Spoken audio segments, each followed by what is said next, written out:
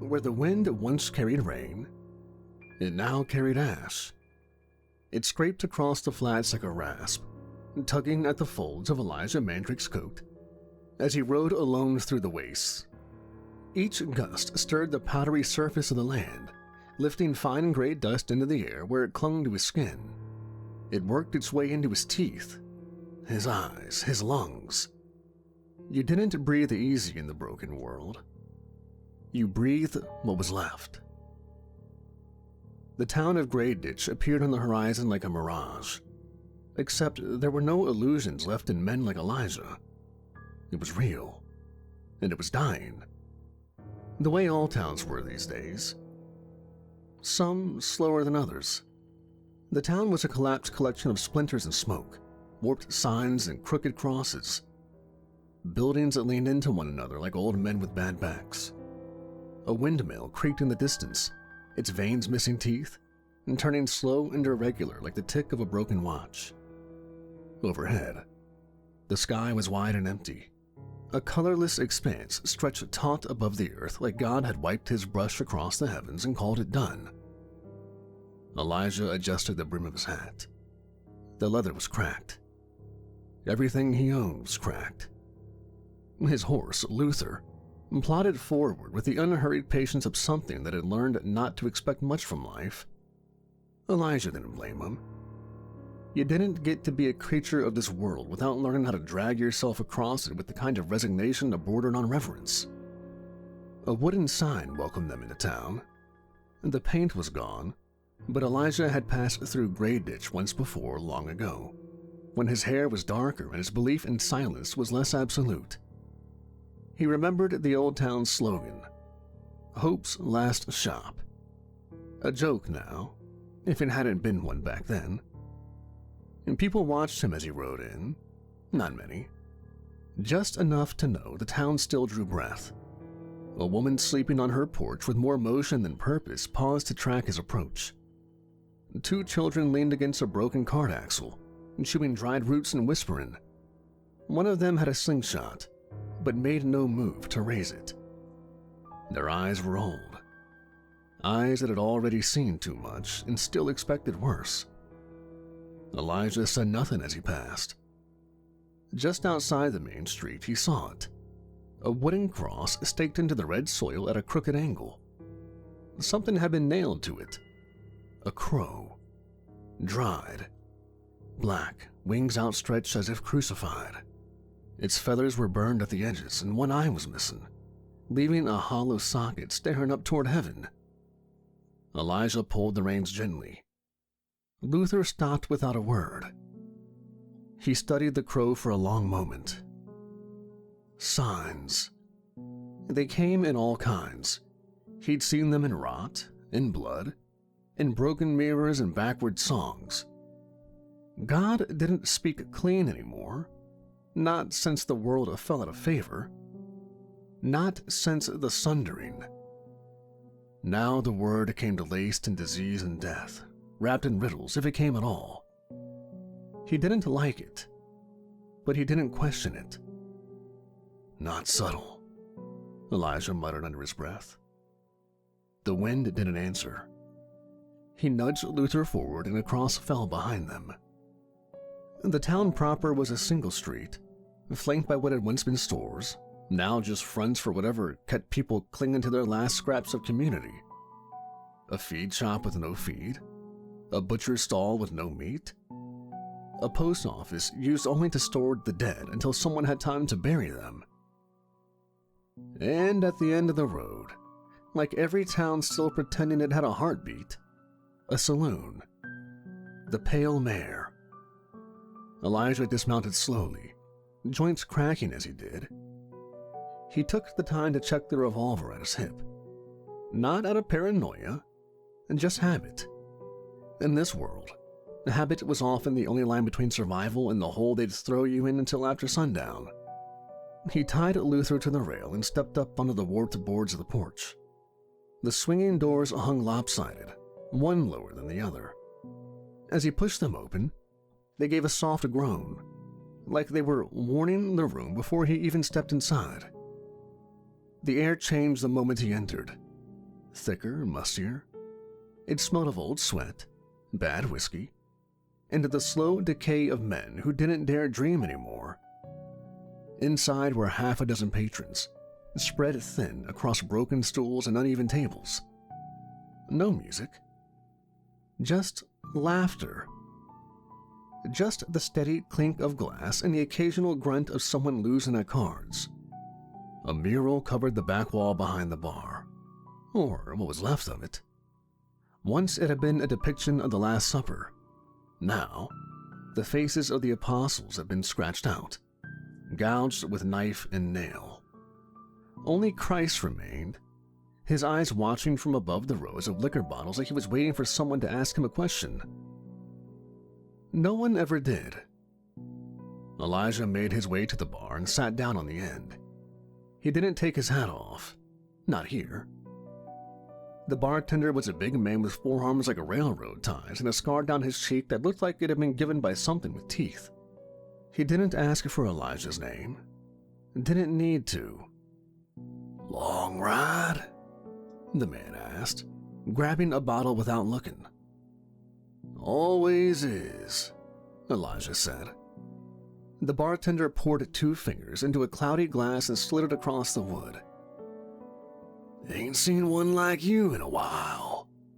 Elijah stared at him. "One like what?" The man shrugged.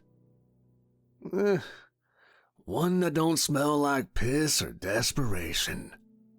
Or both. You got that? Look." Elijah didn't answer.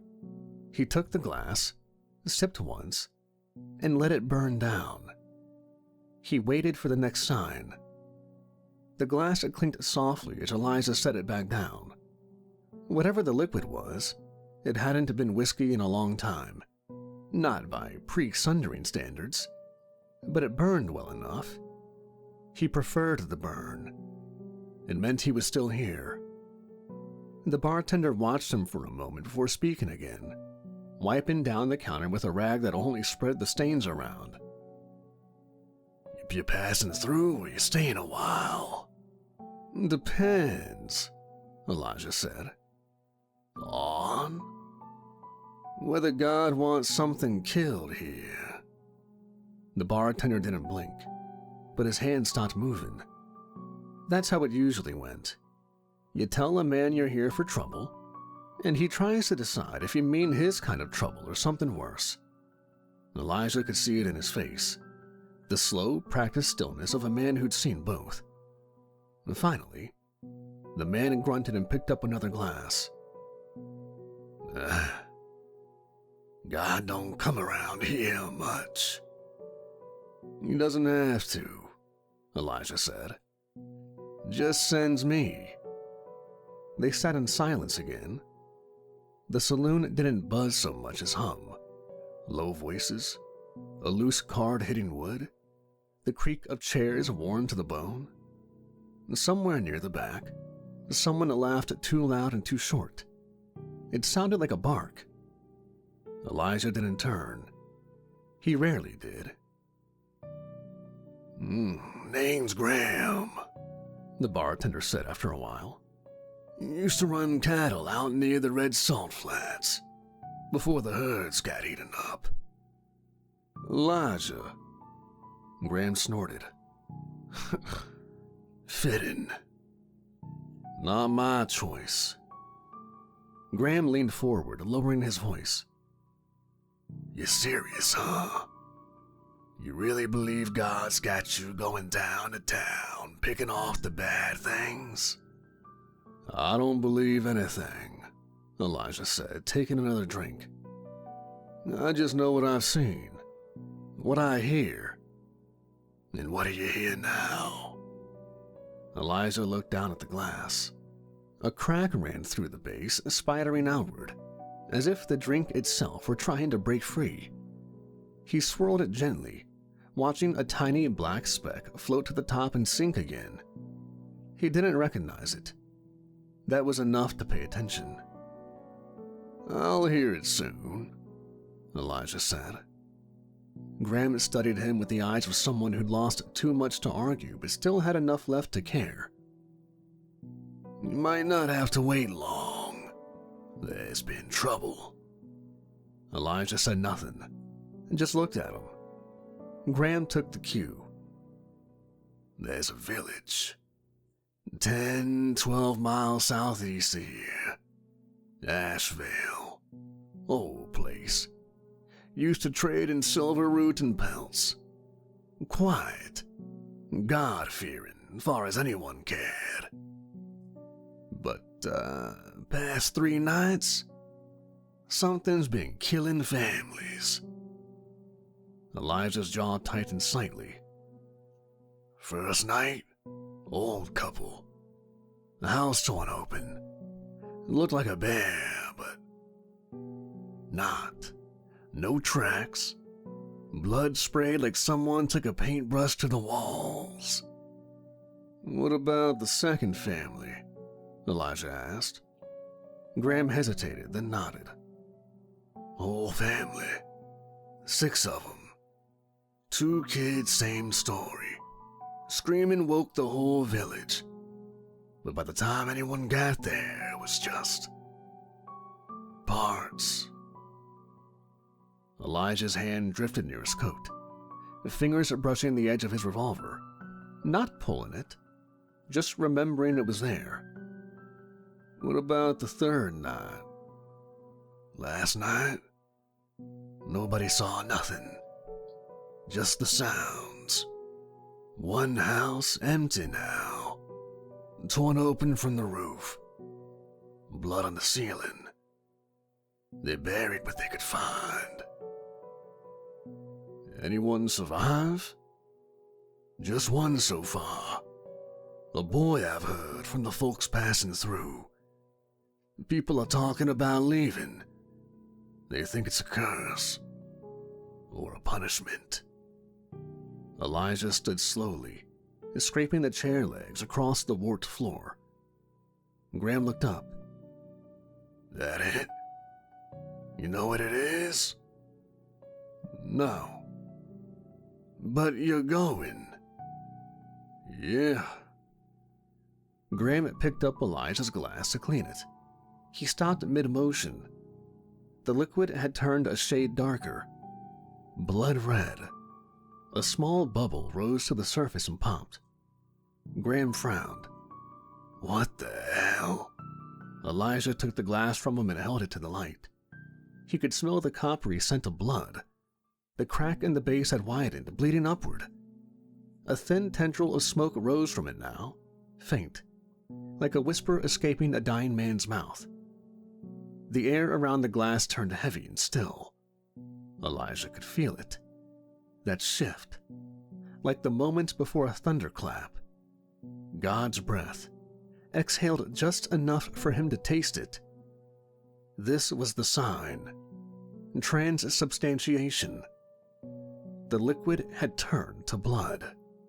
He set the glass down gently. The crack hissed and sealed itself shut before their eyes. Graham backed up half a step. What the hell was that?" Elijah didn't answer. He reached into his coat and pulled out a silver coin, tarnished and smooth by years of handling, and placed it on the bar. It bore a cross and a date, 2025, the year before the sky broke.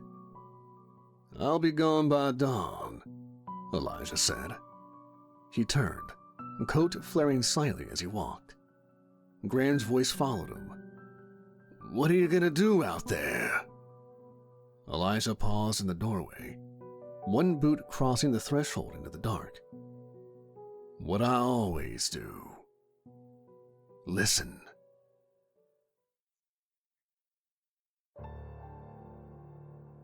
Elijah worked in silence, the kind that fills your ears like pressure before a storm. The pale mare's stable sat behind the saloon, half collapsed, patched with mismatched boards and old sheet metal. The hay inside was dry and stale, but it would do.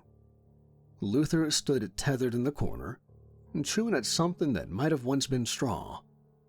The light through the slats was golden and warm, the kind of light that made liars of dying places. Grey Ditch looked almost peaceful, but Elijah wasn't here for peace. He knelt on an oilcloth near his saddlebag, unbuckling the straps like he was opening a casket. Everything he carried, everything that mattered, was inside. He laid the items out one at a time in precise order, as he always did. This was his right, not a prayer, but close. Saint Breaker came first, the long-barrel revolver. He held it in both hands like a relic from a ruined temple. The metal was dark, dulled with years of ash and use, but the scripture on the barrel still gleamed faintly when the light hit it just right. "Judgment is mine, saith the Lord." The gun had weight, not just in steel, but in memory. It had kicked in his hand when he was younger and dumber and nearly taken his thumb off. It had jammed once when he was trying to kill a thing with no eyes and too many arms. It had fired true in moments where he should have been dead. He ran a cloth along the barrel, slow, firm strokes. He didn't rush this. You didn't rush faith, not if you wanted it to hold. He opened the cylinder. 3 rounds loaded. He'd fired 2 in Grey Hollow, one into a vampire priest, the other into the floor of a church that had started whispering blasphemies in children's voices. He reached into his smaller pouch and pulled out 3 bullets. He loaded them into the revolver. He fingered a single bullet of the 2 that were left in the pouch, etched with a sigil he'd carved with a knife made from holy silver. The mark wasn't just scratched, it was bled. His own blood mixed with ash sealed into the grooves. A binding round. He only ever carried 2 binding bullets at a time. The toll it took to make them was great. Elijah cradled it in his palm a moment before dropping it back into the pouch. Saint Breaker clicked shut with a mechanical sigh, like it was remembering something too. Next came the psalm blade. He drew it from its sheath, which was wrapped in old cloth and kept under his coat, never far from his spine. The knife was narrow and cruel, made for puncturing, not slicing. The blade was permanently cold, even in firelight. A cold that numbed the fingertips slightly as he held it. Etched down its length, barely visible now from years of sharpening. "Blessed be the Lord, my rock, who trains my hands for war." He turned it over. "And my fingers for battle." He whispered the verse aloud, not because he believed it would protect him, but because it reminded him why he still fought. He tested the edge against his thumb, drew a line of red, nodded once. Still true. He kissed the hilt just once, then rewrapped it with care. Then the chain of Golgotha. He unhooked it from his belt and laid it across his knee like a sacred serpent. The iron links were rough, pitted from decades of use. Each link was different, one long and thin, another fat and squared off. Made from nails salvaged from the door of a cathedral burned during the sundering. Or so the old preacher in Withers Pass had claimed before the fire took its tongue. The chain rattled as he lifted it. It always made noise. Always. Except in the presence of lies. Then it went silent. He coiled it into a perfect spiral, kissed the center, and reattached it to his belt. Then came the ring of flame. It didn't need cleaning, didn't need sharpening. It didn't come off. Elijah held up his hand, right finger raised. The obsidian band gleamed like wet glass in the dim light. From the inside, carved in a looping, non-human script, the angelic symbols glowed faintly, warm now, though earlier they had burned. It hummed softly, a sound beneath sound. The ring had once whispered his father's voice to him. Dead for 30 years. It had turned a bowl of water to steam during prayer. It had refused to be stolen, fused itself to his bone, and lit a man on fire in his sleep for trying to take it. It never lied. It carried the voice of God. He studied it now, watching the light shift in its reflection. One word echoed in his mind, not from the ring, but from deep within. Ashvale. Elijah's final preparation was the scourged Bible. He unwrapped it carefully. The linen cloth was stained from years of sweat and blood, but it had done its job. The Bible was battered, a leather binding held together by rawhide and stubbornness. Its edges were scorched. Pages were dog-eared and creased, filled with margin notes and tight, methodical script. Creature names, town names, words spoken by angels, warnings. It was more than scripture. It was a ledger of the damned. He opened to the first page. The name Mandrake Elijah was scrawled there in a child's hand, his own from years ago. Next to it, "May my blood mark only what needs to die." He turned to the latest entry in the back. Gray Ditch, Pale Mare, Ashvale next. Screams in the night. Something feeding on silence. Possible binding candidate.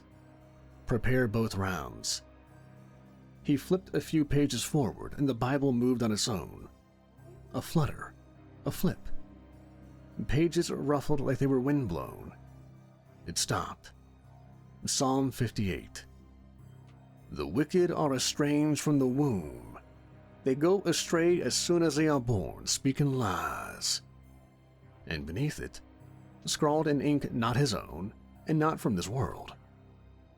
Speak not, and it shall not feed. He stared at it for a long time. Then he closed the book.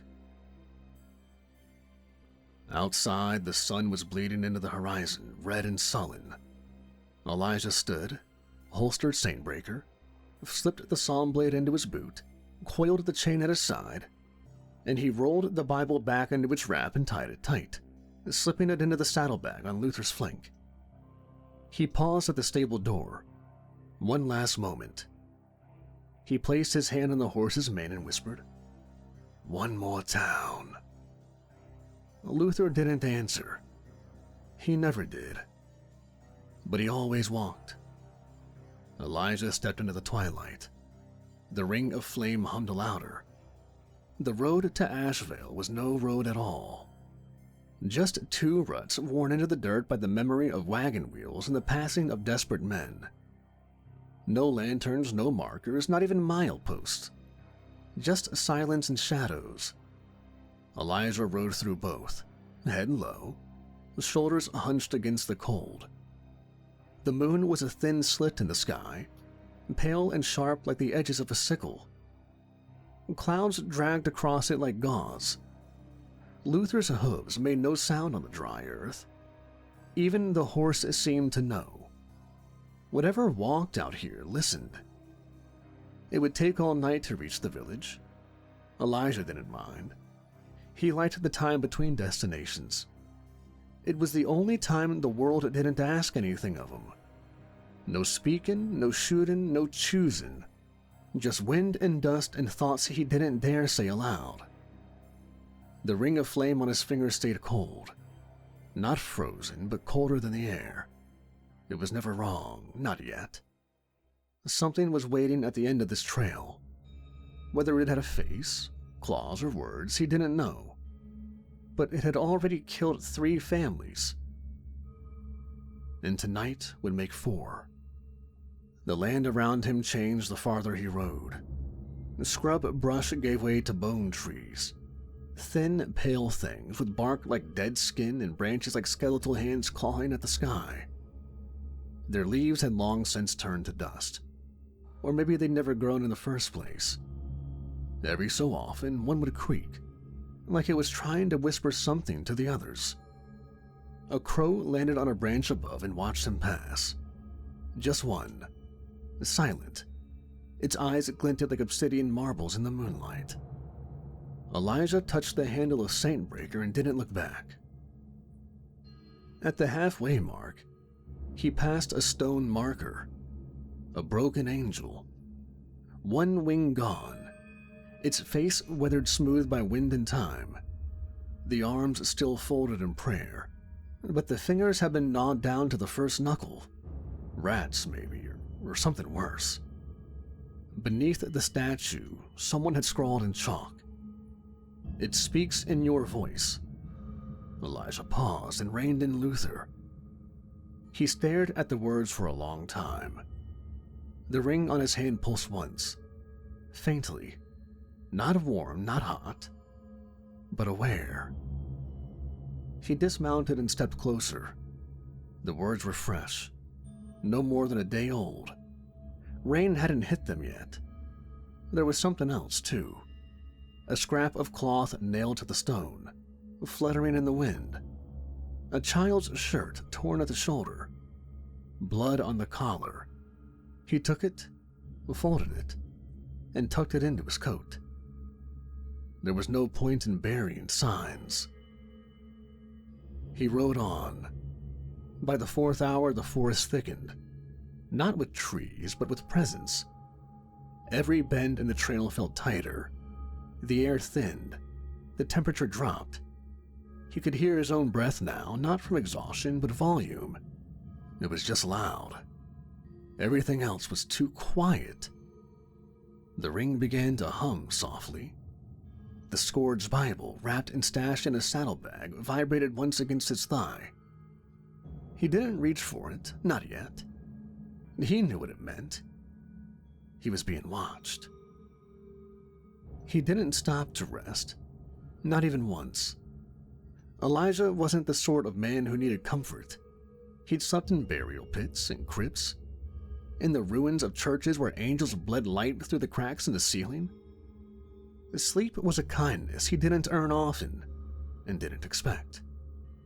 Dawn came slowly, not in gold, but in ash.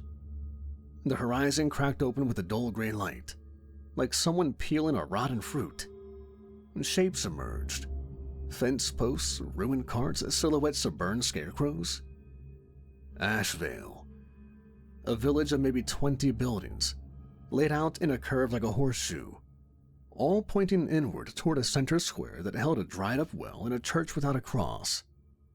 Chimneys coughed smoke into the air, but no one was outside. No birds, no animals. Something was wrong with the stillness. Elijah felt it in his teeth. Luther slowed. They passed the first house and saw the door was wide open. Not kicked, not forced, just open. Elijah dismounted.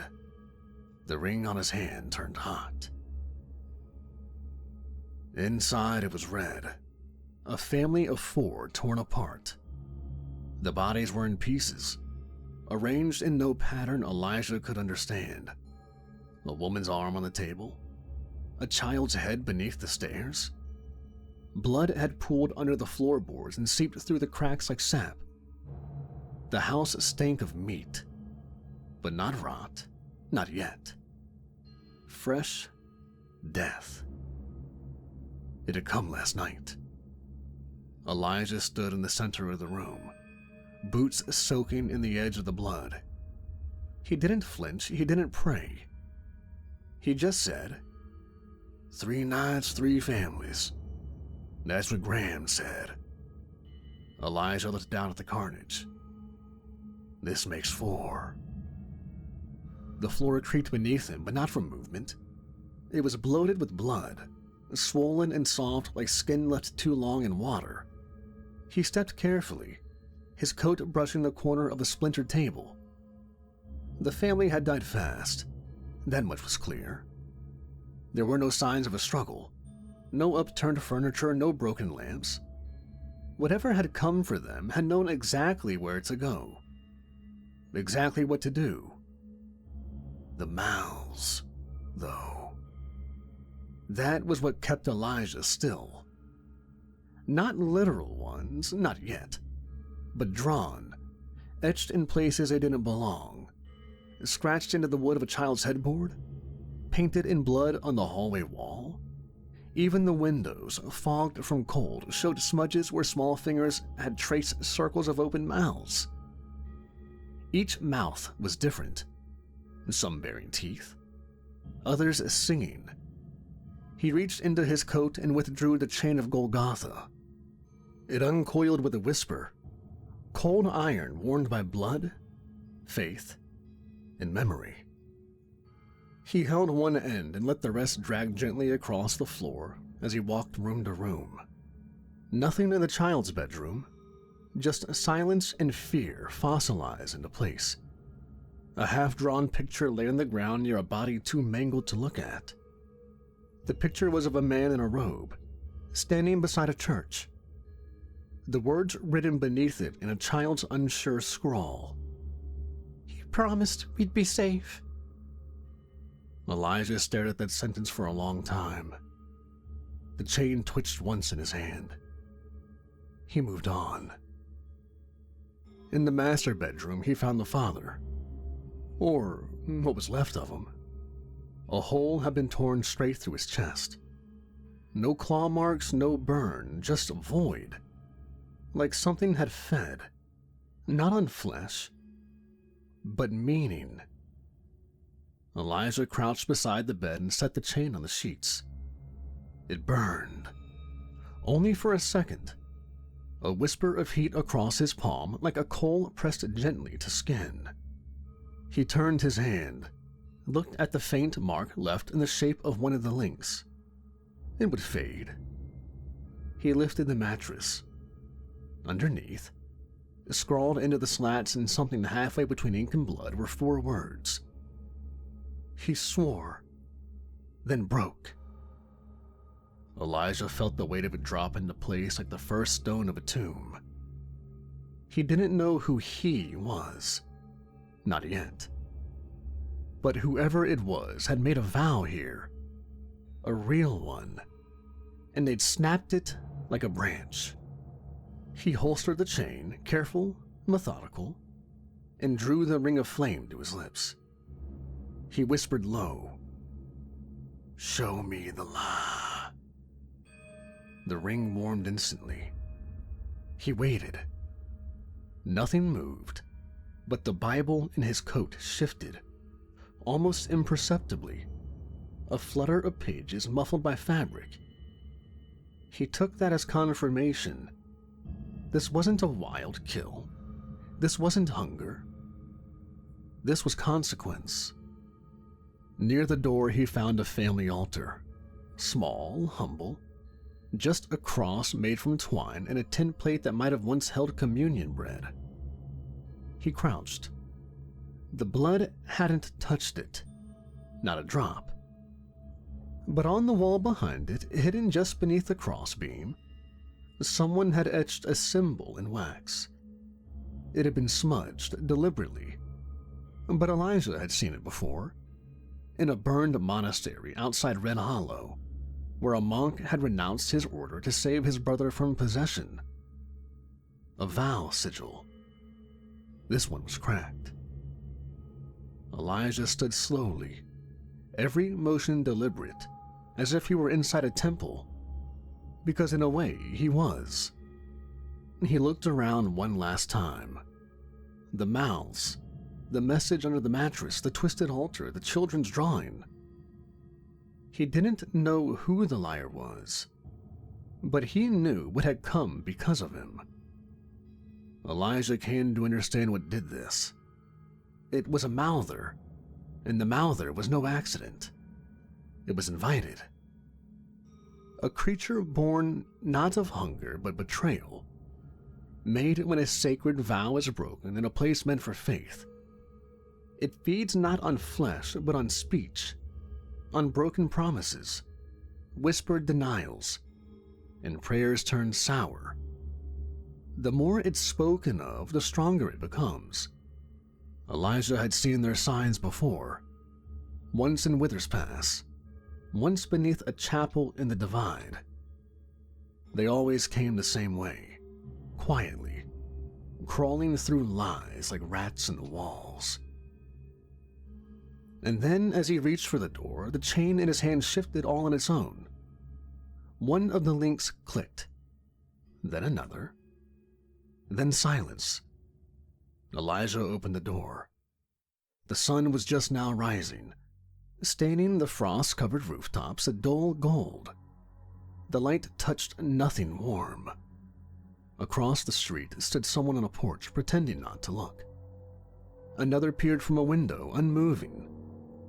No words, just watching. Elijah took a breath, exhaled through his nose, and stepped out into the silence. He would speak to them now, not to ask who sinned, but to see who was still lying. He stepped back outside.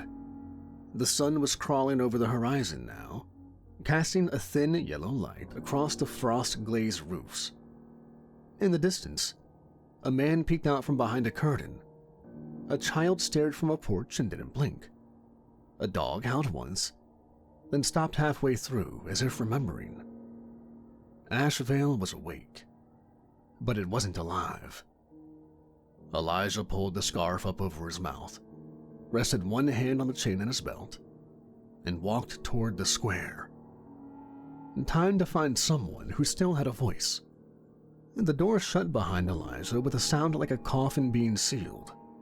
He stood on the porch for a moment, letting the silence settle again. It wasn't peace, just the kind of silence you find at the bottom of a well. Deep, still, and waiting for something to fall in. The house behind him stank of death and the kind of sin that didn't wash off with prayer. Across the street, the town had begun to shift. Doors hadn't opened, but curtains had. Faces lingered just beyond the window glass. Elijah stepped down into the street. His boots crunched frost on dirt.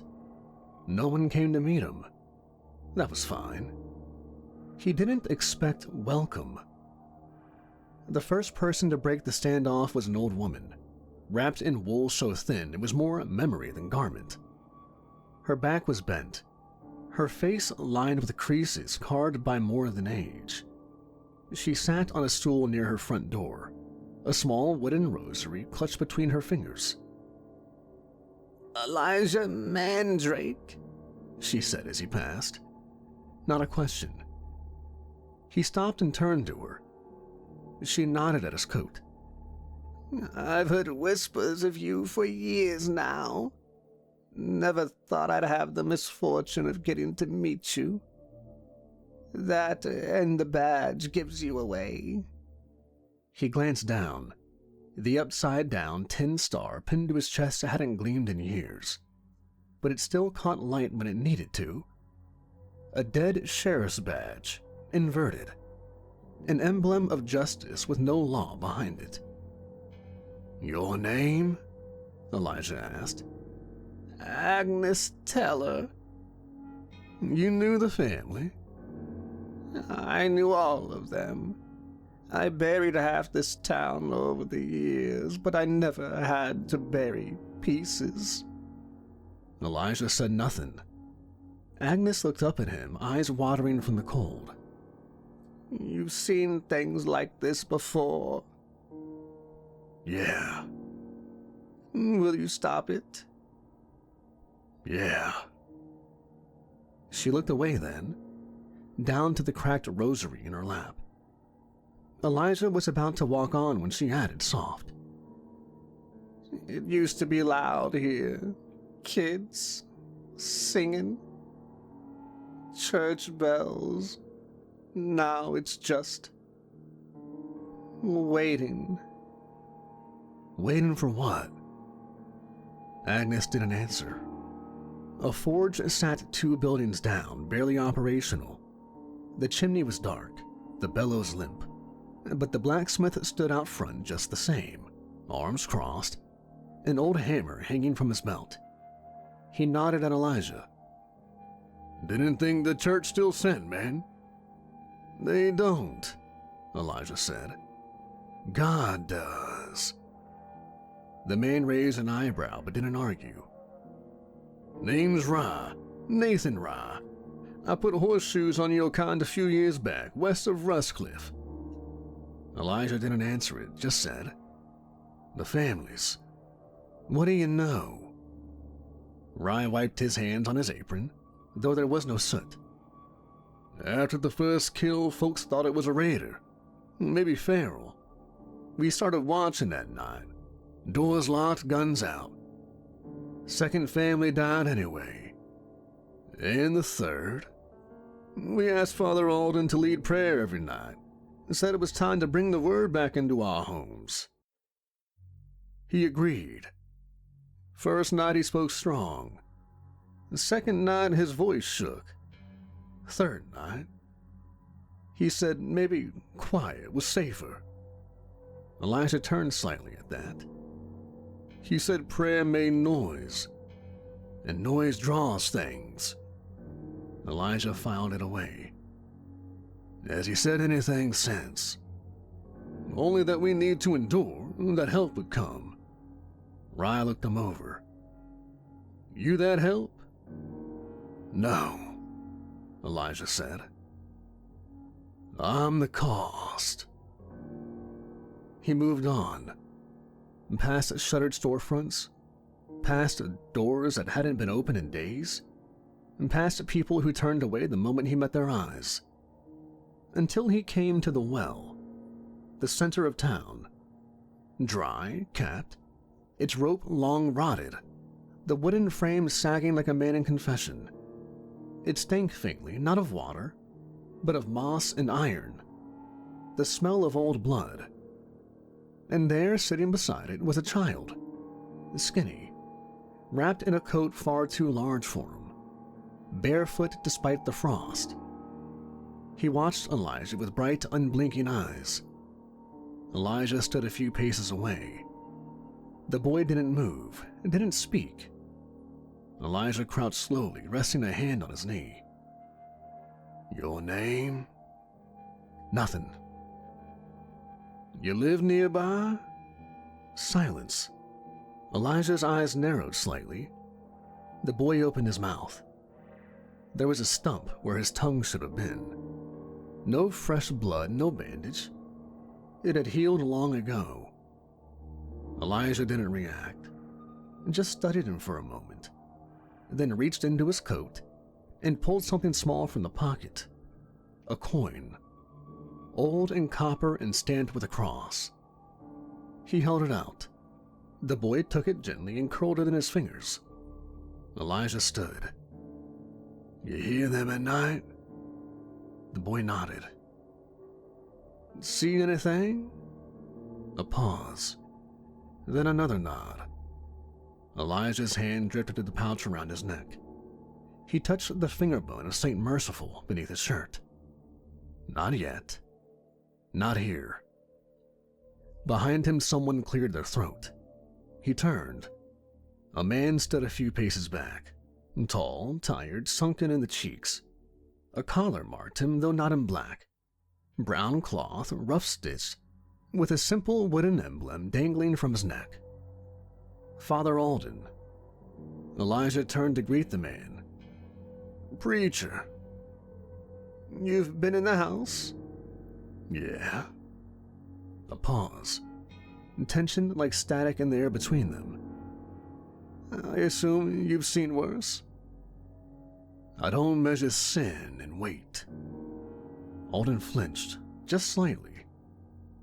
I want to help, if you'll let me." "You can start by telling me what you've been praying for." The preacher blinked. "What?" "Your God's been quiet. So who have you been praying to instead?" Alden opened his mouth and closed it. I don't know what you mean." But Elijah wasn't listening anymore. He turned, walking away back toward the well. He didn't need a confession yet. He just needed the truth to shift under someone's feet. And it just had. Father Alden didn't wait for a response. After Elijah turned away, the preacher stood there a moment longer, eyes flickering like a candle trying not to gutter. Then he turned and walked back toward the church. His shoulders sagged more than they had moments before, as though the ground had grown heavier beneath him. The doors to homes and hovels began to open in silence one by one. The people of Asheville emerged not in conversation, but in motion, heads down, arms wrapped across their chests. Some looked toward the church. A few glanced back at Elijah, then quickly away. They followed Father Alden up the hill, not with reverence, with habit. Only one stayed behind, the boy. He remained seated by the dry well, knees drawn up, hands inside the sleeves of his oversized coat. The copper coin Elijah had given him was clenched in his fist, his knuckles white around it. He didn't look scared. He looked like he was waiting. Elijah approached slowly, the sound of the townsfolk shuffling into the chapel fading behind him. The creak of the church doors echoed once. Then it was just wind and silence between them. He crouched next to the boy, knees grunting as he did. The well smelled worse up close. Mold, iron, and something older. The scent of stagnant earth turned sour. "You stayed," Elijah said. The boy turned his head slightly but didn't nod. Elijah reached into his coat and pulled out the leather pouch from around his neck. The tie came loose with a familiar resistance. Inside, wrapped in a piece of linen, was the fingerbone of Saint Merciful, smooth, pale, worn to a dull yellow. He held it out to the boy. "You ain't gotta speak, but if you seen it, I need to." The boy looked at the bone, then at Elijah. His gaze wasn't afraid. It was tired. He reached out and took the relic gently in both hands. Elijah closed his eyes. The air changed, and everything fell away. He was somewhere else. Not standing, not kneeling, just present. Inside the boy's memory. There was a smell. Smoke, sweat, wet wood. The sound of someone crying. A door slamming, then silence. And then the whispering.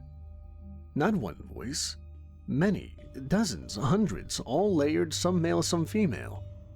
Some that didn't sound human, all speaking at once. But not in chaos. In unison. Like a congregation reading scripture from different books. He turned, or thought he did, and saw the hallway of a home. The boy's house, maybe. The walls pulsed. Not literally, but with sound. It moved through them. And then it appeared, crawling sideways out of the ceiling. A shape like melted wax, limbs folding wrong, skin slick and rippling with holes. Mouths. Dozens of them, hundreds. Some big, some as small as pinpricks. Some toothless, some jagged. Each one moving independently, whispering in different tongues all at once. It didn't walk. It flowed. When it passed through the wall, it didn't break it. It bled into it like ink-soaking cloth. Then reformed, still whispering. One mouth was larger than the others, centered on what might have been a chest. It opened wide, and Elijah heard a voice. Not the creature's, a man's voice. He couldn't place it at first. It echoed through too many mouths. But one sentence struck him cold. "She was dying. I asked him to stop it. He didn't, so I did." Elijah opened his eyes. The boy sat still, relic in hand, breathing shallow. Elijah reached out and gently took the bone back, wrapping it again. He said nothing for a while. And then, "Thank you." The boy watched him carefully, still clutching the coin. Elijah stood slowly and walked back to his saddlebag. He opened a side flap and pulled out a narrow, folded piece of leather. Inside were 2 bullets etched with symbols. the grooves stained dark with dried blood. Binding rounds. He picked one up, the one he carried for the unknown. Elijah loaded it into the cylinder of Saintbreaker, slow and silent. The revolver clicked shut with the weight of finality. He holstered the gun and looked back toward the chapel. The doors were closed now, but something inside was watching. He could feel it, and the ring on his finger began to warm. The church was empty by the time Elijah pushed through the doors. The pews creaked in the cold, their wood dry and splintered. Dust clung to the corners of the windows, haloed by the last silver of dying daylight. Whatever warmth had once filled the place was long gone. It didn't feel forsaken, just hollow, like something had lived here and left its skin behind. He walked the aisle slowly, his boots dull against the boards. The pulpit stood crooked, as if the weight of its sermons had finally broken its spine. A lantern burned low near the altar. Someone had lit it before leaving. A kindness, maybe, or habit. Elijah didn't go to the altar. He sat in the third pew from the front, not out of tradition, just because that's where he always did if he had a choice. Not too close, not too far. Close enough to be heard, far enough to be honest. He took off his Stetson and set it beside him, bowed his head. He didn't start with the Lord. He never did. I don't ask for safety. You know that. Never ask for long life. Never ask for comfort, so I won't start now. He laced his fingers, elbows on his knees. I've got the signs, got the burn, got the words you flipped in the book. I know what it is. It's a mouther. You've shown me that. He paused. The wind whistled faintly through a cracked pane. I think I know who brought it in, too. Man standing behind the pulpit with his soul folded up in his pocket. He glanced up toward the cross hanging above the altar. Lopsided. Carved, not cast. The kind made by hands that believed once. I'll deal with the creature, Elijah said. But if I'm right, if he broke a vow in your house, then I'll need strength after to finish it. He looked back down at his hands. I don't want to kill a preacher. Don't want to look a man in the eye who used to believe and see what it costs when that belief breaks. But I will, if you ask it. Another pause. If I die tonight, that's fine too. No drama in it, just fact. If I fall in the dark, don't send me back. I've walked enough. He sat in silence then, let the stillness stretch. It wasn't peace, but it was enough. After a while, he reached into his coat and pulled out the Scourge Bible. It was wrapped in cloth, bound in worn leather, edges charred from a long time past.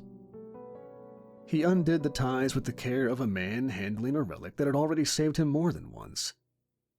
He flipped past maps, notes, drawings, names, found a blank margin beside a scorched page. He wrote in the cramped hand he'd developed over years of one-handed field notes. Ashvale. Mouther confirmed.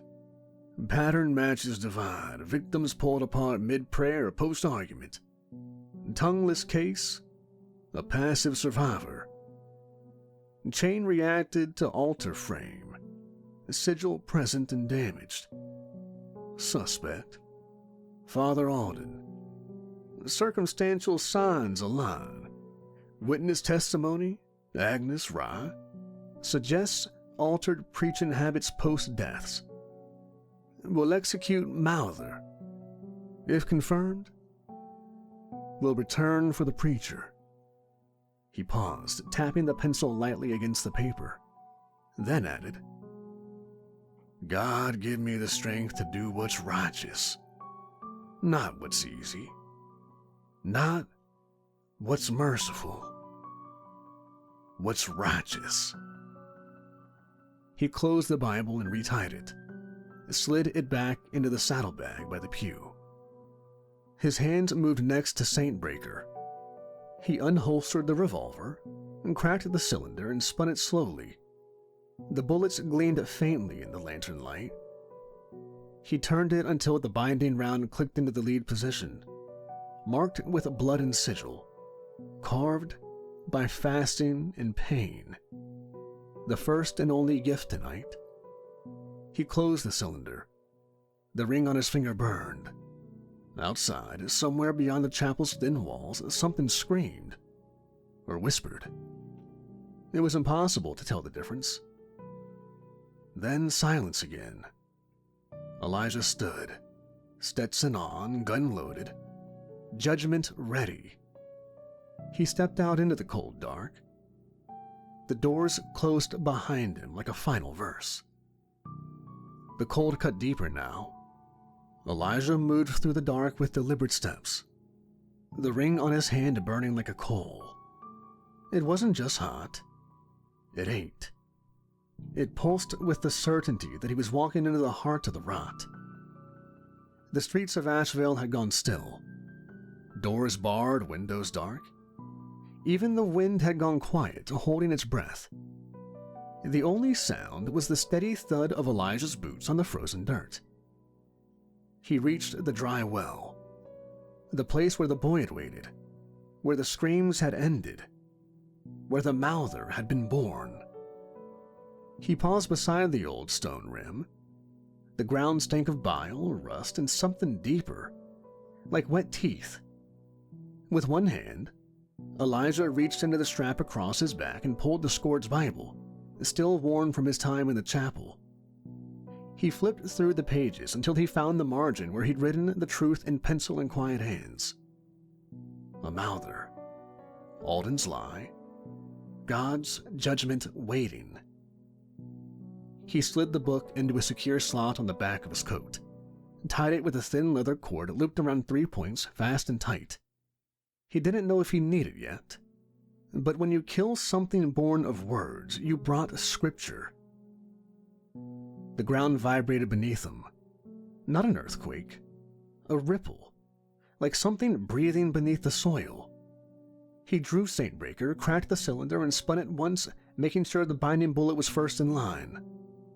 He closed the cylinder and muttered without thinking, "Let it find its mark." Then the ground erupted.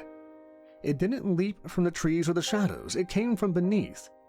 It came from the confines of the well, dragging with it the stink of old rot and holy things left too long in the dark. Elijah was already moving, but not fast enough. A mass of slick tendrils shot toward him, mouths lining the ends like lampreys, and one caught his coat by the shoulder. The force ripped him sideways, slamming him into the ground. Saint Breaker flew from his hand and vanished into the dark. Elijah rolled, came up to his knees, and drew the psalm blade in a fluid practice motion. The mouther unfurled itself in the moonlight. For a moment it had no form, just writhing, pulsing tissue. Mouths opening and closing like gills all over its shape, some speaking in tongues, others crying in familiar voices. One of the mouths whispered, faint and exact, "I didn't do it." Elijah's heart froze. That was his voice, his first lie. A long time ago, before this calling, before the war. The voice of him as a child. The creature lunged again, not fast, but in every direction at once. Elijah ducked under a swing of limb flesh and slashed upward. The psalm blade tore through the edge of the creature's mass. 3 mouths sealed shut, spraying something thick and black across the ground. It screamed, not in pain, but as if repeating someone else's. The mouther lashed at him with an arm of mouths, each biting, gnashing, and shrieking. Elijah leapt back, breathing hard. He couldn't fight what had no face. He planted his boots in the dirt and yelled with voice and spirit, "By the word that cannot lie, I name you in the light of truth. Take your shape, cursed thing. Be judged in flesh." The air snapped, like a whip cracking through bone. The mouther recoiled, spasming mid-motion. Then it screamed in a sound that made Elijah's ears ring. Its mass tightened, folding in on itself, becoming less cloud, more creature. Bones snapped into place beneath the skin. A spine formed. Shoulders. A long, narrow skull. It rose, slow and deliberate, into a shape 7 feet tall, thin and unnatural with 6 limbs, all jointed wrong, some ending in clawed fingers, others in grasping mouths. Its entire surface was covered in those gill-like slits, and each slit opened and closed rhythmically, speaking as they breathed. Some prayed, some whispered, some just screamed. One of the mouths whispered again, "I didn't do it." Elijah stood across from it, panting, blade ready. The real fight had begun. The thing moved like no living creature, its 6 limbs bent in ways that mocked symmetry. One arm was too long, one ended in a mass of fingers that opened like petals into a yawning maw. Its mouths flexed with every twitch, opening, gasping, biting at the air. One whispered Elijah's name like a prayer. Another called for his mother in his dead brother's voice. It came at him in bursts, now crawling like a spider, now upright like a man, now leaping sideways with arms outstretched like a broken angel. Elijah fought in silence. He ducked under a swing of those grasping limbs and drove the saw blade into a joint where shoulder met chest. The blade pierced deep, and the mouth it struck clamped down, nearly biting through the steel. Elijah ripped it free just as another limb swung for his legs. He went down hard. His back hit the frozen earth. The air slammed out of him, his ribs lighting up in white heat. The thing loomed above.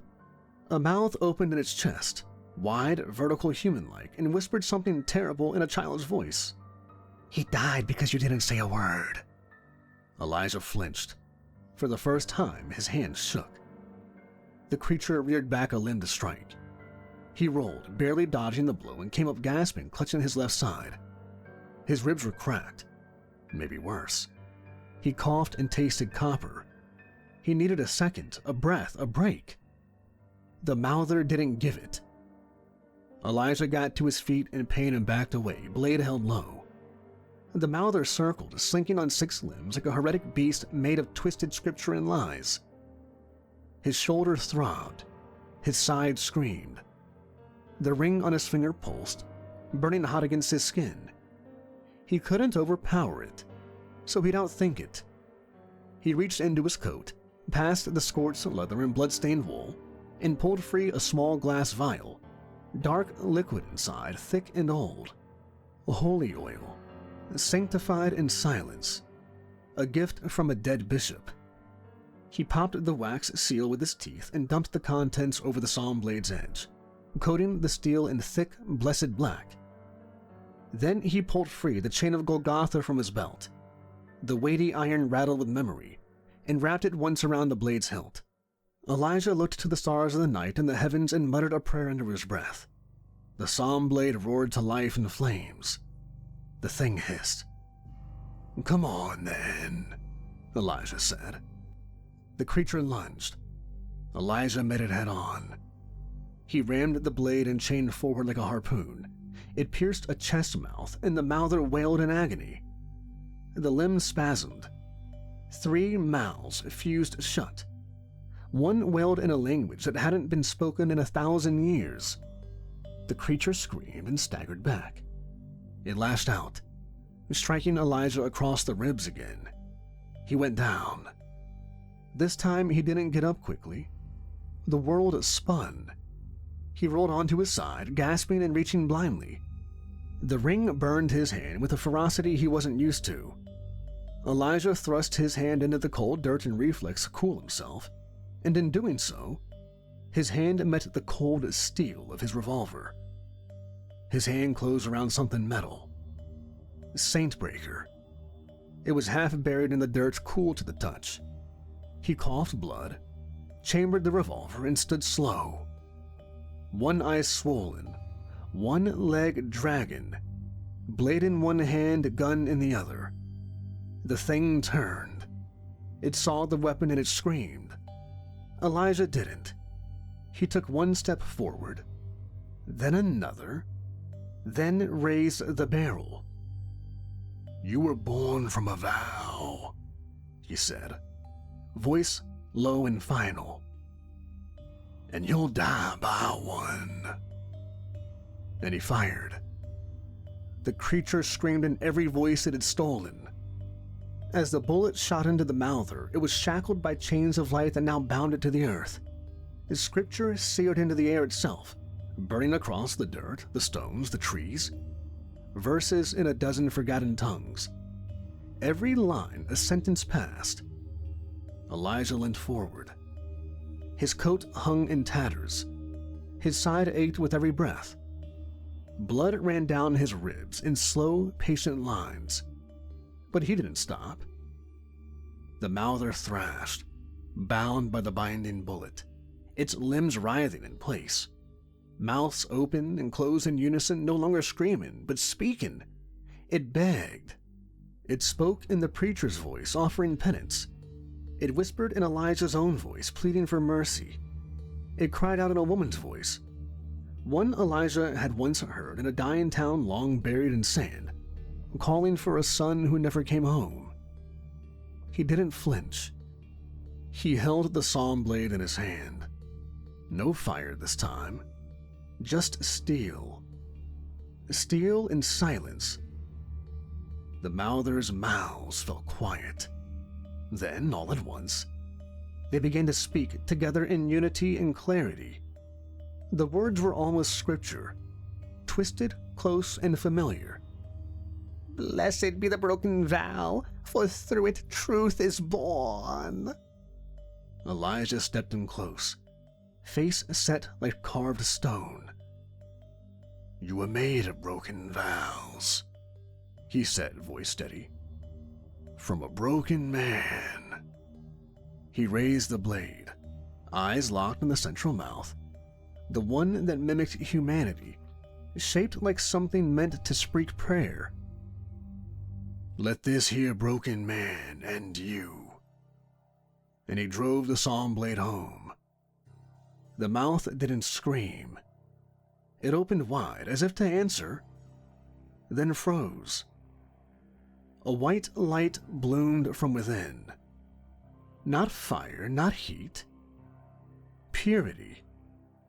It spread out through the creature's core, filling it from the inside, cracking the limbs, bursting the mouths. Then silence. No bang, no roar, just light. And when it was gone, there was nothing left but ash, gently fallen, and fragments of burned scriptures scattered across the earth like fallen leaves. Elijah stood over it, breathing hard. The ring on his finger glowed faintly, then dimmed. But not all the way. It was still warm. Not burning, not cold, just waiting. He looked down at the scorched soil. It wasn't over. Not yet. Elijah knelt beside the hollow where the mouther had died. There was no body to burn, only ash, scattered like bone dust in the shape of something that should have never lived.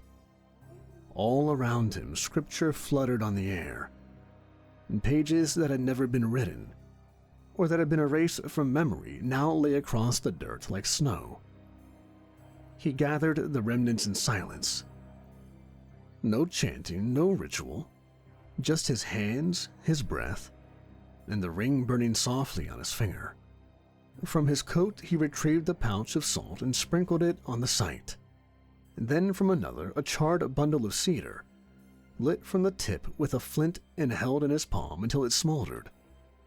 Smoke rose in thin blue strands that curled like script in the wind. He opened the scourged Bible on his back and let the wind flip the pages. When it stopped, He tore a piece from the chosen page. Blank, except for a single handwritten line he didn't remember writing.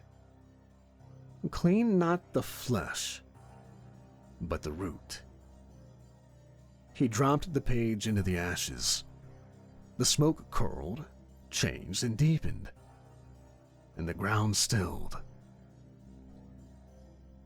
Then the doors of the town opened, one by one, all around him. Ashvale creaked to life like a sleeping thing. Shutters unlatched, doors opened halfway, windows eased up just enough to let the wind through. Dozens of faces appeared, silent, pale in the moonlight. No one spoke. They'd been watching the whole time, watching Elijah move like a priest over something too sacred and too wrong to name. They saw the smoke rise, saw the chain, the blade, the pages, the end. They said nothing. They didn't have to. This wasn't gratitude. It was awe. Elijah didn't look at them.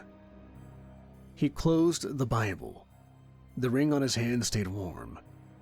Not the warning heat of a hunt, nor the dead chill of completion. Just a steady, constant burn.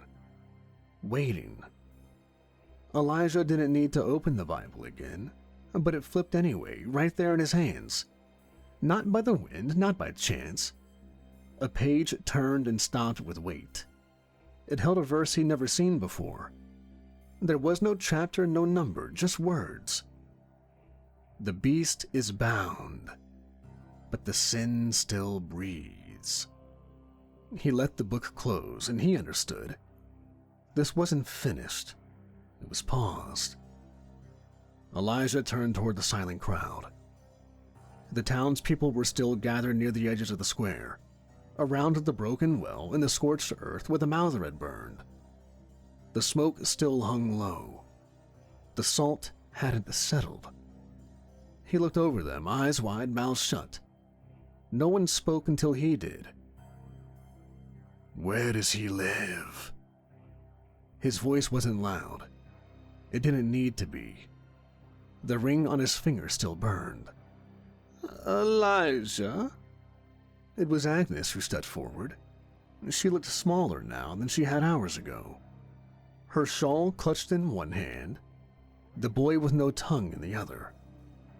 It would seem she had taken him in. "Who?" "Father Alden. Where does he live?" Gasps, hushed and raw. A man in the back, someone who'd watched the whole fight through his window, spat on the ground.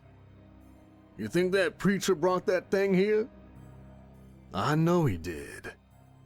"How?" someone else asked. "He prays. He's led us since the old storms. He—" "Do you know what a mouther is? Do you know how it's born?" The crowd was silent. He nodded. "Didn't think so."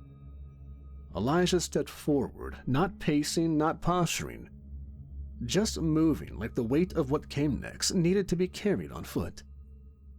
"A mouther isn't summoned. It's not conjured by rites or circles or blood spilled on an altar." He stopped. Let the words settle. "It comes when someone breaks a vow. Not just any promise. A sacred one. A vow made in a holy place, spoken with faith, and then shattered." Some people looked down, others just stared. Agnes pointed slowly and trembling. "Fourth house, east of the chapel, the blue door." Elijah nodded once. "Thank you." He started walking. The crowd followed. They didn't want to, but they did. The house was quiet and neat. Curtains drawn, a candle burned inside. Elijah walked up to the door and knocked once. No answer. He knocked again, louder, still nothing. Then he reached out, grasped the handle, and slammed his shoulder into the door. It burst inward. Inside, the room smelled of old paper and oil. There were books, shelves, a table with untouched bread, and an open bottle of communion wine. Father Alden sat in the back corner, cross still around his neck, face pale and damp with sweat. "You shouldn't be here," Alden whispered. "You know why I am." Alden shook his head, eyes darting to the open door, to the people gathering behind Elijah. "Elijah, please." "You made a vow, in a place of faith. You asked God for something, and when he didn't answer the way you wanted, you turned your back on him." No, I only..." "You spoke the words. You made a vow to him for his mercy, and when the mercy didn't come, you spat in his face." "It was for her. I loved her. I didn't want her to die." The room went silent. Outside, the crowd had pushed closer to the door. "You broke the vow," Elijah said, stepping into the room. "You didn't just stop believing. You denied him in his house." Alden looked away. "You fed that thing. It crawled out from your mouth, and it fed on your silence for years." Alden's face twisted. His shoulders sagged. Tears fell, wet and ugly. "I didn't know. I didn't..." Elijah didn't let him finish. He grabbed the preacher by the collar and dragged him out into the street. The crowd parted without a word. Alden stumbled and tried to resist, but Elijah hauled him forward like a sack of meat, through dirt and blood and moonlight. He pulled him into the center of the square, the spot where the mouther had died, and then let him fall to his knees. The townsfolk gathered in a half circle. Some looked away, others didn't. "What are you doing? You can't. This is Father Alden," someone finally asked, a voice cracking. "He brought the thing that killed your neighbors. 4 families torn apart, because this man prayed with a lie in his throat." "Is that true?" someone else shouted. Alden sobbed. He didn't answer. "Is it true?" Agnes asked, stepping forward. Alden nodded once. It broke the crowd. They turned on him like a tide, roaring all at once, not attacking, but condemning. "Why didn't you tell us? You said it was safe." "My nephew is dead, you bastard." "You said he was still listening." Alden covered his ears, weeping and shaking. Elijah raised a hand and the noise stopped. He looked down at the man. Alden was on his knees in the dirt, eyes wide, mouth moving, words spilling out like blood from a split lip. I didn't know. I thought he'd forgive me. I didn't mean to. Please, I'm sorry. Let me speak before the town. Let me ask for..." Crack. Saint Breaker kicked once in Elijah's hand. Alden's head snapped back, and he collapsed, folding in on himself like an empty robe. The sound of the shot echoed down the streets and into the hills beyond. No one screamed, no one moved. A silence settled that wasn't fear anymore. It was understanding.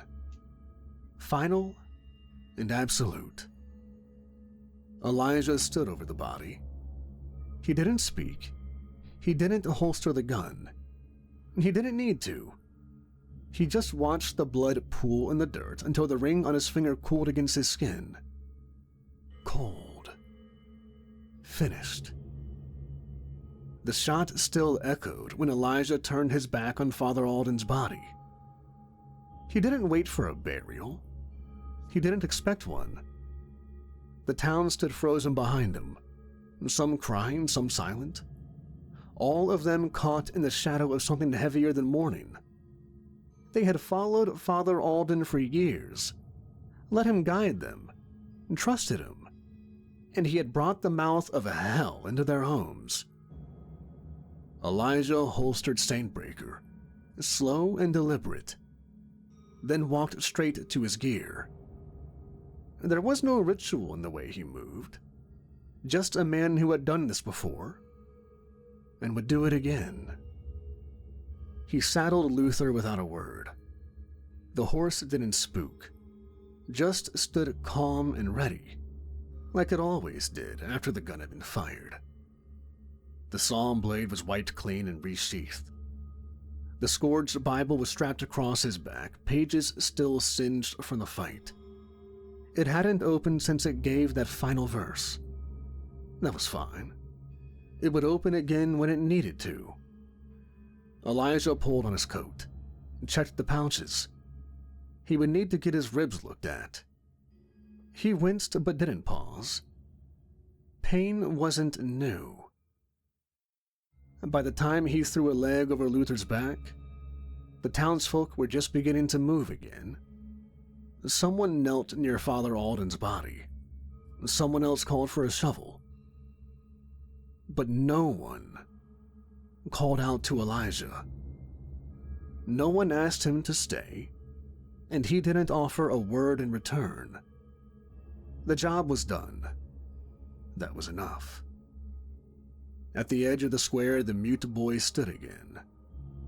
Same coat, same coin, same silence. He didn't wave. He didn't blink. Just watched. The ring on Elijah's finger cooled as he left the town, then pulsed once, soft, then again, warmer. Elijah didn't look down. He already knew. As he rode toward the road out of Asheville, the wind picked up. The Bible on his back shifted, pages moving as if by their own will. The ring grew warm again, not burning, not urgent, but undeniable. All ready. Not even a day. God didn't wait. He didn't always reward obedience with rest. He gave the next name, the next place, the next sin to be hunted down and silenced. Elijah rode on. His ribs ached. His coat was stained, and the warmth on his hand told him the work wasn't over. It never was. The town of Asheville shrank behind him, and somewhere up ahead, past the dust and dry wind, another lie had taken root. Elijah didn't pray. He didn't ask why. He didn't need to. He just followed the call.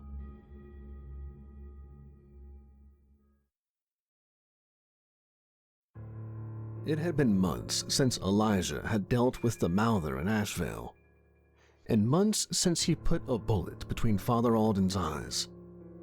Months since he'd left that frostbitten town to bury its dead and reckon with his guilt.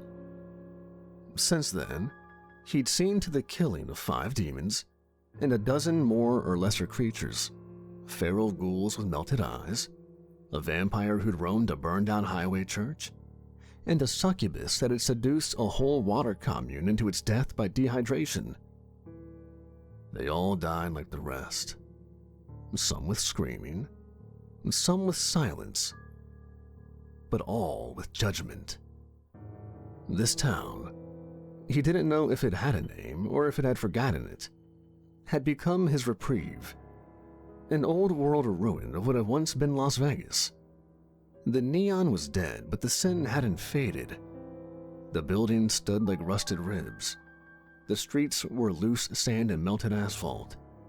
Every corner carried a whisper of the world that had been, back when the lights had buzzed and money changed hands like blood. Now there was whiskey, sex, and the kind of laughter that always sounded a little too close to crying. For the past week, Elijah hadn't lifted a weapon, hadn't heard the ring hum. No visions, no pages turning in the scourged Bible strapped under his coat, no signs.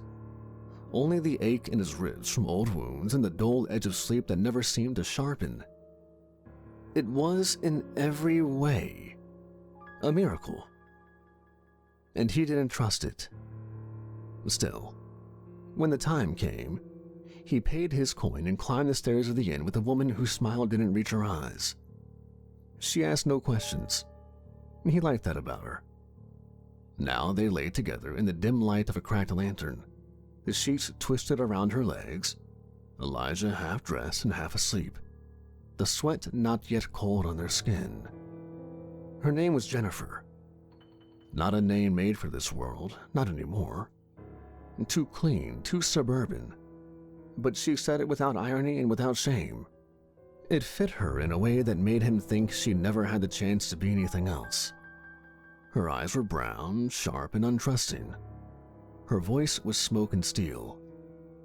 "You're not like the others who come through here," she said, lying beside him, one hand resting flat on her stomach, the other tucked under her head. Her voice wasn't flirtatious. It was observational, curious. She looked at him like he was a puzzle that he refused to finish. Elijah didn't respond right away. He stared at the ceiling, one arm under his head, eyes half-lidded. The lantern cast flickering shadows that looked like wings every time the wind caught the shutters.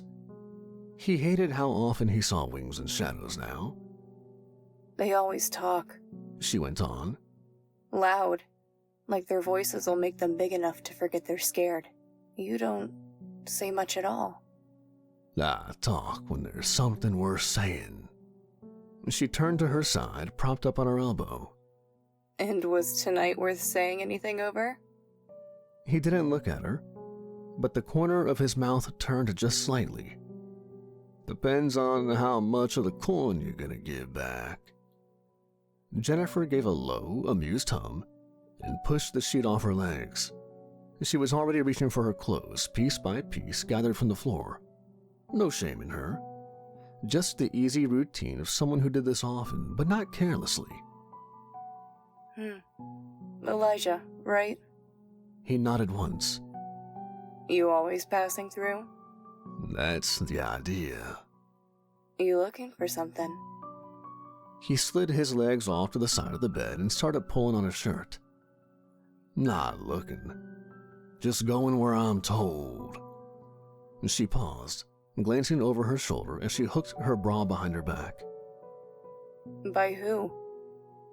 He didn't answer immediately. The silence stretched, long enough that she almost moved on. "God," he said finally. Jennifer blinked, then gave a small scoff. "You don't look like a preacher." "I'm not." "You don't pray." "I do."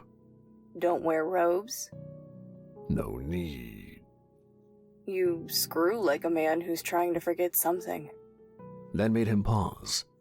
He looked at her then, just briefly, eyes like dust and gunmetal. Tired, focused, hollow in the way a grave is hollow but not empty. "Ain't trying to forget. Just trying to feel something else." That silenced her just for a moment. She pulled her boots on without another word, then reached for her coin. He handed it over, no argument, no fuss. "You ever been east?" she asked, turning the coin between her fingers. "Once or twice," "There's a place called New Galilee," she said, watching him closely now. 2 days out. Built it from scratch. Big church in the middle. Real serious folk. Call their preacher Saint Michael." Elijah froze at the name, only slightly. Enough that Jennifer noticed. "Saint Michael?" he repeated. She nodded. "That's what they call him. Like he's more than a man. They say he heals people. Grows crops in sand. Said he called an angel down once and it kissed a blind kid's eyes open." Elijah felt the ring warm slightly on his finger. Not enough to burn, not yet. Jennifer continued, quieter now. "But I've heard things. from clients, from drunk mouths that forget how to whisper. People vanish out there, not run off. Vanish. And the ones who stay start talking in tongues. Sometimes their voices change. Sometimes they don't come out of it. Elijah pulled on his coat. She watched him fasten the buttons and slide the Scourge Bible into place beneath the leather. You one of those men who runs toward fire? She asked. I don't run anywhere. She gave a nod, almost respectful. You gonna go? I reckon I am, Elijah said, as he felt the ring begin to pulse, begin to call him. Jennifer stood in the doorway, silhouetted by the hall light. He might be the real thing, you know. Elijah paused and looked at her. And so was the last one. He walked past her without another word. Downstairs, the bar was already roaring, and east, the ring burned just a little hotter. The bar behind him roared with broken laughter and off-key hymns. Glasses clinked, boots scuffed wood. Somewhere, a piano tried to hold a tune and failed. Elijah stepped out into the light like a man walking into something he already saw coming. The sky was thick with stars. No moon. Just open dark. The wind kicked dry grit across the road, lifting old wrappers and sun-bleached bones from the street gutters. Above, the shattered sign that once read, Paradise Casino, buzzed weakly, the sea flickering like it couldn't decide if it still believed in the word. He lit a thin match on his boot, touched it to the stub of a cigar, and walked. The stables were a few blocks off, half collapsed and boarded in places, but dry and well kept. The stable hand was long gone, passed out dead or drunk. Didn't matter. Elijah opened the stall and found Luther waiting. The black horse was broad-shouldered and still as stone, only the twitch of an ear acknowledging Elijah's approach. He was a huge beast of burden, a Clydesdale, fit for fighting, fit for whatever Elijah and the Lord required. His eyes were calm and unmoving. He didn't stomp, didn't shake, just turned his head as Elijah reached for the tack. "You remember Ashevale?" Elijah murmured. Luther blinked slowly. "Good. I sure as hell ain't forgot." The ritual was quiet. Not holy, not magical, just methodical and reverent. Elijah rolled out the bedroll, laid out the tools, and got to work. He checked Saint Breaker first. The cylinder clicked clean. Every bullet accounted for. The binding bullet, unused, gleamed faintly in the lantern light. He spun it once, slowly, then closed it with a practiced flick. He had still yet to replace the binding bullet from Ashevale. He now only had one. The psalm blade came next, pulled from its sheath and run across a leather cloth. No nicks, still sharp. He wrapped a single link of the chain of Golgotha around the hilt, not for combat, just to remind the blade what it was meant to do. The Scourge Bible was open last. Elijah flipped past Ash Street's pages until he found the most recent margin notes. Dried blood near the bottom. A town's name written in smudged pencil. Ashevale. Below it a single word. Mouther. He stared at it a moment longer than he needed to, then closed the book and strapped it to the small of his back beneath his coat. The ring of flame pulsed once, just enough to warm the bone. Elijah pulled the finger bone of Saint Merciful from its reliquary and checked the clasp. Still sealed, still holy, still heavy. He stood, stretched the pain from his spine, and looked at Luther. "No idea what we're riding into," he said, voice low and certain. "But the ring's heating up." Luther shifted just once. Elijah took one last drag from the cigar, crushed the ember beneath his boot, and threw his coat over his shoulders. The world didn't give him a sign. It never did. The only signs to be trusted would come from God himself, in the ring. He led Luther out of the stall and into the dark, where the road waited without welcome. The lights of the old city shrank behind him, a blur of rusted neon and cracked glass swallowed by the dark. As Luther trotted slowly along the broken highway, Elijah didn't look back. There was nothing worth remembering behind him. The only thing that ever mattered was what burned ahead. The stars above were sharp and cold, too many of them now that the sky had no satellites or smog to hide the view. They looked down on the land like distant watchers, patient, uncaring, and ancient. Elijah rode through what had once been suburbs. Now they were bone gardens. Ruined cul-de-sacs stretched to the horizon, husks of homes with walls blackened by fire and time. God's judgment of the sundering from the time before reigned hard here in the city of sin. The places which were the most unholy seemed to have been treated the worst. A playground lay half buried in red sand, its side melted down one side. A child's tricycle embedded in a tree like it had been thrown there by the hand of God. There was no wind, only dust that moved like breath from a sleeping beast. Luther's hooves echoed down a cracked overpass. Below, a dry river ran down through shattered concrete. The world had bled out here. You could feel it in your teeth. The ring on Elijah's finger burned. Throughout the night and throughout the day, Elijah had crossed into Badland country.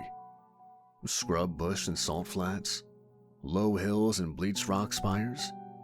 He dismounted in a narrow canyon choked with wind and old broken fence posts. That's when he heard them. Too light for boots, too fast for man. Ghouls. They always came in small packs out here, crawling from the caves like rats in need of meat. Elijah didn't curse, didn't reach for Saintbreaker. He stepped away from Luther, letting the horse back against the slope, and drew the saw blade in one fluid motion. They came out of the shadows, half-hunched, bones jutting where they shouldn't, eyes glowing pale like blind fish that had learned to hunt. Their mouths were open too wide. One of them hissed, long and sharp like a cat in heat. 4 of them. That was all. Elijah didn't move. The first one lunged, low, fast, bone spike arms raised. He sidestepped and brought the blade across his neck. The silver cut through cartilage and tendon like it was made for nothing else. The body dropped before the head finished turning. The second was smarter. It came from the side, but Elijah had already stepped into its blind spot, spun the blade up, and drove it beneath the creature's chin. The tip punched through the crown of his skull like a wet crack. He pulled the blade free and ducked. The third swiped at him, a jagged claw, but the saw blade came up and caught the arm at the elbow, then the knee, then the throat. Fast and surgical. It crumpled, twitching. The last one hesitated. Its jaw clicked open, unhinging sideways like a spider's mandibles. Elijah locked eyes with it. The ghoul ran. He let it. He wiped the blade on one of the corpses and sheathed it. Didn't speak, didn't pray. There was no reason to thank God for making him a killer. He just got back to work. That night, Elijah made camp beneath a rusted billboard that once advertised perfume or pills. The wind bit at the fire, but he kept it small, just enough to heat his hands and ward off anything weaker than guilt. He ate from a tin, drank from a blackened canteen, didn't sleep with both eyes closed. Before he lay down, he looked up at the stars again and whispered a single line. Not scripture, just memory. Ain't no rest. The fire crackled, and Elijah took to sleep for the night. The sun rose red and slow behind Elijah as he rode east. The light cut across the flats in long spears, throwing shadows from rusted guardrails and dead cacti. The old highway beneath Luther's hooves cracked and groaned like it hated being remembered. The air smelled of sun-baked metal and dry blood gone to dust. He didn't speak, just rode, the rhythm of the horse and the wind carving a kind of meditation out of the silence. A buzzard circled once overhead, then another. They didn't land. Whatever they were waiting for hadn't died yet. By noon, the terrain had changed again, less open now and more treacherous. Valleys of blackened stone carved by heat that hadn't come from sun or magma, but something older. Broken fence posts marked a road that no longer connected anywhere. Signs pointed east, still clinging to the names of towns that hadn't drawn breath in decades. Red Bluff, Mercy Hollow, Galilee. Elijah didn't stop riding until the dust on the horizon resolved into shape. Not ruins, not monsters. People. A caravan, 5 wagons deep, rolling west. Wood painted, sun-bleached cloth flapping like prayer flags. No guards, no guns on show. Just smiling faces and raised voices. Elijah slowed Luther as they neared. One of the riders waved. "Traveler, you headed toward the light, then?" Elijah didn't answer. A woman walked alongside the third wagon, handing out papers. "The gospel of flame, the new word of the Lord, come and be made whole." Children in rags sang in unison from the back of a flatbed. "He walks on fire, he sings with angels, he holds the light in his hands." One of the men waved Elijah closer. His smile was too wide and his eyes too bright. "You're from far out? St. Michael's a real thing, friend. I seen him raise a woman from her own grave. Her flesh was green and bloated, and she opened her eyes and wept with joy." Elijah looked at him flatly. The man faltered just a little. "Well, he speaks with the messenger itself, you know. An angel, a real one. Wings like sunlight and a voice that makes the wind stop. You'll see." "I'll see," Elijah said and nudged Luther on. As they passed, one of the wagons started playing music from a broken speaker. Recorded chants warped by age and static. They sang of light. They never mentioned God by name. The ring burned in his hand. Just faint enough to ignore, but not faint enough to forget. By dusk, the land opened again. Long red plains and jagged foothills looming in the distance like crooked teeth. New Galilee was near. He could feel it. Not in the ground, not in the air, but in the silence. The way the wind stopped carrying sound. The way the stars felt to come early. Elijah made camp in the hollow of an old shipping yard. Rusted containers stacked like tombs, their doors chained shut by time or warning. He built no fire tonight. Just rolled out of his bedroll, sat with his back against a container, and opened the Scourge's Bible. It didn't flip, it didn't hum, just waited. So did he. He watched the dark for a long time before sleep finally came, and in his dreams, a voice not his own whispered scripture that didn't exist. After he woke, he began his journey again. Elijah crested the ridge just after midday, the wind dead at his back and the summer like a hammer overhead. He'd seen towns before, ruins, dust-blown shells, cannibal outposts dressed in scripture and rot. But this one was different. Clean. White stone, new walls. Banners made of real cloth and not from skin. From a distance, New Galilee looked like a place that had never been touched by the sundering. It unsettled him more than the wasteland ever had. The streets were empty as he entered. No children, no hawkers, no beggars. Just rows of neatly kept buildings. Fresh paint on old wood. Verses carved into doorframes in a language half the world had forgotten. The ring on his finger pulsed once. Elijah rode slow through the first few blocks. The silence wasn't dead. It was waiting. Then he heard it. The sound rose like thunder wrapped in music. Voices, hundreds of them shouting, singing, cheering all at once. It came from deeper in town. He turned the corner and saw the cause. A great scaffold stood in the center of New Galilee, built from salvaged beams and steel rods, towering high over the gathered crowd. Hundreds, maybe 1,000 people stood shoulder to shoulder in the square. Some wept, some sang. Others simply stared with mouths open like they were breathing for the first time. At the top of the scaffold stood a man dressed in robes white as ash and gold trimmed like sunlight through a chapel window. His hair was silver, his face lean and sculpted. He didn't pace. He didn't shout. He spoke with a voice that carried like it was made of thunder and honey. Saint Michael. "And lo," he said, arms spread, "the Lord did not come to punish, but to perfect. He did not send wrath, he sent light. Not the kind that burns, but the kind that wakes the soul." The crowd roared. A wave of noise, raw and desperate, rolled through the square like it could knock down the scaffold. Elijah stopped just short of the crowd's edge. He dismounted and tied a Luther to an old fence post. No one noticed him. No one cared.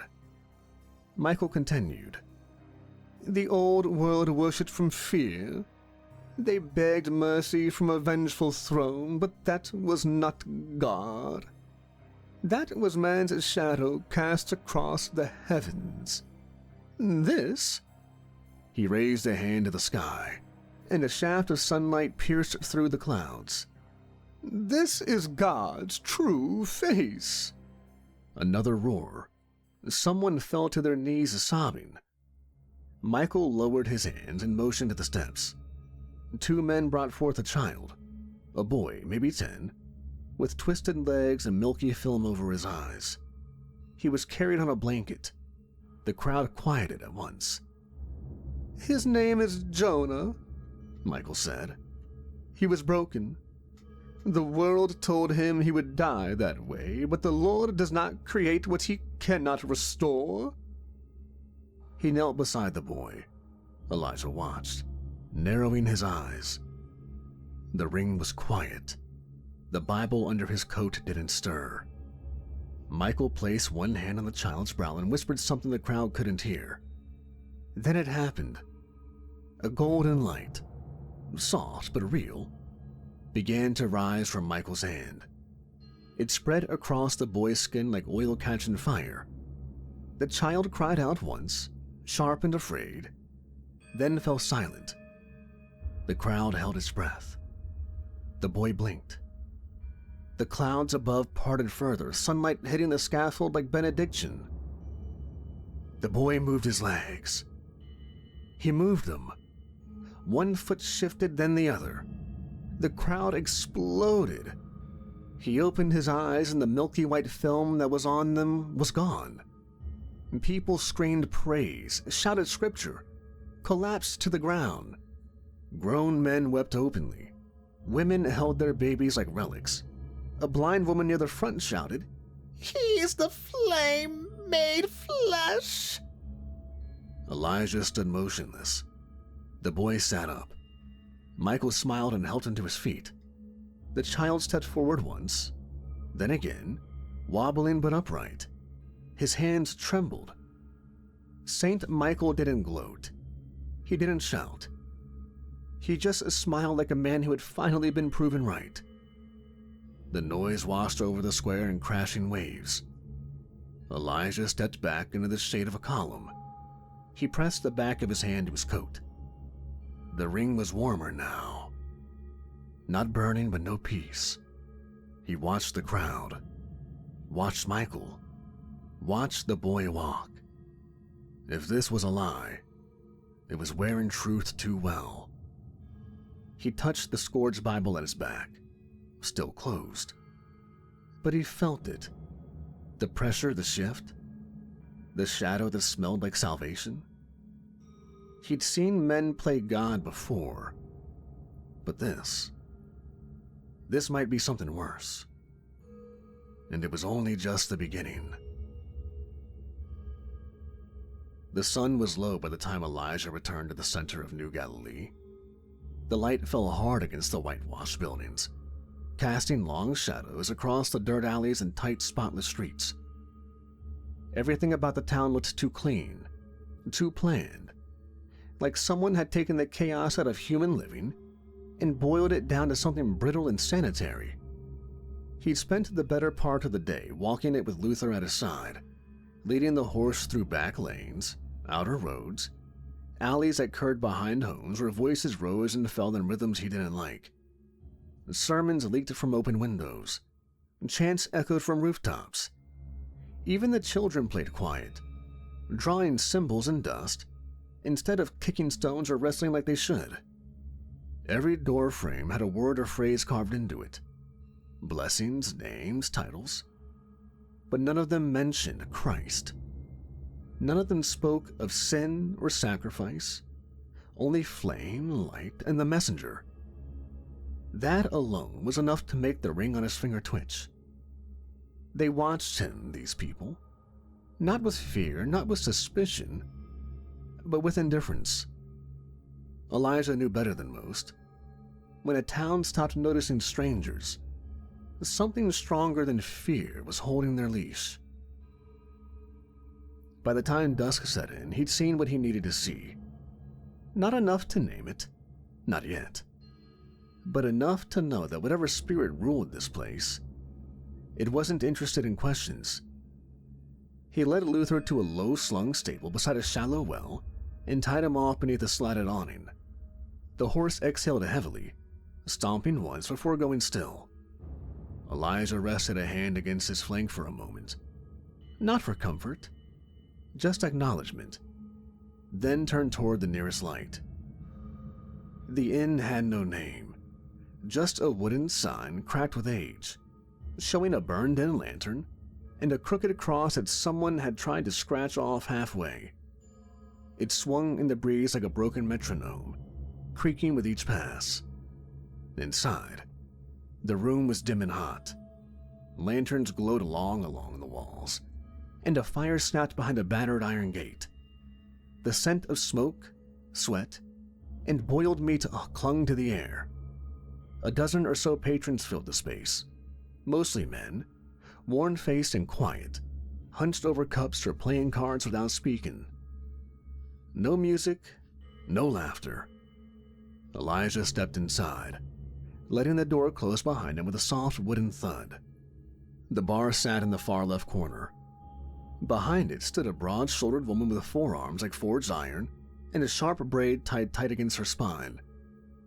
Her face had the look of someone who'd seen fights end two ways, fast and bloody, or long and worse.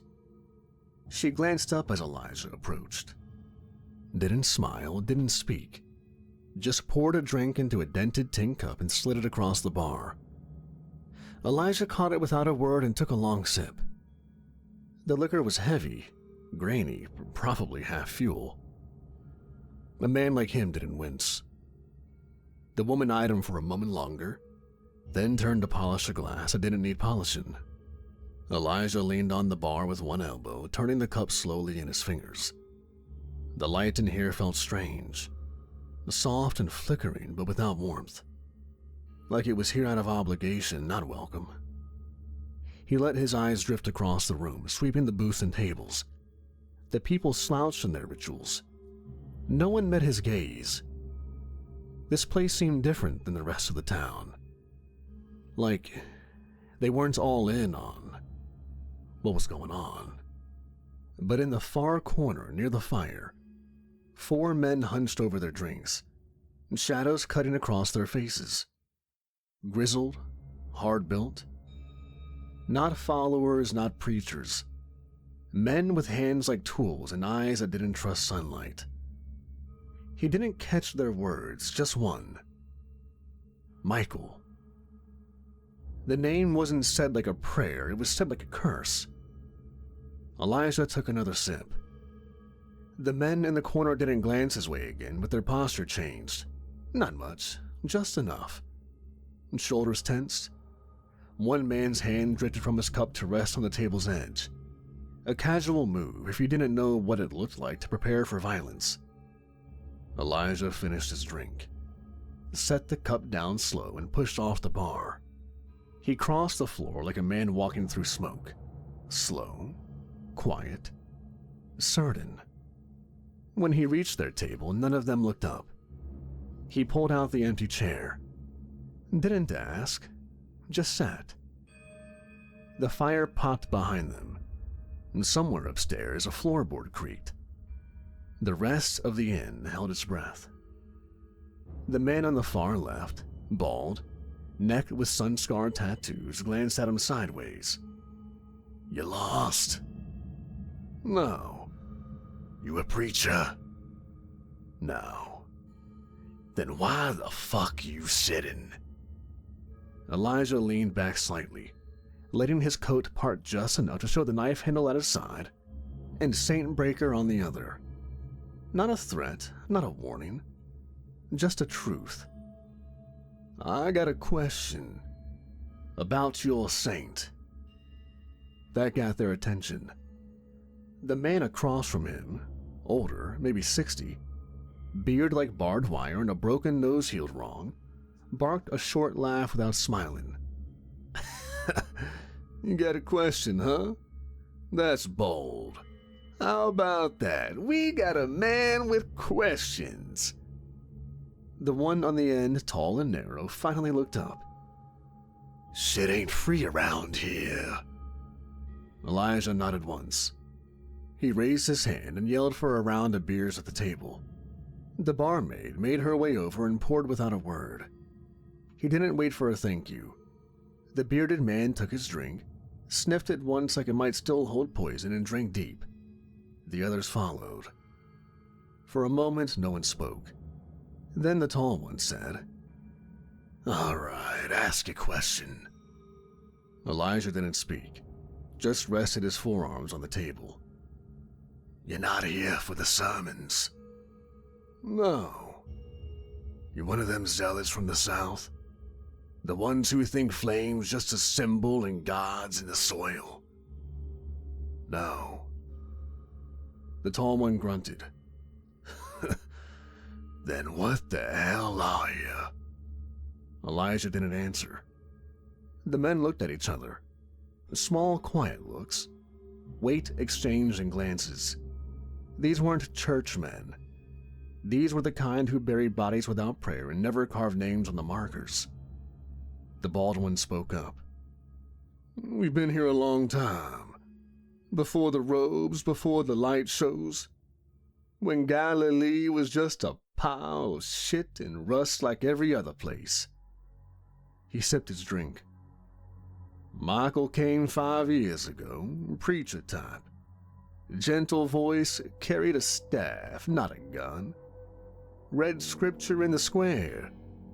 Folks liked it. He fed people, dug wells, helped repair the north wall when the rotters came. He was real back then, or close enough," one of the men chimed in. Elijah's eyes didn't move. "What changed?" The tall man exhaled slow through his nose. "The light. That fucking thing," one of them muttered. "The messenger," one of them said, and the way he said it made it feel like the word was a disease. Elijah waited. "It came down on one of Michael's sermons, first time anyway. Light fell through the clouds, bright white and hot, like glass shattering in your soul. Nobody could look straight at it. We all dropped. I saw men scream like they were being peeled on the inside. The bald man tapped his temple with his 2 fingers. Changed him, Michael. After that, started writing new verses, said God was speaking again. Healing people, preaching miracles. No more wrath, no more judgment, just lied, always lied. Never about sin. Did the miracles work? Elijah asked. The table fell quiet for a long moment. The old one, the one who hadn't said much yet, finally spoke. They work. They shine like all get out. People walk who shouldn't. Tumors disappear and crops bloom in ash. He looked up then, and his eyes were hollow. But it don't last. Elijah narrowed his gaze slightly. I had a daughter, named Eloise. Got the sickness bad. Lungs were blackening. Couldn't walk. I carried her to the pulpit myself. Michael laid hands on her. Light came. Her skin glowed and she laughed. First laugh I'd heard in months. She walked for 5 days, and then on the 6th she started coughing again. On the 7th, her lungs didn't give out. They filled, like she was drowning from the inside. She died screaming and no one came. The silence around the table was a different kind now. Michael didn't see her? Elijah asked. The man shook his head. He didn't even remember her name. The bald one leaned in. They don't forget just the miracles. They forget people. The ones who die, it's like they never existed. Records go missing. Graves vanish, folks don't talk about them. Like they were never here. That's the part that scares me. Not the light, not the monster, the forgetting. Elijah's hand drifted slightly toward the edge of his coat. The ring pulsed, faint but steady. You said monster, Elijah said. The man nodded slowly. Not many have seen it, but those that have don't last long. Sometimes it's in the woods. Sometimes near the chapel when no one's there. What does it look like? The bald man drained his drink. Like something trying to wear heaven's face. The fire popped behind them. No one flinched. Elijah let the silence stretch. He knew not to crowd it. He glanced down at the ring on his hand. The obsidian shimmered faintly, inner script pulsing like breath. Not burning, not yet, but no longer still. You seen this messenger? Elijah asked, eyes still on the table. The tall man shook his head. Not clearly. Some have and some haven't. I saw it once, the old man muttered. At night. Not directly, just shadows. Too many arms.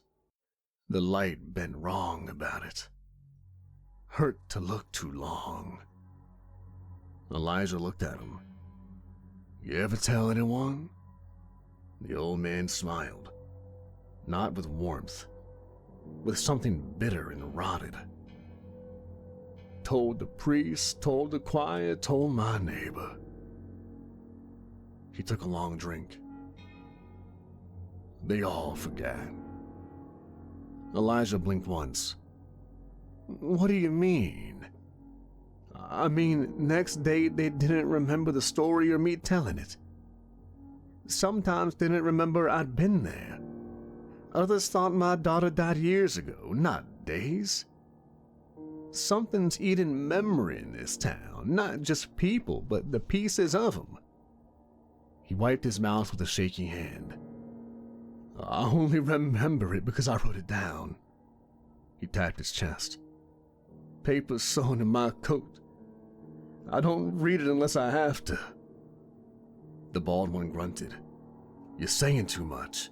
No, we waited too long. Someone needs to burn it all down. I have a theory.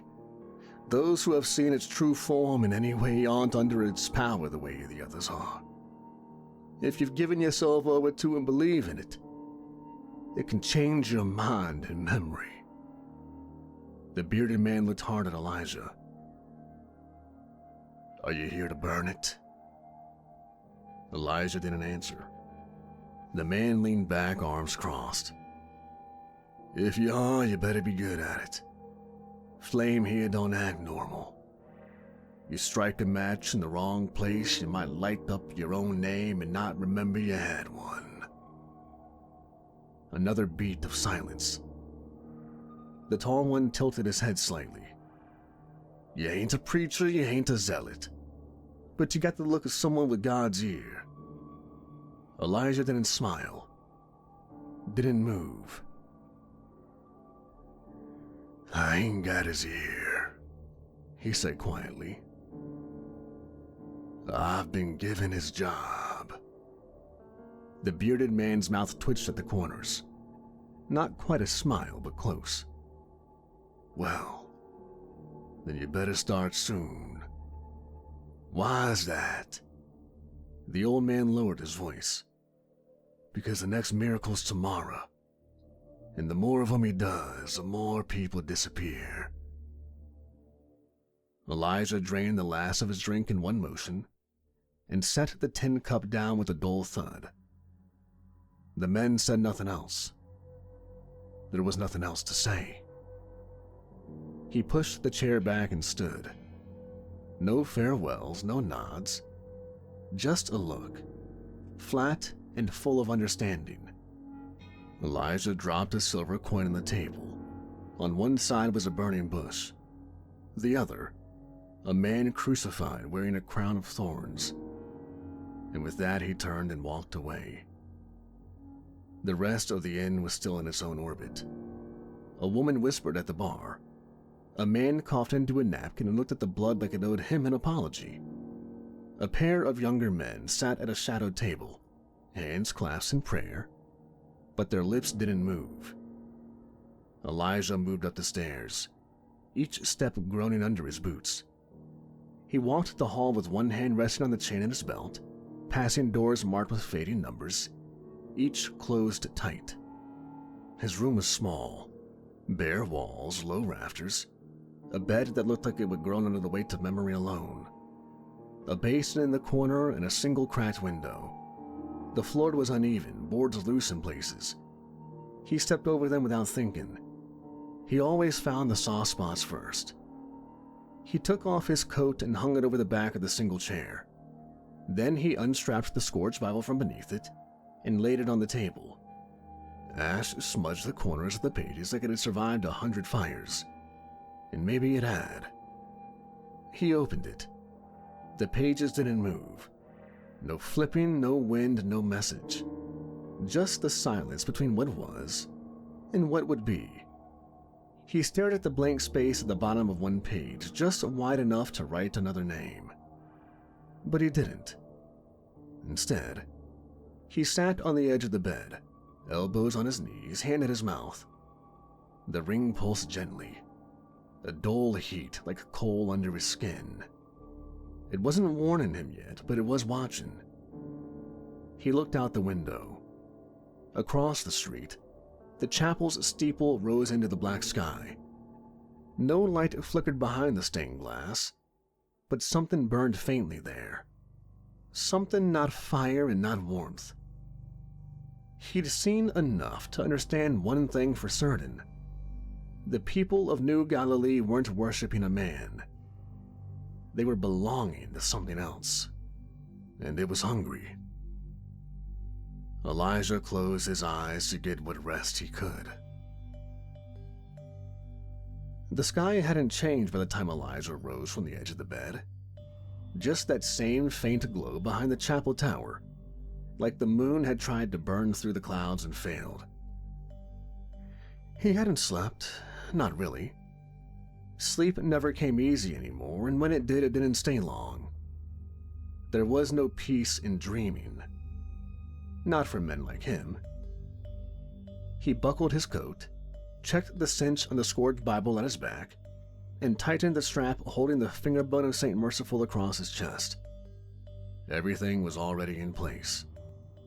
The ring on his finger was warm again, still subtle but more insistent now, like a low voice humming through bone. It never told him where to go, just when it was time to move. And it was time. He left the inn before the sun breached the rooftops. New Galilee still slept, or pretended to.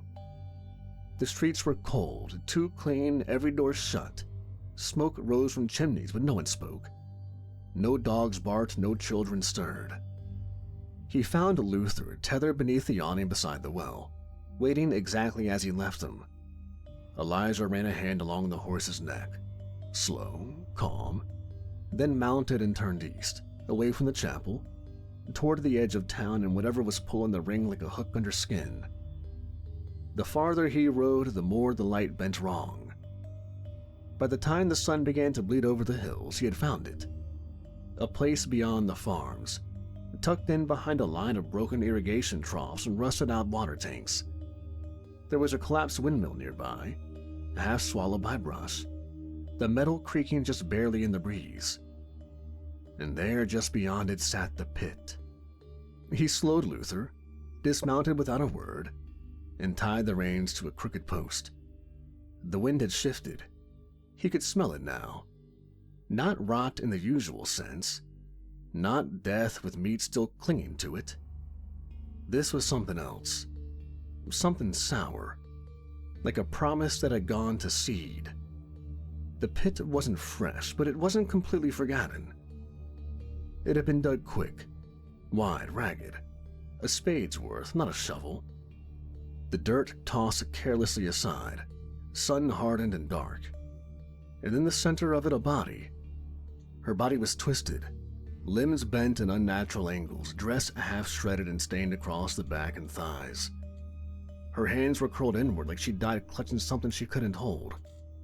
Her eyes were open, glazed, mouth slightly parted, teeth broken. Elijah didn't flinch. He crouched at the edge of the pit and looked without blinking. She'd been dumped. Not buried, not blessed, not mourned. Discarded. And the worst part wasn't the death. It was how clear it was that no one had meant to come back for her. He scanned the dirt around the edges. Shallow ruts, half-covered mounds. One here, another farther back. This wasn't the first pit. He stood slowly, eyes still on the woman's face. The ring on his finger flared briefly, hot enough to make him flex his hand. It passed just as quickly. Then he saw it, half pinned beneath a stone not far from her foot. A page. He stepped into the pit, knelt, and pulled it loose. Parchment, thicker than anything printed. Nowhere fresh ink. Handwritten scripture, not from the Bible, but labeled the Gospel of Flame. Chapter 11. Cast out the body. The soul has already risen. He stared at the words until the corners of the page started to curl in the heat of his hand. Then he folded it once, twice, and slid it into the back of the scourged Bible. The sky above him was cloudless, empty. Not even the vultures circled. He looked back at the woman. No one had carved a name, no marker, no verse. No one had prayed. Not even Saint Michael. He went back to the saddlebags and pulled out his entrenching tool. The blade still held a black spot from the blood he hadn't managed to wash out. Then he knelt beside the pit and started to dig. The ground was dry, stubborn, and full of stone. He dug anyway. The motion was steady, quiet, meditative. This wasn't penance, it wasn't mercy. It was respect. He laid the woman gently in the hole, straightened her arms as best he could, and covered her in silence. No prayers, no false light, just soil and gravity. When it was done, he pressed the shovel into the ground, leaned against it, and closed his eyes. No wind, no whisper, but the ring stayed warm, and that was enough. He turned back toward town, and the chapel waited for him, its tower rising black against the growing light. The walk back into town felt longer. The sun had fully risen now, casting clean gold across whitewashed walls and red dust roads. Birds chirped from rooftops, and children played quietly in tidy rows outside a schoolhouse. A woman passed by Elijah carrying a basket of loaves, smiling gently, lips moving in silent prayer. From the outside, it looked like peace, but it didn't feel like it. Elijah moved slow, dust clinging to his boots and the sleeves of his coat. The earth beneath his nails was still fresh from the burial, and his knuckles ached from the shovel. His hands were dry and calloused, not for holding books. Which was why it stopped him cold when he saw the boy, 8, maybe 9, sitting cross-legged near a brick painter in the middle of the street, gospel aflame in his lap. His lips moved as he read softly to himself, finger under the words, following the line. His brow furrowed like he understood every word. Elijah slowed. The boy didn't look up. He passed 3 more readers in the space of a block. 2 women outside a bakery, reading together from a shared copy. A man sitting on a stoop, muttering the verses under his breath. A girl writing passages in chalk on a wooden board nailed to the side of a well. It struck Elijah harder than the miracle had. The sundering had collapsed everything. Governments, banks, cities. But more than that, it had wiped out literacy. After the fires fell and the sky broke, books stopped being read and started being burned. For heat, for hatred, for fear. The only ones who still read were the ones who ruled. The cults, the scholars holed up in mountain monasteries, some preachers, and fewer prophets. And even those were dying out. But here, everyone read. They didn't just revere the text, they devoured it. Elijah and Luther passed a mural being painted in the alley between 2 buildings. A man in white with the hands of gold raising a blind woman from her knees. She wept light. Words floated from his mouth, painted midair in brilliant looping calligraphy. The painter looked back at Elijah and nodded like he'd known him all his life. Elijah didn't return it. He walked to the square. A booth had been set up beneath a silk-draped canopy, manned by a younger man with blonde hair and an earnest smile. He wore linen robes, a ring of copper with a carved flame on it, and a pendant that pulsed faintly against his chest. Not with magic, but with some kind of rhythm. Scripture hummed from a speaker beside him, recited in a voice too smooth to be human. "Elijah Mandrake," the man said before Elijah even spoke. Elijah paused. The man laughed, not mocking. "You're not hard to spot. Your reputation precedes you." He held out a bound tome, thick, clean, black leather pressed and oiled. "A gift. The Gospel of Flame. It's growing, but this version is nearly complete." Elijah didn't take it. "What's it say?" The man smiled. "Only the truth. The one God meant to give us after we were ready." "Which God?" "The one that brings light, not judgment." Elijah took the book. The moment it touched him, the ring burned with a white-hot intensity. It was heavier than it looked. He stepped back from the table, flipping through the first few pages. The lettering was hand-done, painstaking. Each chapter opened with ornate gold-leaf verse, luminous and elegant. It looked like scripture and it read like song. But it wasn't. There was no mention of wrath, of sin, no warning. Sacrifice had been replaced by devotion. Sin had been replaced by distance. God was named only once, as the first flame. Everything else referred to the messenger. And then he scanned to the last chapter. Blank. A note was written at the bottom in a soft, flowing hand. The gospel is alive. It writes itself through us. Elijah's jaw clenched. He closed the book and slipped it into his coat. Then he stepped away from the booth, walking back toward the edge of town, past a group of children reciting stanzas from memory. We are not fallen, we are chosen. We are not broken, we are fire. The ring of flame seared briefly against his finger. A hot snap, sharp enough to make his knuckle twitch. Not a warning, an accusation. And still the scourged Bible stayed closed. Too deep, too cloaked. Whatever this power was, it had learned how to hide inside the folds of light. For now, Elijah didn't speak, didn't pray. He walked until the scripture faded behind him, and only the wind remembered his name. He found Luther, and the two of them left the town. What had to be done next had to be done in solitude. Elijah had chosen this place well. A low ridge cut into the earth like the hollow of a forgotten scar. The hills around him were bare. Nothing but red clay, wind-bitten brush and stone. The sky stretched wide, pale and merciless. He had pitched his canvas lean-to by noon on the first day. No fire, no horse tethered nearby. Luther had been sent off into the hills to graze on what little the earth offered. This was work Elijah did alone, and it had to be done in silence. The ring on his hand had stopped burning. Now it simply pulsed, a steady metronomic throb like a heartbeat not his own.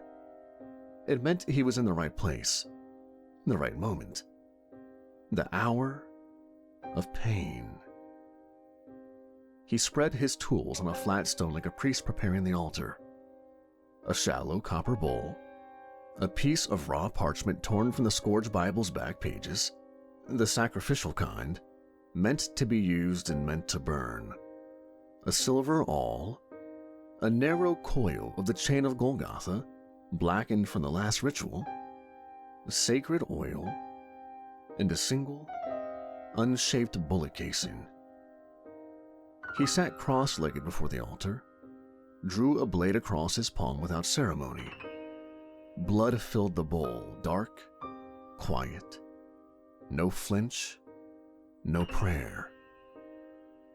He mixed in a spoon of scripture ash, a drop of oil, and let the parchment soak. When night came, he did not sleep.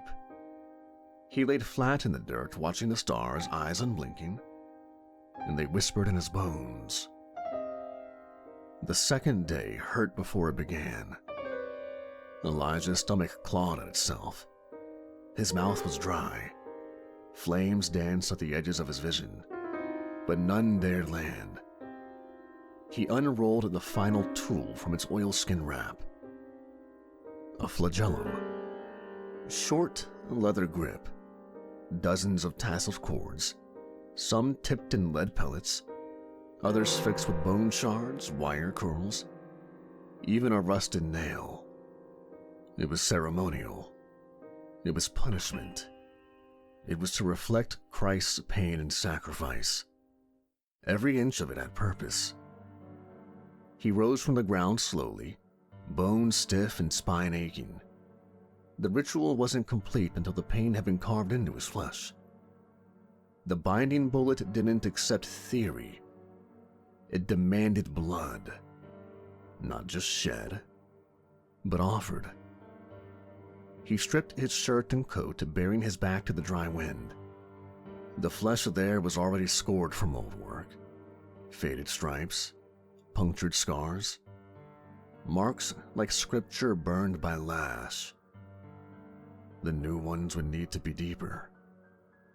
He gripped the handle, took one breath, and struck. The first lash landed across his shoulder blades with a sickening wet slap. The ball bearings hit like stones. The bone fragments ripped. Blood welled immediately. Skin split. Elijah didn't cry out. The second blow landed lower, then the third. He adjusted his angle, changed his stance, moved with the rhythm of the chain in his belt, whispering scripture between clenched teeth. By the 10th lash, blood ran freely. By the 20th, it ran down his ribs and soaked into the waistband of his trousers. Every strike was deliberate, measured. The whip bit into him with the memory of every death he'd ever delivered, every judgment he'd ever carried, every time he'd written in the margins of the Bible. He didn't do it for redemption. He did it because holiness has a price. At 30, he staggered. His vision doubled. His hands trembled, but he didn't stop. He swung again, and again, and again, until 40 lashes had kissed his back in red fury, until the pain burned into something clean, holy, not absence of pain, but acceptance. He dropped the whip, fell forward, hands catching in the dirt. The wind blew across his back, cooling the blood. The cuts pulsed with his heartbeat, fresh and hot. Every breath was fire, and still he prayed. Not aloud, just in the meat of his thoughts. God didn't need to hear him. He needed to be heard. When Elijah stood again, the sun had begun to dip. He took the bullet casing, now dried from its soak in the blood-oil-ash mixture, and placed it into the coil of the chain. He drew the saw blade and carved a single word into the shell of the silver awl. Bind. The letters were jagged and uneven, not beautiful, just true. He wrapped the parchment around the casing, tied it shut with a sliver of chain, and pressed it to the still bleeding meat of his back. Then he reached into his coat and pulled out the scourge Bible. It flipped, not by his hand. Pages turned too fast, stopping near the middle. There, in the white margin of the right page, new ink bled through like it had always been there. This is not the end, but it is the answer. Elijah nodded once, wrapped the bullet casing in cloth, and the ring on his finger cooled just for a moment, just long enough to let him breathe. Elijah slept, and when he woke up, the wind had picked up by dawn. Not enough to lift the dust, but just enough to move it. A slow crawl across the valley floor, like even the earth itself didn't want to stay still anymore. Elijah sat with his back against a sun-bleached boulder, eyes half closed, his coat draped across his shoulders like a shroud. He hadn't slept much, not since the lashes, not since the fire in his spine cooled and left that low, humming pain he could still feel behind his teeth. The binding bullet sat in a cloth bundle in front of him, untouched since the moment he'd finished it. He hadn't loaded it into Saintbreaker yet. Not because he feared it wouldn't work, but because he feared what it meant if he might need it. A bird croaked overhead. Not a crow, not a scavenger, but something smaller. Thin bone, still alive somehow. It perched on a rock across from him, cocked its head once, and flew off without a sound. Elijah watched it go. His hand brushed over the ring of flame. He looked toward the horizon.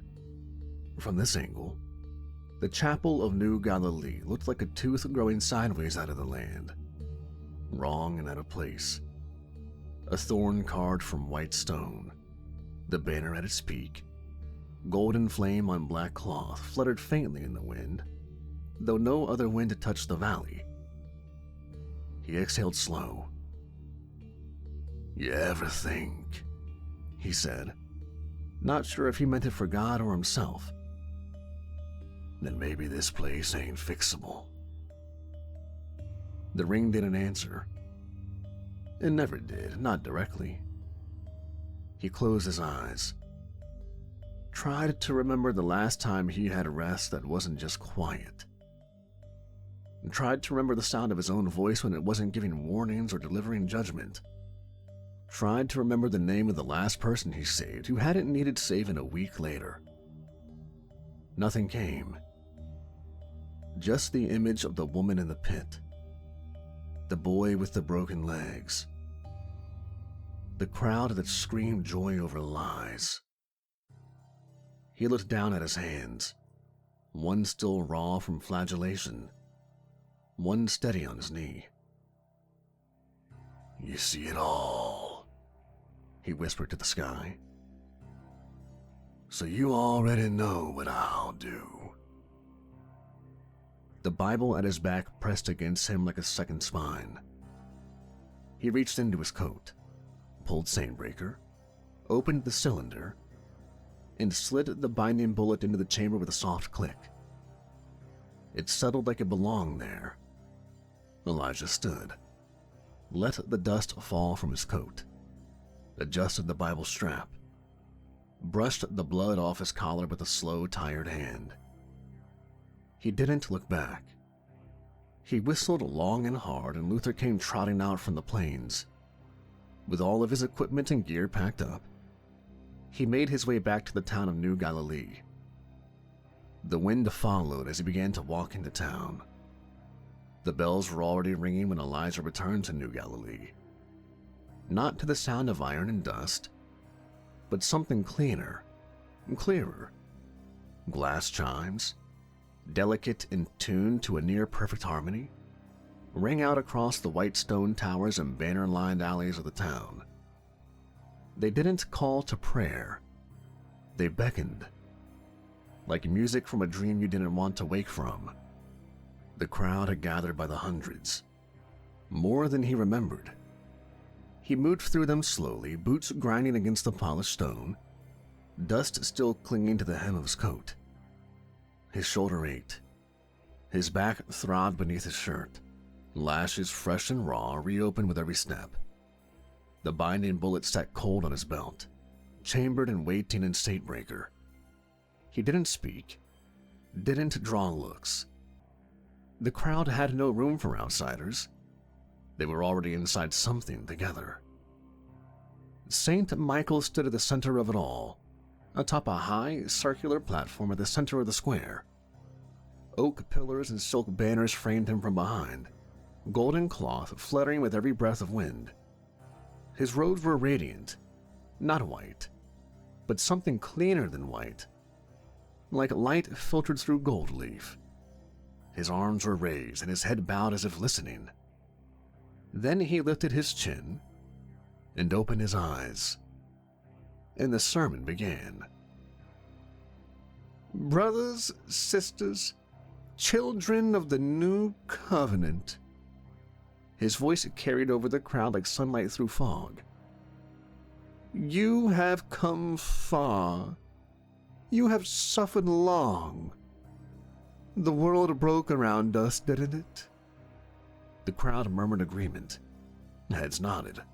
Some already wept. The skies fell.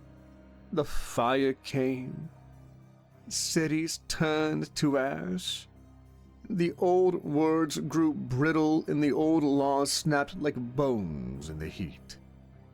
We asked where he had gone. We asked why he was silent. Michael's voice rose strong and clear. But I tell you now, He was never gone. Cheers rose up, rolling like thunder. Michael didn't pause. He fed off of it. He waited for us. He waited for the world to die so we could be made new. And here now today, we are no longer survivors. He held both arms out to the crowd. We are not sinners clinging to forgiveness. We are the light reborn. The crowd erupted. Elijah stood still near the edge of the square, watching the faces. Some people stood on crates and barrels to see better. Others lifted children to their shoulders, and tears streaked down cheeks. Hands reached skyward. The names of angels were whispered. Michael smiled, letting the noise swell and fall. And I say this to you not as a prophet, but as a witness, because I have seen them. The crowd leaned in, every soul silent, held. I have seen the messenger, he said, reverent now, his voice soft. I have heard the voice of the first flame. I have been shown a new covenant. Not one of law, not one of punishment, but a promise. He stepped slowly across the platform. The light hit him just so. The crowd gasped. There is no wrath in the flame. There is no judgment in God. There is no need for blood, only belief. Elijah's eyes narrowed. Michael stopped, facing the crowd again. And to those who still carry the chains of guilt, hear this. You are already clean. You were never broken. There is no sin in you, only silence. And he has come to fill it. A woman near the front collapsed to her knees, sobbing. Two others caught her in their arms. They didn't pray. They just held her, nodding, as if this was the only truth that had ever mattered. Michael raised one hand. The world that was, it shackled you with shame. It made you kneel, but here... He opened both arms. You stand in the flame and in the light and in truth. The crowd cried out. Some clapped. Others just shouted praise. Not to God, not to Christ, but to Michael. Saint Michael, the mouth of the messenger. The ring on Elijah's hand burned hotter than it had since the chapel in Asheville. Not enough to blister, but enough to whisper now. But Elijah didn't move. Not yet. He waited. Michael turned again, pacing slow across the dais, hands behind his back like a teacher among students. I know some of you doubt. Some of you wonder how this could be real. How the fire that fell can be holy. How miracles can be made without sacrifice, and how the flame can speak without scripture. He stopped, looked out over the crowd. I will show you. The crowd hushed. I will walk the word. I will place my life in his hands as he placed the world in mine. And then he walked to the edge of the platform. There was no fanfare, no dramatic chant. Just belief. So strong, so pure, it felt like gravity itself would break for it. Michael looked up toward the sky. And then, without a word, he leapt. He should have fallen, but he didn't. He floated. Just above the edge of the platform, arms spread, robes fluttering like banners in a wind no one felt. The air shimmered around him, gold and brilliant and impossible. He hovered. The crowd screamed. Ecstasy erupted in waves. People clutched each other, sobbing and shouting. A boy fainted. A man in his 60s tore off his shirt and dropped to the ground, pressing his forehead to the stone. Michael rose higher. 5 feet. 10. His face was peaceful and serene, like the miracle was effortless. He opened his mouth and one verse rang out. He will command his angels concerning you. They will lift you up so you will not strike your foot against a stone. He hovered there, arms wide, robes billowing in a slow circle as if caught in celestial wind. Light pulsed around him like a veil, soft, warm, gold so rich it looked alive. And then it appeared. To the crowd it was an angel, beautiful beyond imagining. It descended behind Michael like it had always been there, folding out of the light with wings wide as the sky. 6 of them, radiant and feathered, not white but opalescent, shimmering with colors the eye couldn't name. Its face was featureless but holy, a mask of perfect symmetry, glowing with mercy. Its hands were enormous, cupped beneath St. Michael's arms, holding him aloft like a father would hold a newborn child. The people gasped, and then they wept. A child pointed skyward, crying out in joy. A woman screamed a praise psalm in a tongue Elijah hadn't heard spoken in years. Dozens dropped to their knees. Men and women alike sobbed openly. Some passed out from the sheer force of what they were seeing. The angel didn't speak. It just was. A perfect expression of divine love. This, the crowd believed, was God's messenger. Not just helping Michael. Anointing him. Sanctifying him. Their saint, their light, their new covenant. And that was when the world shifted. Elijah felt the ring ignite. The air warped. The shimmer broke. And for a moment, a single breathless second, he saw the truth. There was something holding Michael aloft, all right. But it wasn't an angel. It was a thing. Vast, winged, coiled in shadow and light like oil spilled across fire. Its wings were studded with mouths. Its arms were wrong. Too many joints, too much bone. Its face looked almost human. Almost. But it smiled with teeth that went too deep, and its eyes were wells with voices inside. It looked directly at Elijah, and it spoke, not aloud, but in the marrow of his bones. You know me. Elijah didn't answer. He couldn't. He stood there, staring into the face of a false god, while the crowd wept and cheered for salvation. The thing knew it had been seen, and it didn't run. It reveled in it. When the illusion snapped back, the crowd saw nothing but a man glowing in sunlight, floating like a divine promise made flesh.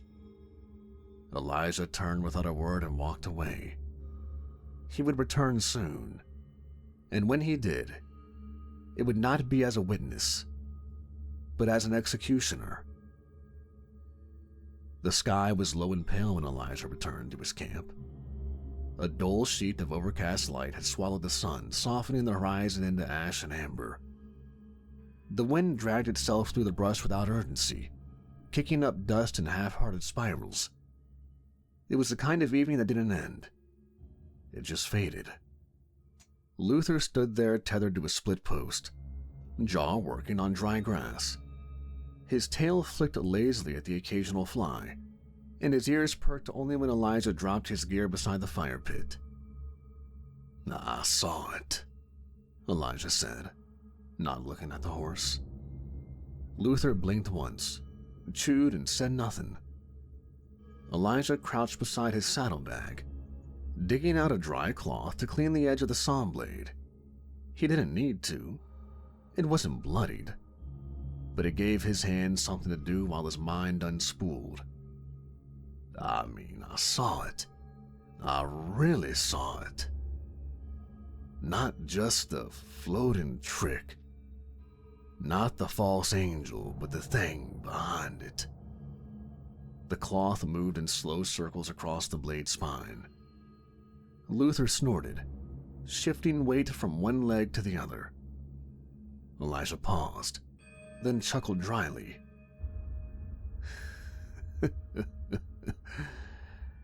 Yeah, you're right. Should have expected that. Always something behind the shine. He set the blade down, leaned his elbows on his knees, and stared into the dead fire pit. I don't think Michael knows. Luther turned his head slightly, one ear flicking back toward him. I mean it. The preacher preaches a false gospel, sure. Preaches it loud and pretty, like he was born with a silver cross between his teeth. But he believes it. I saw it in his eyes. He ain't lying. He's convinced. A pause. Elijah drew the scourge Bible from his coat and thumbed at the edge of the pages. He's a mouthpiece, not a monster. Luther huffed once and dust kicked at his hooves. I ain't saying I'll let him walk. If God asks for blood, I'll give it. You know that. I ain't never failed the call. But... He trailed off, jaw tightening. But sometimes I wish the bastards knew what they were doing. It's easier when they know. The horse said nothing. The wind died completely and the valley went quiet. Elijah sighed and leaned back against the post, drawing his coat tighter around him. He kept the Bible close, pressed against his chest like a shield. Saint Breaker rested across his lap. He closed one eye against the creeping dusk, his back silently screaming in pain. If you see anything slithering around tonight, wake me. Luther didn't even blink. Elijah dreamt of light, not flame, not the white-hot purity he'd come to know in divine moments, but a soft golden warmth, like sunlight filtered through the memory of childhood. He was lying in the field outside his old home. Wind in the heat, his mother's voice, faint and sweet, humming a hymn he hadn't heard in decades. He felt small again, unscarred, his back unbroken, no weight on his hips, no ring burning his hand. He sat up. Someone was sitting at the edge of the firelight. Not a stranger, a boy, him. Maybe 10, dust on his face, a slingshot in one hand, a torn Bible in the other. The boy looked at him, head tilted, eyes full of something too deep for his age. "You're tired," the boy said. Elijah didn't move. "I've been tired." "You've done enough." He didn't answer. "You've carried this longer than anyone was meant to. You've bled, you've watched, you've obeyed. Isn't that enough?" Elijah swallowed. The wind in the dream had stopped. The wheat was still. Too still. "You can rest now. Let me carry it." Elijah's fingers closed around the Bible. "You're not me." The boy smiled, soft and patient. "I could be. I could be anything you want. An angel, a son. The sound of your name spoken without fear." "You're wearing skin that ain't yours," Elijah replied. "I'm offering peace." "You're offering escape." The firelight dimmed. The boy, the thing in his shape, stood slowly. Who Elijah came to know was the messenger. "You don't have to suffer." Elijah's voice was low. "But do. The wind picked up, not in the world, but in the Bible. Pages flipped, once, twice, then stopped. A verse bled into the margin.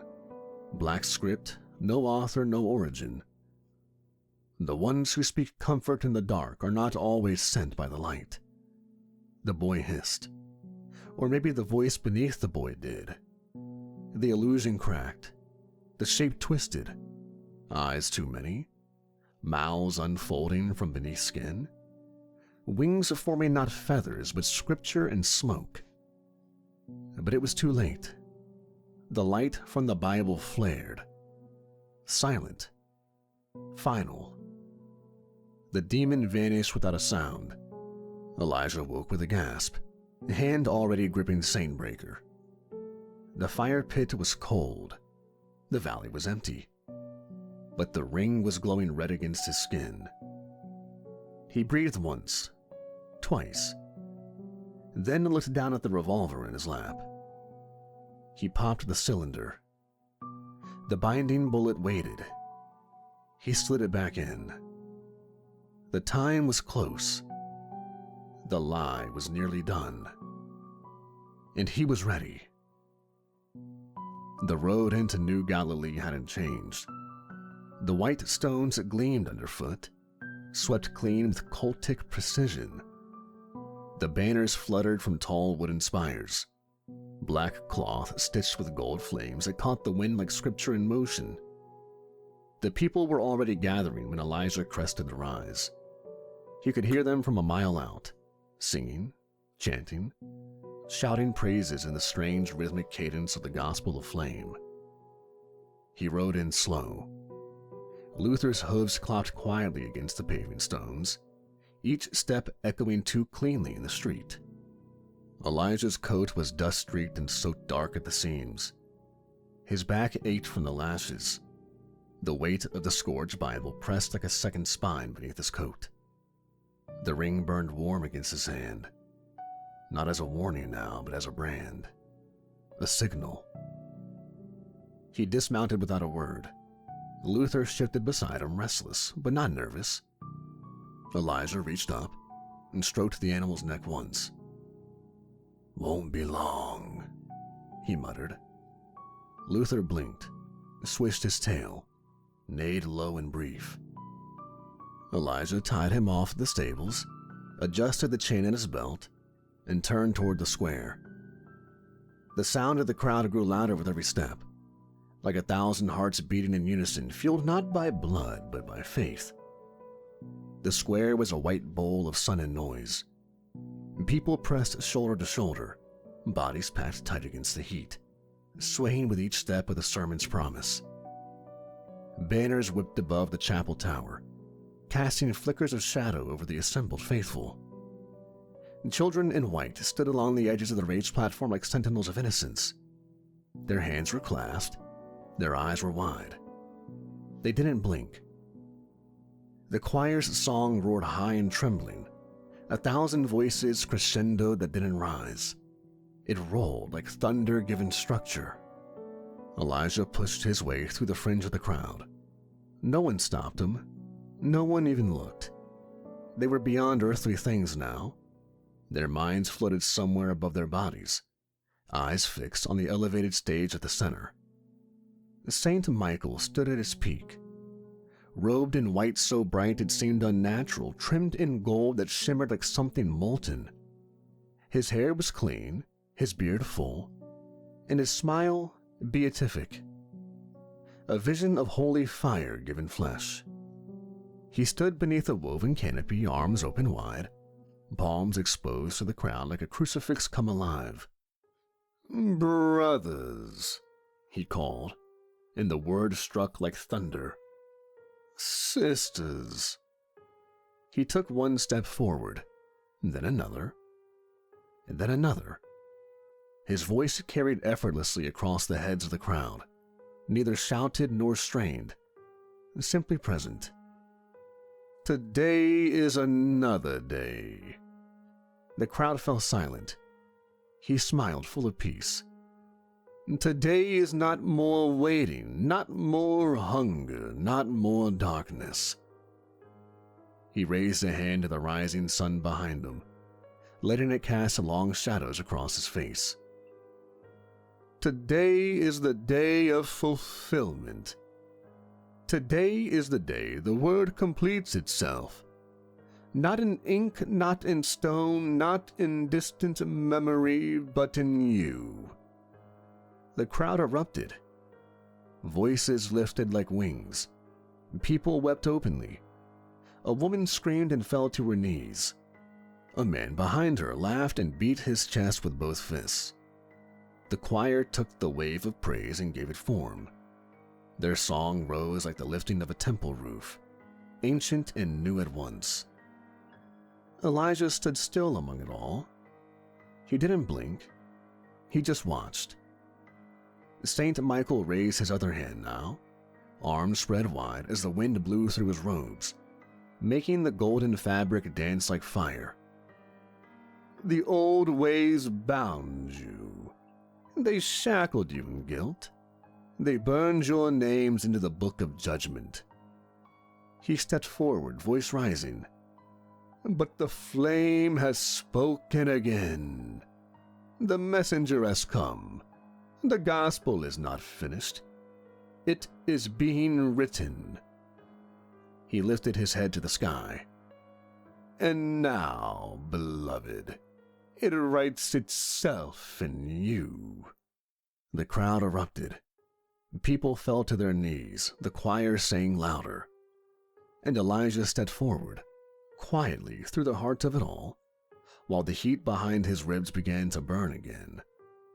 Saint Michael turned slowly, hand still raised, his voice softening now, like a shepherd soothing a trembling flock.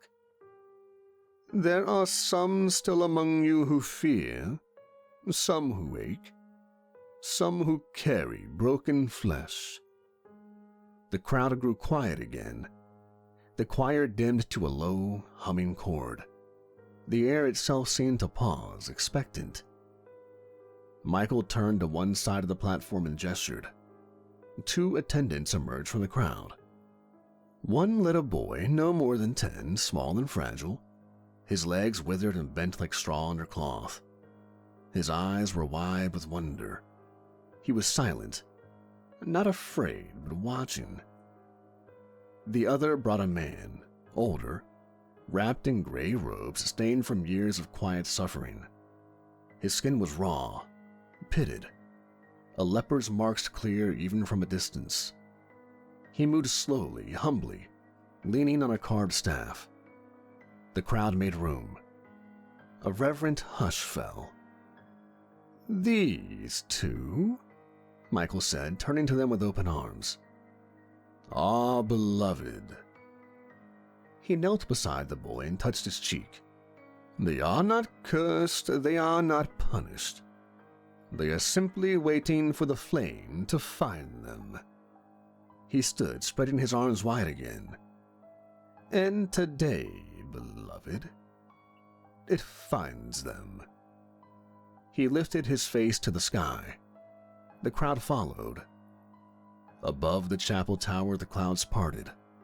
Not with thunder, not with violence, but with silence, as though the very sky had been peeled back to reveal something beyond weather and beyond reason.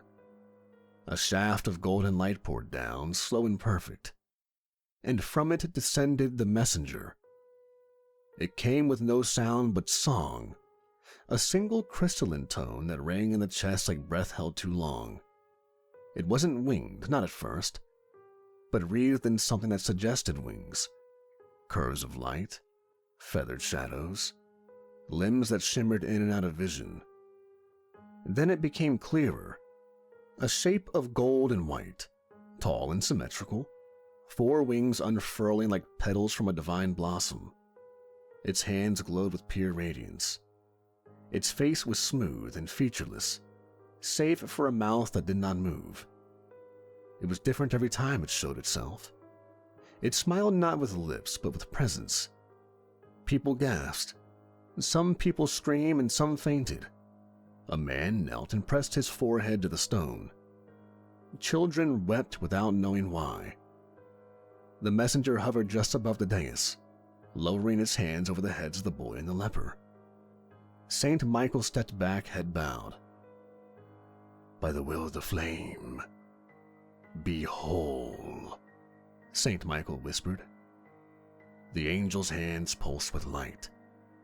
The boy cried out, not in pain but shock. His legs shifted beneath him. The bones cracked, straightened, took shape. Flesh knit. Muscle filled the hollow places. The leper dropped his staff. His skin shimmered, the sores sealing like wax over flame. He fell to his knees and stared at his own hands as if he'd never seen them before. The crowd erupted again. Praise like a wave, voices breaking with joy. Someone began to sing. Someone else screamed, "A sign! A sign!" and tore the gospel of flame from his breast pocket, waving it like a banner. And Elijah couldn't move. The ring on his finger turned white hot.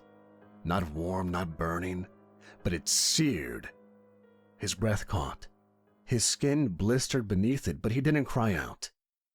He looked up and saw not an angel, but a thing that wore light like a mask. The scourged Bible at his back moved on his own, pages turning, not wildly but with intent, like a hand was guiding it. Elijah reached for it, unstrapped it and opened it. The pages had stopped near the middle, but the margin was still writing, ink spilling slowly into the old paper like a wound opening. "Name the liar. Break the veil." He looked up at the thing above the dais. The golden light was no longer golden. He saw fire. Not flame, not holy, but burning pressure, the kind that melts truth, the kind that twists miracles into meat. The boy's legs trembled, not from strength, but from shock. His eyes were wide, but they were not joyful. The leopard stared down at his hands, confused, and the messenger's smile split just a little too wide, a hair too long. A shadow stretched from its wing, but no sun was behind it. Elijah stepped forward. The crowd didn't stop him. He raised his voice, not shouting, not screaming, but loud enough to carry through the madness. "You call it an angel?" Heads turned. "You see healing. You see gold. You see peace." Michael turned sharply, confused. "You see what it wants you to see," Elijah said. The ring seared. He raised the Bible. The name was there, spelled in black, unbroken letters across the holy page. A word not of heaven, but from the pit. And Elijah shouted it. The demon's true name. The name split the air like a sword dragged through iron. The moment it left Elijah's lips, the wind died. The choir fell silent mid-verse. A scream began in someone's throat and never made it out. The messenger froze in place, wings paused mid-beat, light flickering unnaturally across his skin. Then the light broke. Not like glass, not like fire, but like a lie unraveling. The golden veil peeled back in silence. The radiance thinned, twisted, and darkened, until there was nothing left of heaven, and in its place stood a shape that did not belong to any gospel. Gasps rippled through the crowd, followed by sobs, then silence. The messenger was no angel. It was 8 feet tall, shoulders wide enough to block the light behind it. Its muscles strained beneath cracked, leathery skin, burnt and broken, as if it had crawled out from beneath 1,000 suns. From every fissure in the flesh, flames spurted like backdraft, hissing and pulsing with every breath. The air shimmered around its body, warped with heat. 4 massive wings spread wide from its back, ragged and torn, tipped in bone and shivering with black fire. They didn't flap. They unfurled like something waking from a long sleep, slow and deliberate. Its eyes, reptilian, slitted and golden, locked on to Elijah. Not angry, not afraid, but amused. Below those eyes stretched a thick jaw of uneven fangs, half grinning, half grinding. Black smoke poured from its nostrils in slow, steady gusts. Its arms, 4 of them, shifted into view. 2 moved with predatory grace, the claws twitching in anticipation. 1 hand was missing a finger, the stump smoldering faintly like it had never stopped burning. The other 2 hung low, dragging claws across the stone dais as if marking it for ownership. Across its back rose a spinal ridge of jagged glowing spikes, each one pulsing red at the tips, glowing like hot coals beaten into bone. Its legs were thick, jointed backward, ending in taloned feet that never quite touched the ground. Each step scorched the stone, and ash curled up from where it stood. And in the center of its chest, half buried in burned flesh, was a half-melted rusted crown, fused to the bone beneath. A forgotten relic of a lie once believed.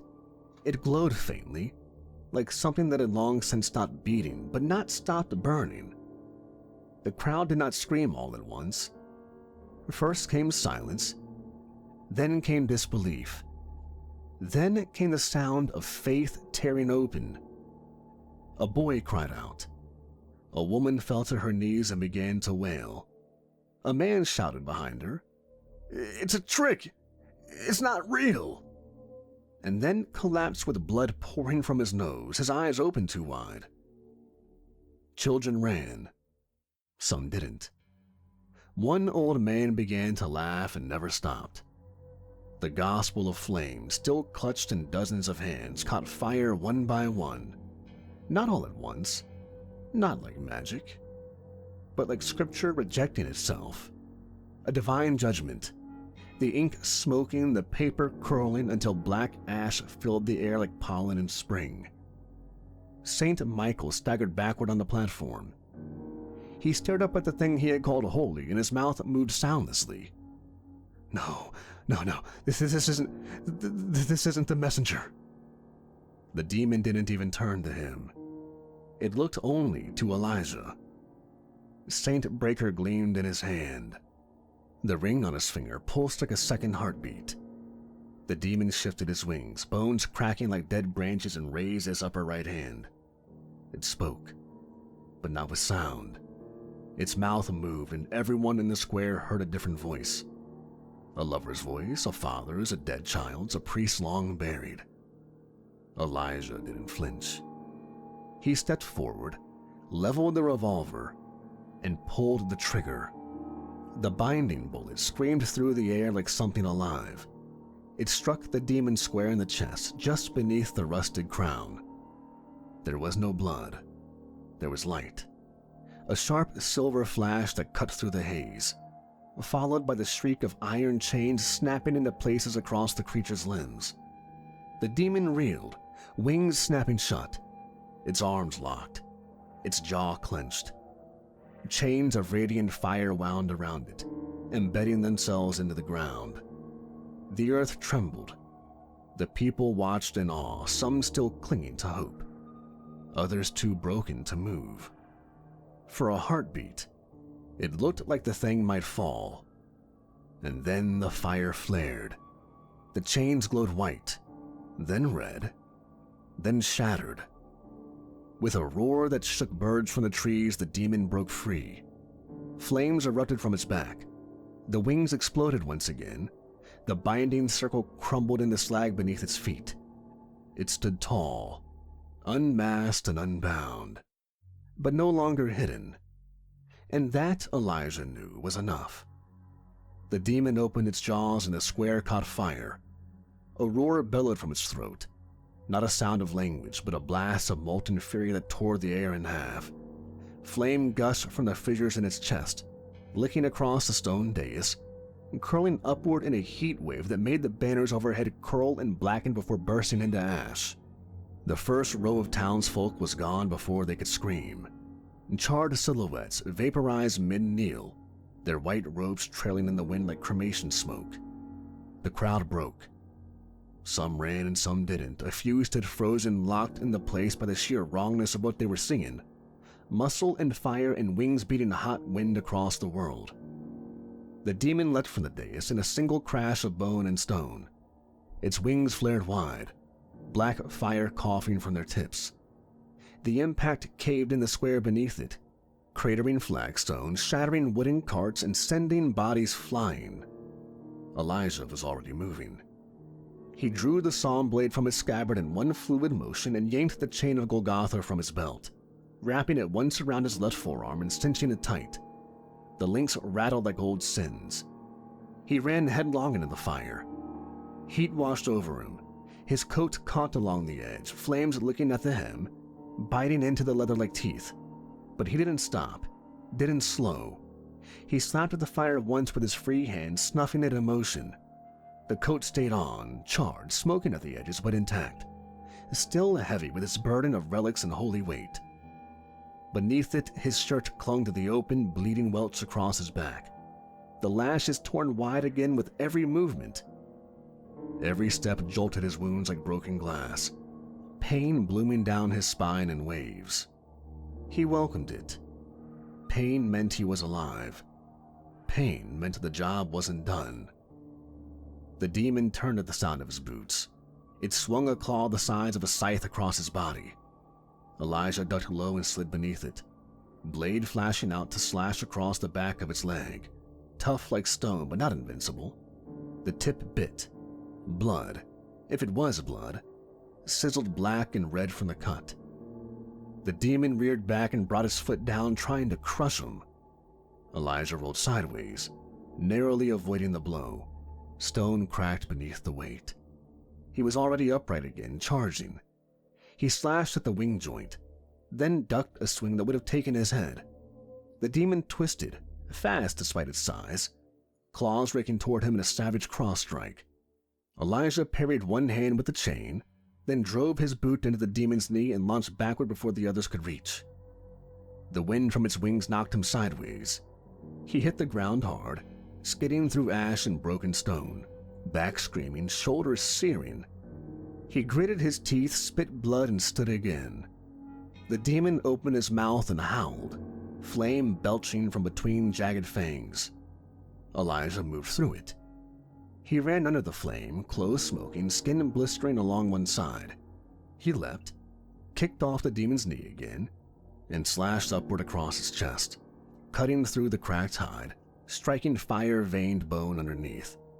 The thing roared in pain this time, real pain. It stumbled backward just a step, but that was enough.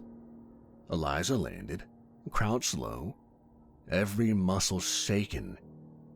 He tightened the chain around his hand, wrapped it over Saw Blade's grip. The demon watched him, eyes blazing gold. He raised the blade and whispered low, "Let's finish this." The demon reared back, wings spread wide, fire pouring from the broken seams of its chest. It loomed above the ruins of the square like a god that had failed upward, still burning, still dangerous, but wounded. Elijah didn't give it the chance to recover. He drew Saintbreaker with a single practice motion. The revolver gleamed, barrel dark with soot, but the steel beneath still true. The demon turned, too slow. Elijah raised the gun. He fired. The first shot caught it in the left pectoral, near the binding bullet wound. A spray of flame and flesh burst from the impact, the creature staggering half a step. He fired again. The second shot right shoulder. Bone cracked like ice splitting under boot. One of its upper arms went limp, claw twitching spasmodically. He fired again. Third shot left knee. The joint collapsed. The demon dropped the full foot, listing sideways, claws scraping the ground in search of stability. He fired a fourth shot right through the wing, shattering bone and punching a ragged hole through torn flesh. A fountain of black fire spiraled upward. His fifth and final shot, right through the jaw, jerking its massive head to the side with a crack of pulverized teeth. The head snapped back, mouth open in a soulless howl of hate and confusion. The revolver clicked empty. Elijah holstered it. The demon was reeling, shuddering, smoke pouring from 5 gaping wounds. Fire leaked from the cracked bones of its chest like oil bleeding from stone. It tried to rise, but its leg wouldn't hold.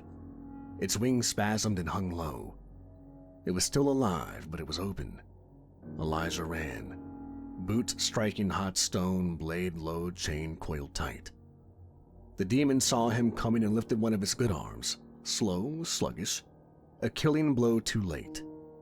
Elijah leapt. He planted his foot on the demon's burned thigh, driving upward, past the broken breastplate of flame and through the curtain of smoke spilling from its jaw. He brought the saw blade high over his shoulder, both hands clenched tight on the hilt, the chain of Golgotha dragging behind him like a banner of war. And then he brought it down, clean, through muscle, through bone, through heat and fury in the engine of hell itself. The blade sang as it passed through the demon's neck, and the head tore free. The body staggered one more step, arms twitching, wings curling in like burning paper. Then it collapsed. A single deafening crash that shook the square, a shockwave of ash and heat rippling outward. The demon's head hit the ground a moment later with a wet thud, jaw still open, molten tongue flickering once before dying out. Elijah landed hard, rolled, and came up gasping, blood in his mouth. The ring on his finger was cold. And at last, there was silence. The battlefield didn't go quiet. It went hollow. The square was blackened and broken, its stone cracked and glowing in places where demon blood still simmered. Buildings leaned like drunks after a funeral. The chapel roof had collapsed in on itself. Gold-threaded banners reduced to smoke and loose fabric coiled in the wind. And at the center of it all, the demon's corpse still bled heat into the earth. Its body lay crumpled, half curled like a scalded beast, headless but twitching now and again as nerves lost their final war. A few of its glowing spine spikes pulsed weakly. The detached head sat 10 feet away, jaw slacked and steaming. One slitted eye burst, the other still open and glowing faintly in the shade. No singing, no cries of joy. Only smoke. Only ruin. The people emerged slowly, from behind carts, from under pews, from homes and basements and crawl spaces. Some came crawling. Others stumbled. Most didn't speak. A few wept, quiet, as if afraid to draw attention. Some looked at Elijah like he was a curse given legs.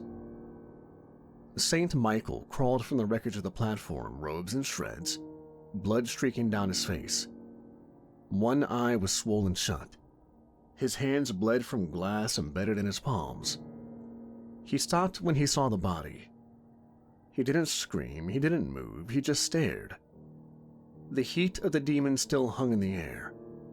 But it wasn't fire that burned him now. It was truth. He stumbled forward, barely able to stay upright. He reached Elijah, who stood motionless, bloodied blade still in hand, and fell to his knees, hands clutching Elijah's coat like the hem of a priest's robe. "I thought it was real. I thought it was him. I didn't know." His voice broke, but he didn't stop. He bowed his head, forehead pressed to Elijah's chest. "I didn't know." Elijah didn't speak. He stood above the man, every inch of him aching. His coat smoked at the seams. Blood ran from a dozen wounds, back torn open from ritual lashes, shoulder scorched, ribs cracked, thigh cut, head bleeding. He reached slowly into the inside of his coat, drew out a small relic. Saint Michael flinched. Elijah drew out the finger bone of Saint Merciful. It was warm to the touch, already responding. In his other hand, Elijah reached out and gently touched Michael's forehead. The broken preacher flinched. "What are you doing?" Elijah's voice was low and calm. "Asking God what needs to be done with you." The relic pulsed in his hand. And then Elijah saw. Not in visions, not in dreams, just truth. poured into his mind like oil into a wound. He saw Michael's faith. Not arrogance, not pride, but true belief. Naive, desperate, and misguided. He saw the moment the messenger first appeared, how Michael had wept, how he had felt relief so deep it shattered his doubt. He saw the truth, the praise, the absolute conviction that he was doing good. And then he saw something more. He saw Michael broken, living the rest of his life not as a preacher but as a penitent, scrubbing floors, rebuilding roofs, carrying the memory of the demon like a stone around his neck. He would not lie again. He would not lead again. He would serve. Elijah's hand fell away. He tucked the finger bone back into his coat. God has judged you. What did he say?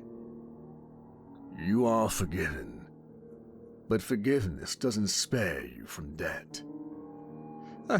I don't feel worthy. You're not. That's what makes it real.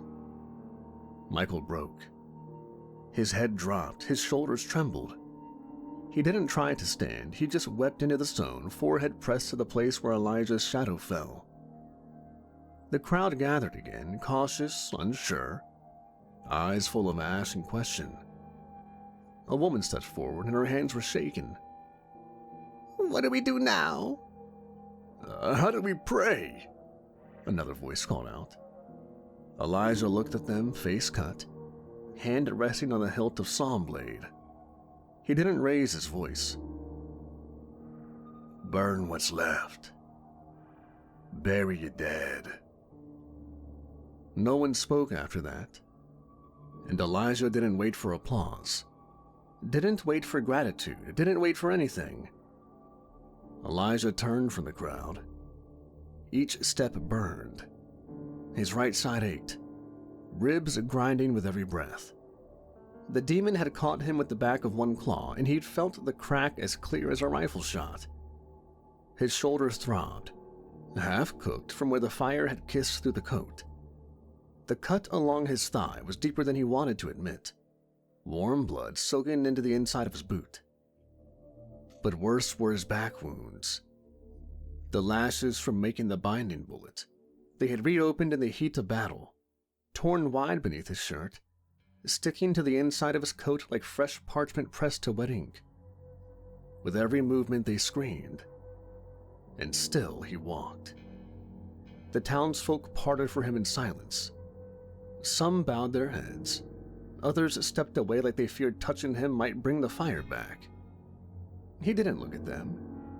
He didn't look at the chapel, or the corpse, or St. Michael still on his knees. He only looked forward. Luther was waiting at the stable post. The horse lifted his head when Elijah approached, giving a low, gruff snort, like he'd known, like he'd been listening the whole time. Elijah reached up, slow and stiff, and patted the side of Luther's neck. Still breathing, he muttered. He mounted awkwardly, pain shooting from knee to shoulder, and settled into the saddle like a man returning to his own grave. The ring on his hand was cold. The scourged Bible at his back didn't move. He didn't need to ask what came next. He already knew. And so he rode into silence and into what waited. Whatever it was. Elijah left New Galilee under a gray, weightless sky. No townsfolk lined the streets to see him off. No hymn followed his departure. Only the sound of Luther's hooves over broken stones and ash. The slow crunch of leather creaking with each shift in Elijah's saddle. His back was torn raw beneath his coat. His ribs moved wrong. His left thigh throbbed like it had its own heartbeat. But he didn't stop. There was no place in that town for him anymore. Not in their grief, not in their rebuilding. His work was done. By the second day of riding, the pain settled into something dull and permanent. The heat of the binding bullets ritual still echoed in his spine. His shoulder ached each time he tugged the reins. Dust clung to the corners of his mouth and eyes, and blood, his own long-dried, stiffened the inside of his collar. He barely spoke on the journey. Luther didn't need direction. The beast had a better sense of purpose than most men.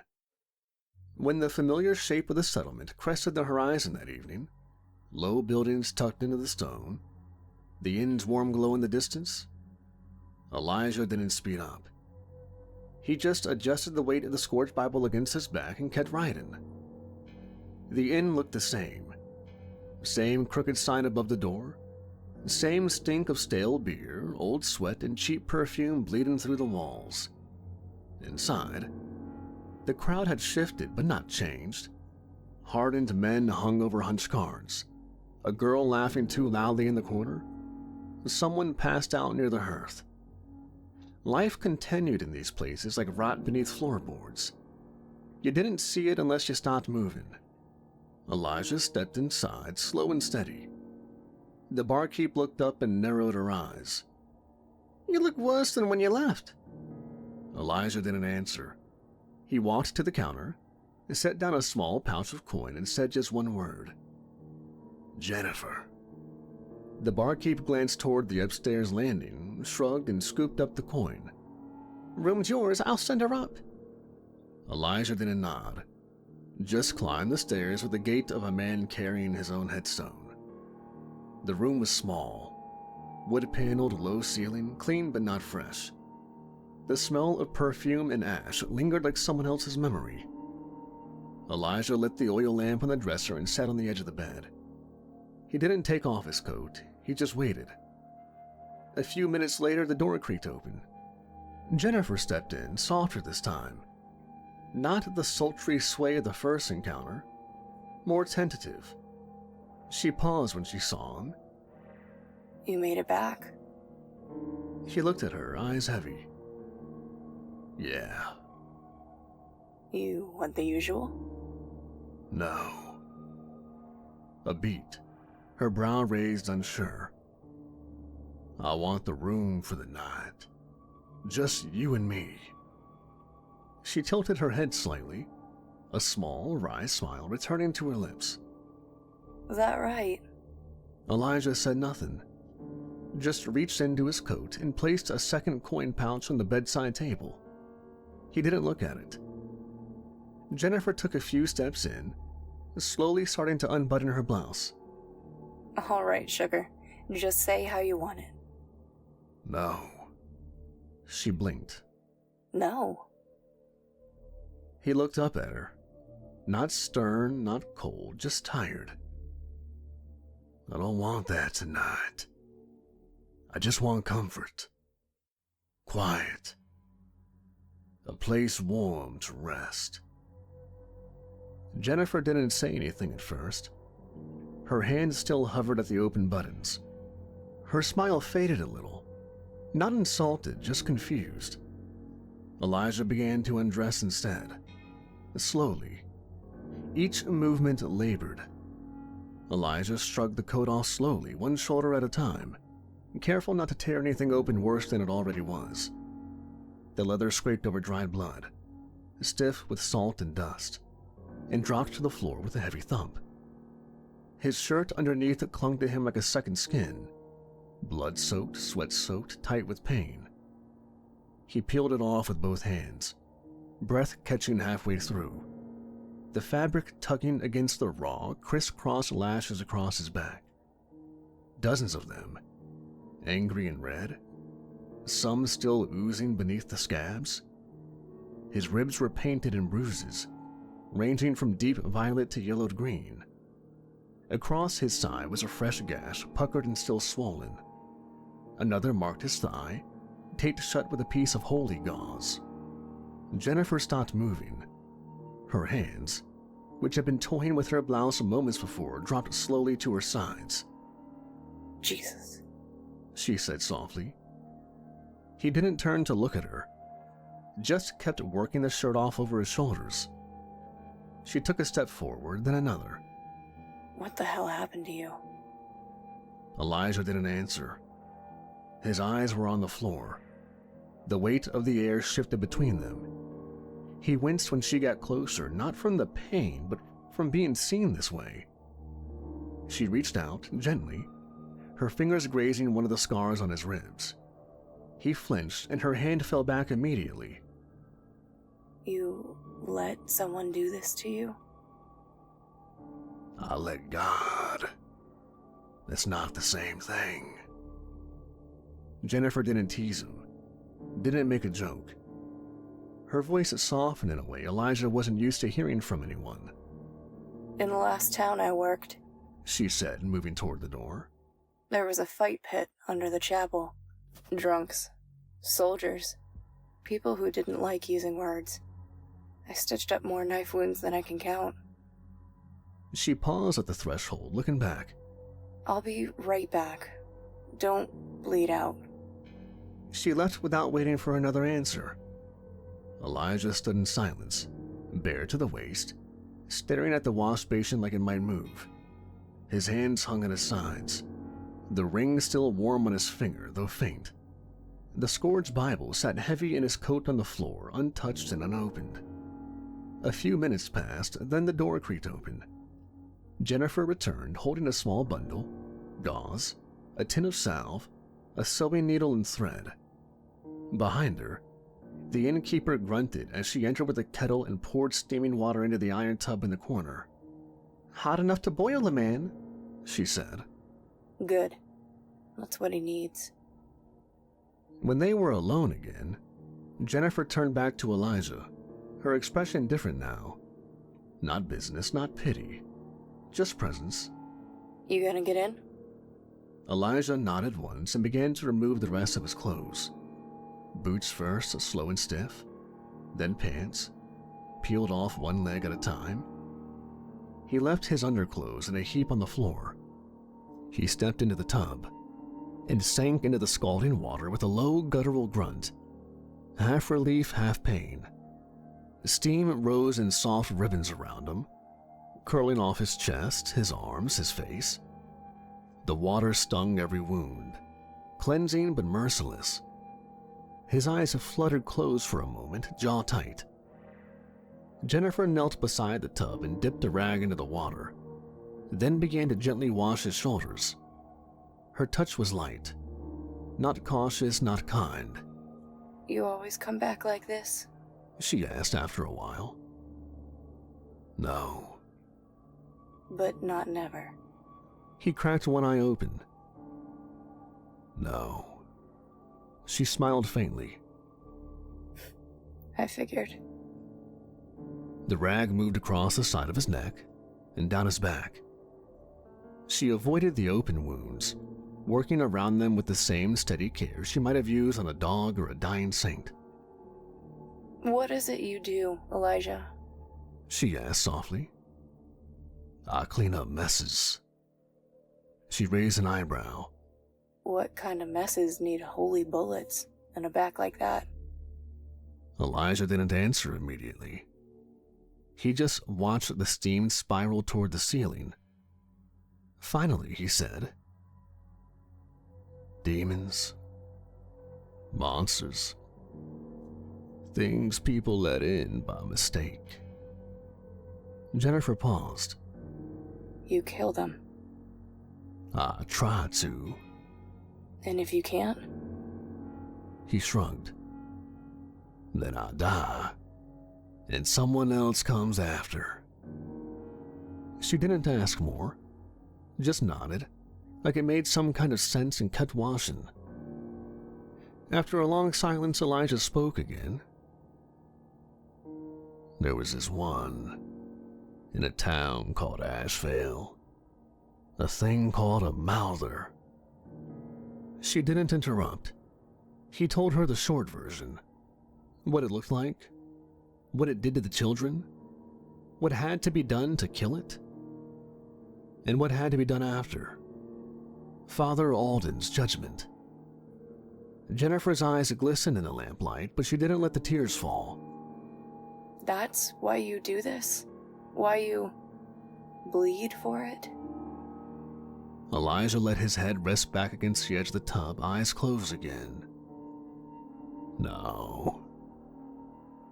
I do it because God demands it, and no one else will. Elijah stepped out of the tub slowly, water sheeting off him, steaming as it touched the cooler air of the room. His skin was flushed raw, the bruises darker now under clean light, the welts on his back red and livid like fresh ink. He dried off with a coarse linen towel, movements slow and precise. Jennifer waited with a small wooden stool near the bed, her thread and needle laid out with practiced calm. Her gaze didn't flinch when he turned, didn't shy from the sight of him. Not the ruined skin, not the brand of pain carved into every muscle and scar. Just motion for him to sit. This is gonna sting. I'd be suspicious if it didn't. She threaded the needle in silence, dipped it into one flask of clear liquor, and then got to work. The first puncture drew a grunt from Elijah, a quiet, sharp exhale through clenched teeth. She worked carefully, methodically, drawing the thread through the worst of the gashes on his side and shoulder. She didn't ask for stories this time, not until the third stitch. What happened in New Galilee? Elijah didn't speak at first. His jaw flexed once, then again. Jennifer waited, hands still busy. The preacher thought he heard the voice of God. Started a church, a gospel, a movement. But it wasn't God. No. What was it? He glanced at her and his voice was flat. A demon. A strong one. Beautiful. Powerful lion. Jennifer's hands didn't stop moving, but she slowed just a little. And you killed it? Elijah nodded. And the preacher? I spared him. She looked up at that and met his eyes. Why? Elijah didn't look away. Because God commanded it.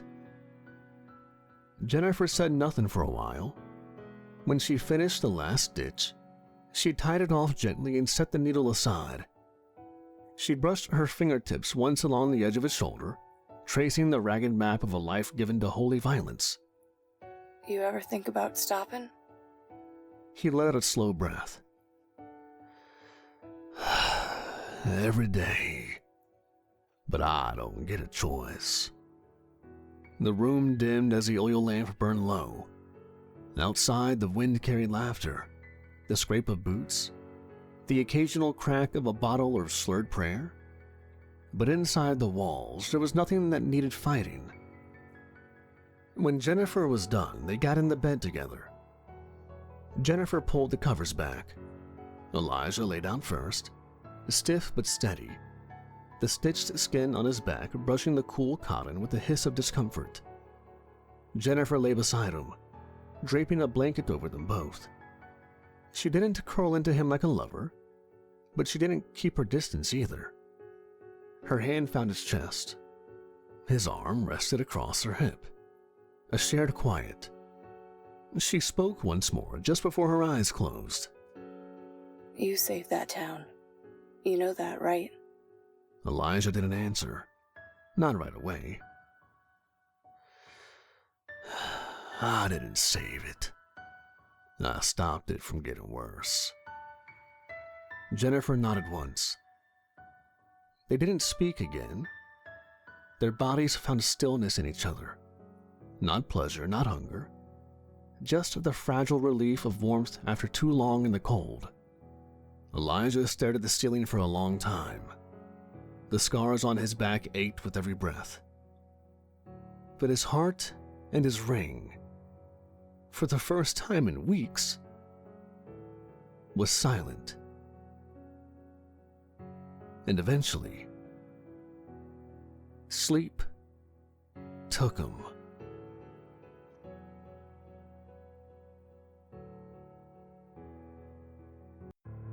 Luther's hooves crunched over the dirt road like old bones snapping in dry grass.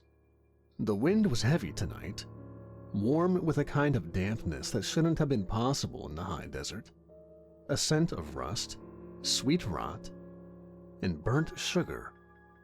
Elijah tugged his coat tighter around his ribs as they crested the ridge. The town of Calamore glimmered faintly ahead, half asleep beneath a curtain of flickering lantern light and wood smoke.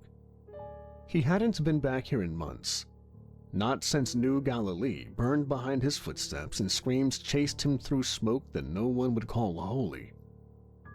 But before he saw the town, he saw it. Off to the east, nestled in a basin where the hills sank low, a carnival blazed like a wound in the dark.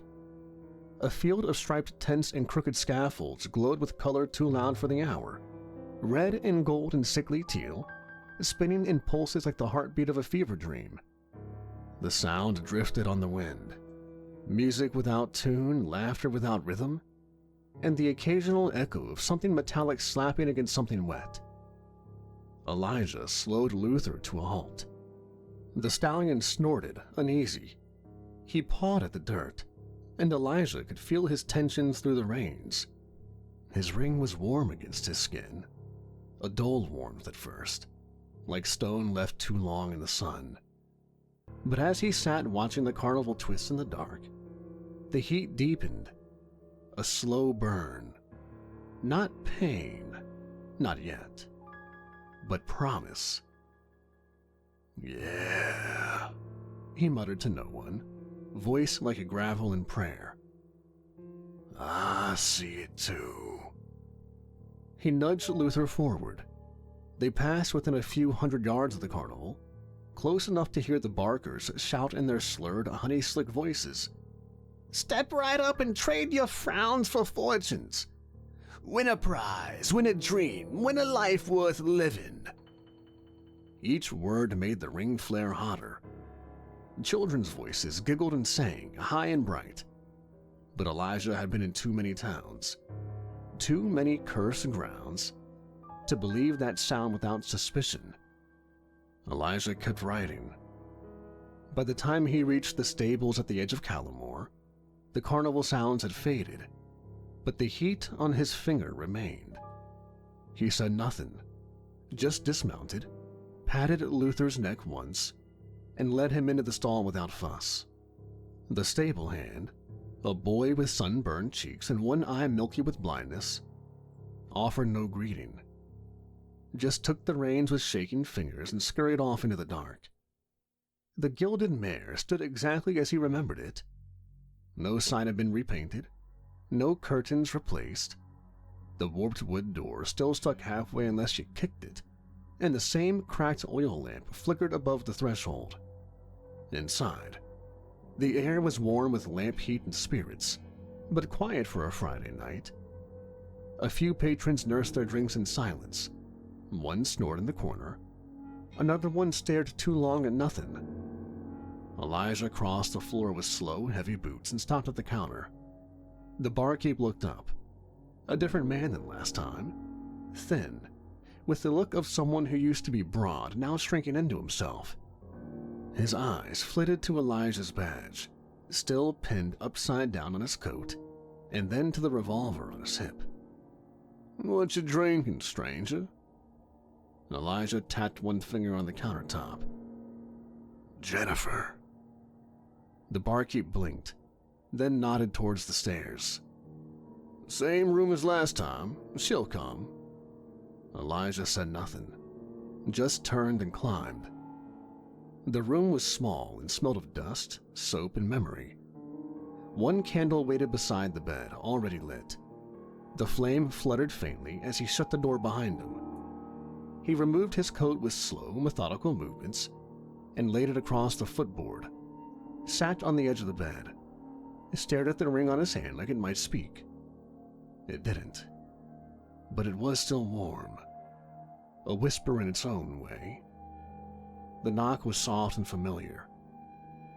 "Come on in," Elijah said.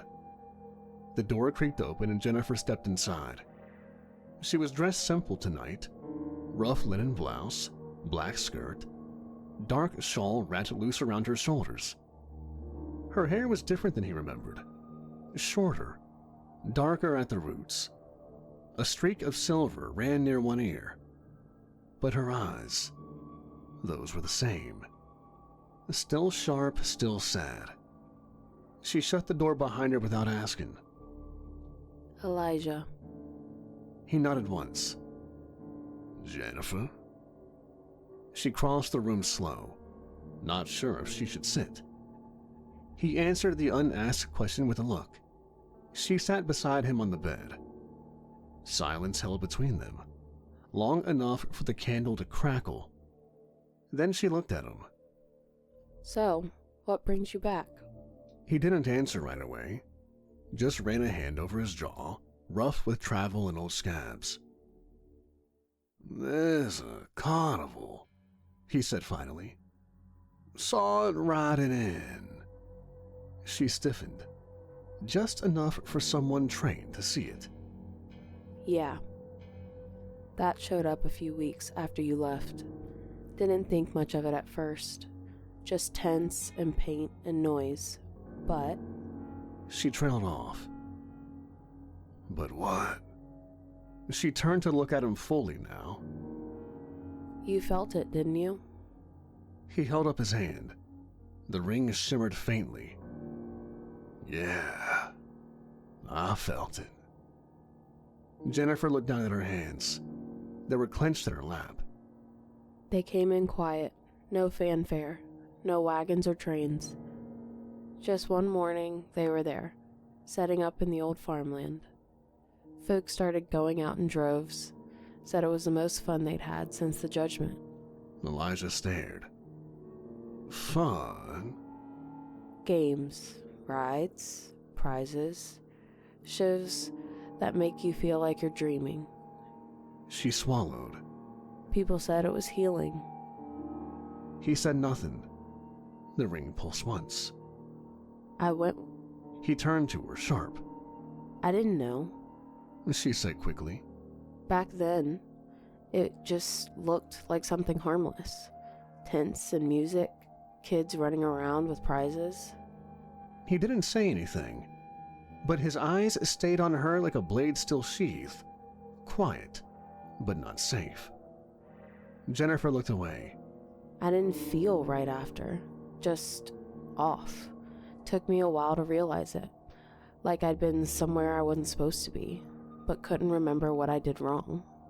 She crossed the room slowly and rested her hand on the window ledge. It's not everyone, not all at once, but people have been different. Forgetful mostly. Quick to laugh at nothing, slower to anger too, which sounds good until you see a man smile through a broken nose and not even realize he's bleeding. Elijah's jaw tightened. Any disappearances? Not disappearances, just absences. Like someone who used to sit on the corner every morning suddenly isn't there, and no one thinks to ask why. You ever get the feeling a room used to be full, but now there's too much air in it? He gave a short nod. Jennifer turned back to him. I hear things. Guests mumbling in their sleep. One woman woke up screaming because she swore her husband was standing over her with a red balloon and no eyes.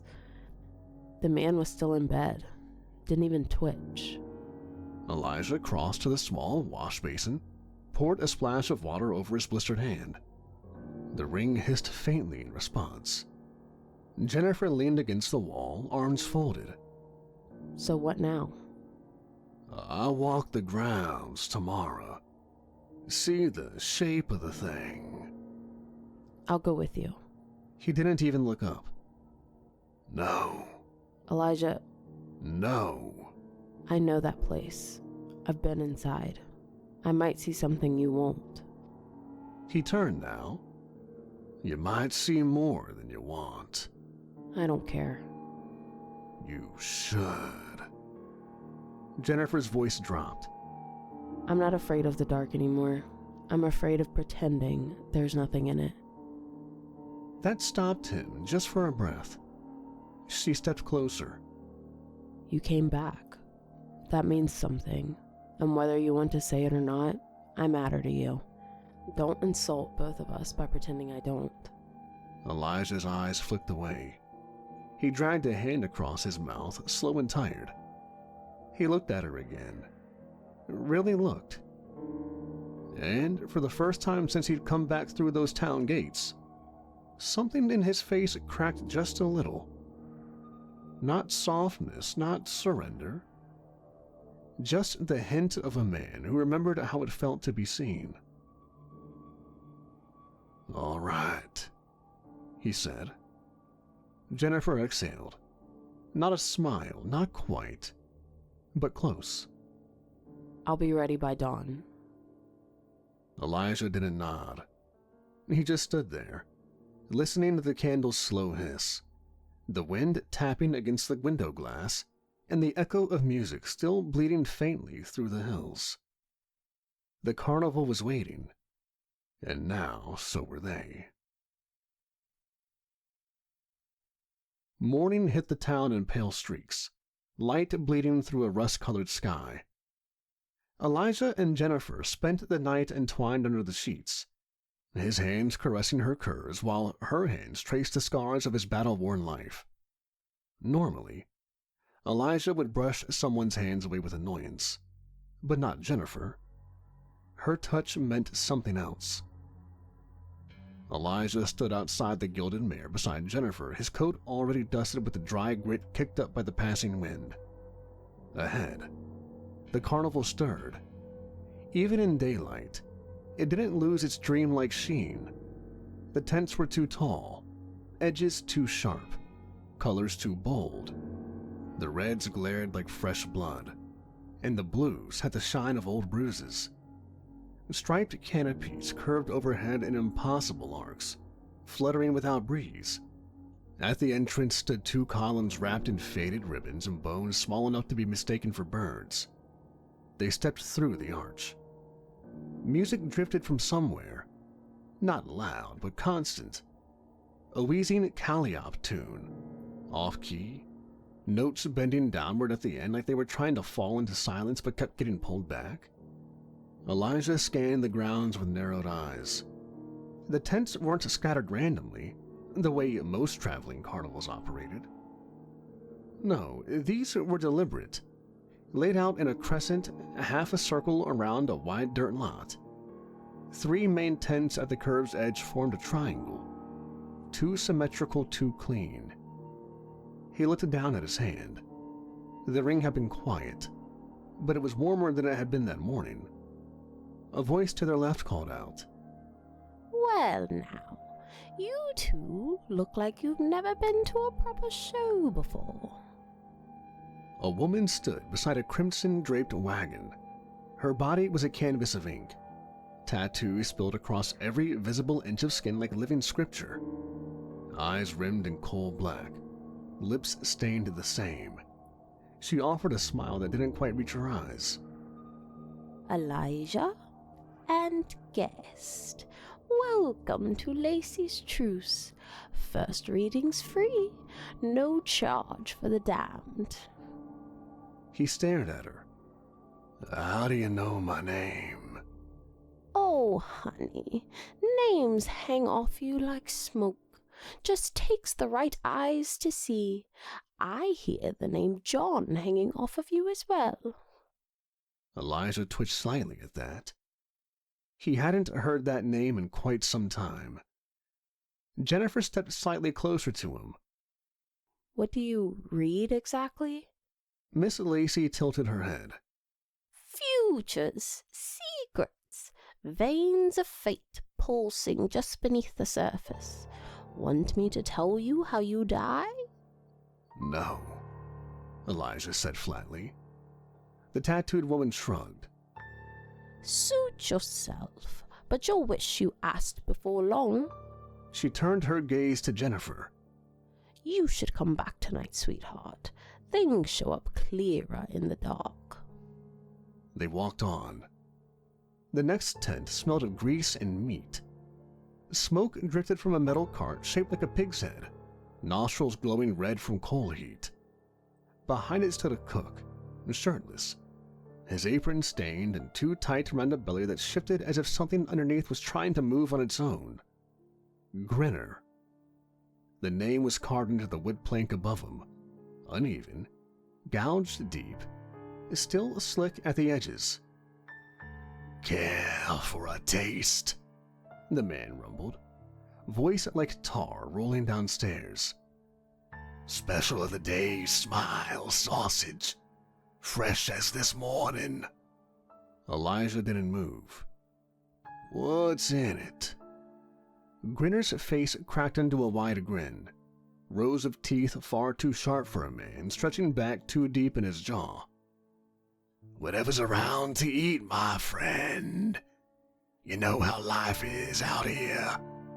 I've been doing this for decades and can turn just about anything into a delectable treat." Jennifer touched Elijah's sleeve. They kept walking. At the far end of the grounds, near the boundary where the grass gave way to dust again, stood a large open space. A few scattered weights, a makeshift platform.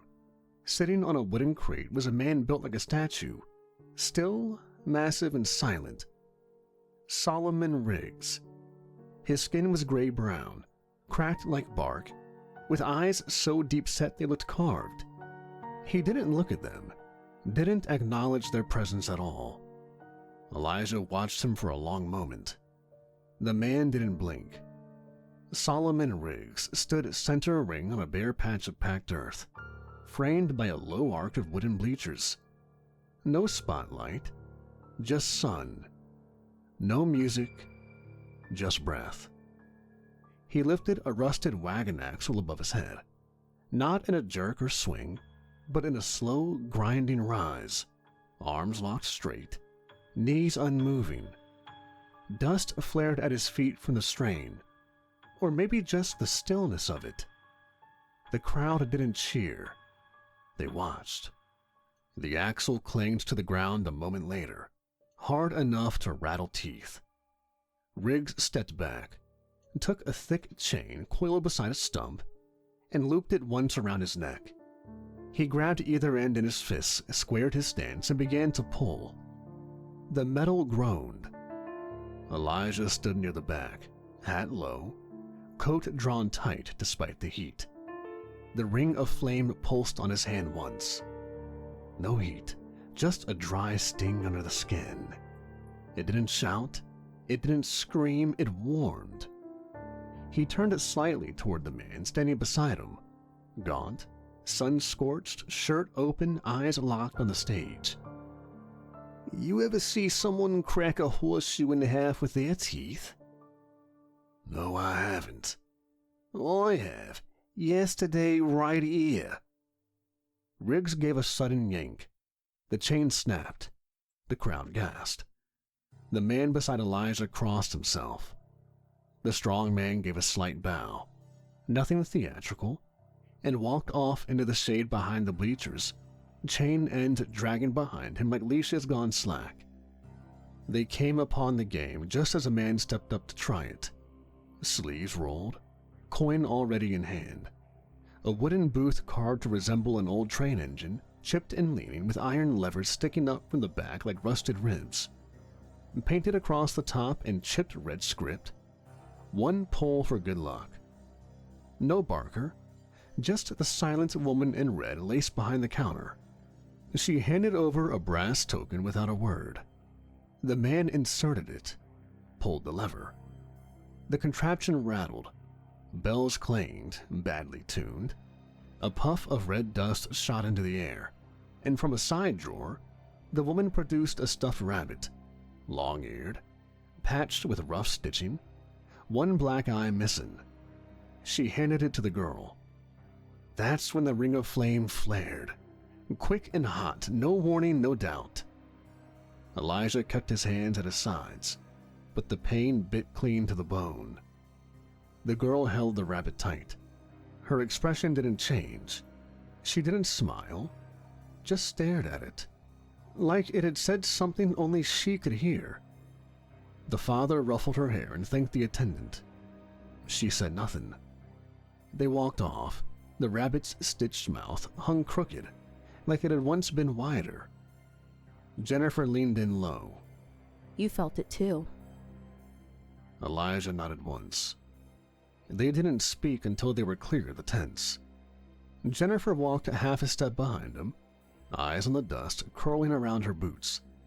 Elijah's hand flexed at his side, fingers twitching like they were trying to rid themselves of heat. The ring of flame still pulsed, soft now but insistent. The wind shifted. The town came back into view, distant but close enough to smell smoke and horses. Elijah didn't stop walking until the cracked wooden sign creaked overhead. I saw that girl. Jennifer finally said, voice low. Day before yesterday. She was with her mama, crying because she wanted to leave. Today, she didn't even blink. Elijah kept walking. You think it's the toy? No. It's the prize. Jennifer frowned. Difference being? He didn't answer. The difference wasn't something he could put into words. It was the shape of things. How the prize didn't feel like a gift. It felt like a claim.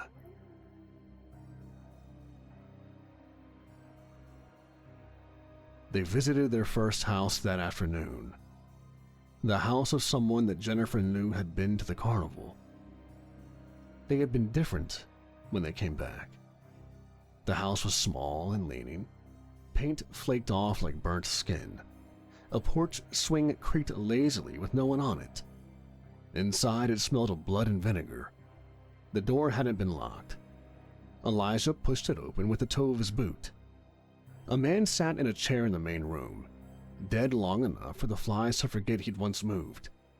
His hands were outstretched, fingers clawing toward the door, as if he'd changed his mind about dying halfway through. What stopped Elijah cold wasn't the blood.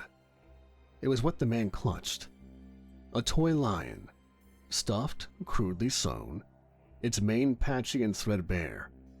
Its eyes were like little buttons of black glass. Its mouth was stitched in a crooked grin. Jennifer stepped over the threshold, covering her nose.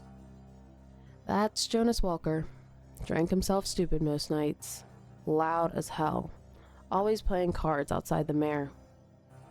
Elijah said nothing. She glanced at the lion. I've never seen that before. He reached forward and touched the lion.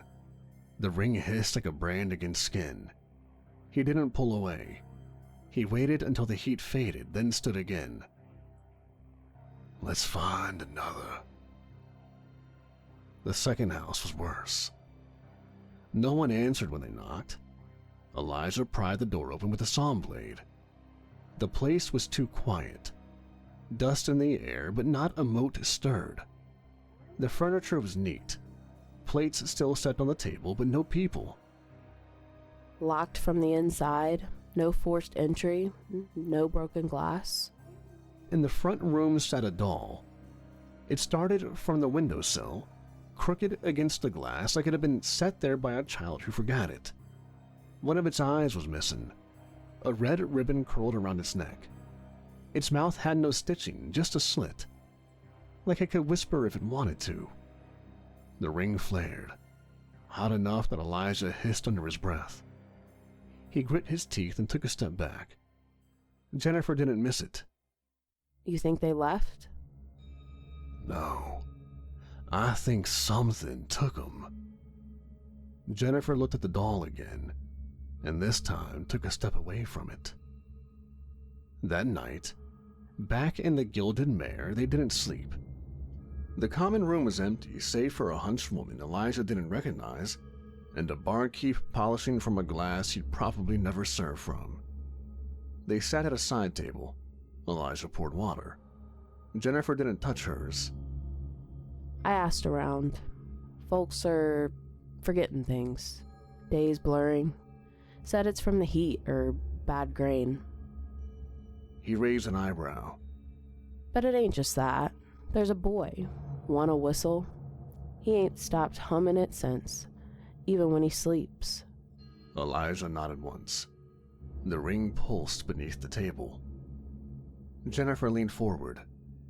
You still think it's the 3 we met? I do, but they ain't the ones making the rules. She sat back. Then what are they? He looked past her into the dark. Servants. Signs. Upstairs, the room smelled of hot metal and dried sage. Elijah sat at the edge of the bed.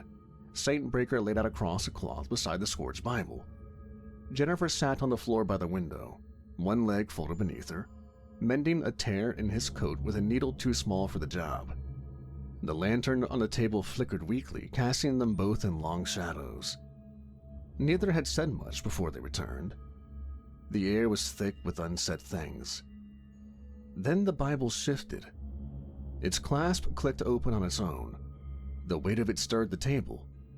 Pages rustled like leaves caught in a low, deliberate wind. Elijah didn't move.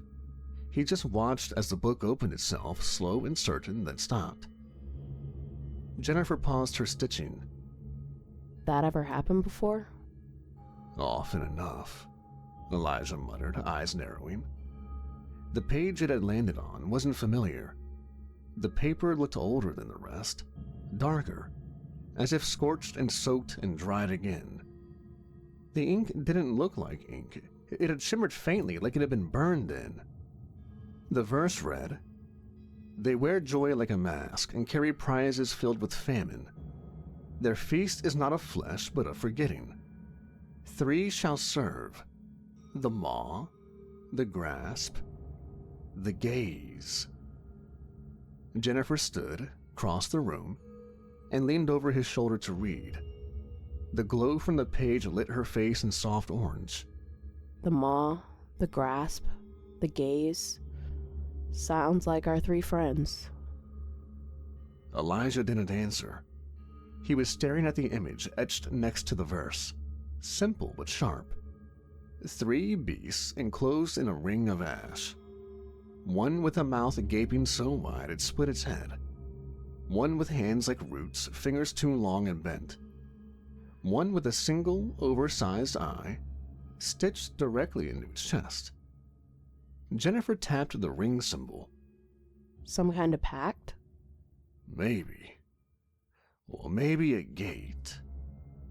She crossed her arms. You ever see signs like this before? No. And I don't like how it's coming now.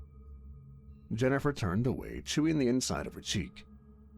So what do we do? Elijah flipped open his notebook, pages filled with maps and half-finished sketches, notes in shorthand only he could read. He stopped on a clean page, then wrote 3 names and circled each one. Miss Lacey, Grinner, Solomon Riggs. Jennifer sat back down, this time beside the bed. You think they're demons? Something of the sort. I'll know more once I fight them. She nodded, then quietly. And you think they're feeding on us? He looked at her, tired, steady. They already are.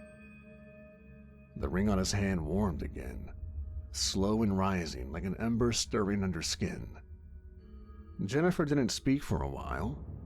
Neither did Elijah. They just sat there, lantern flickering, the Bible still open between them. The lantern burned low.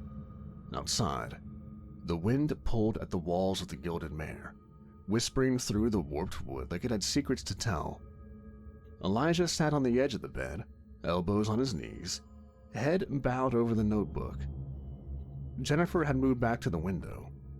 She didn't speak right away, just watched the dust swirl in the light and the slow twitch in his jaw. After a long stretch of silence, she said, You always write names down like that. Elijah didn't lift his head. Sometimes. When you're sure they're guilty? He hesitated.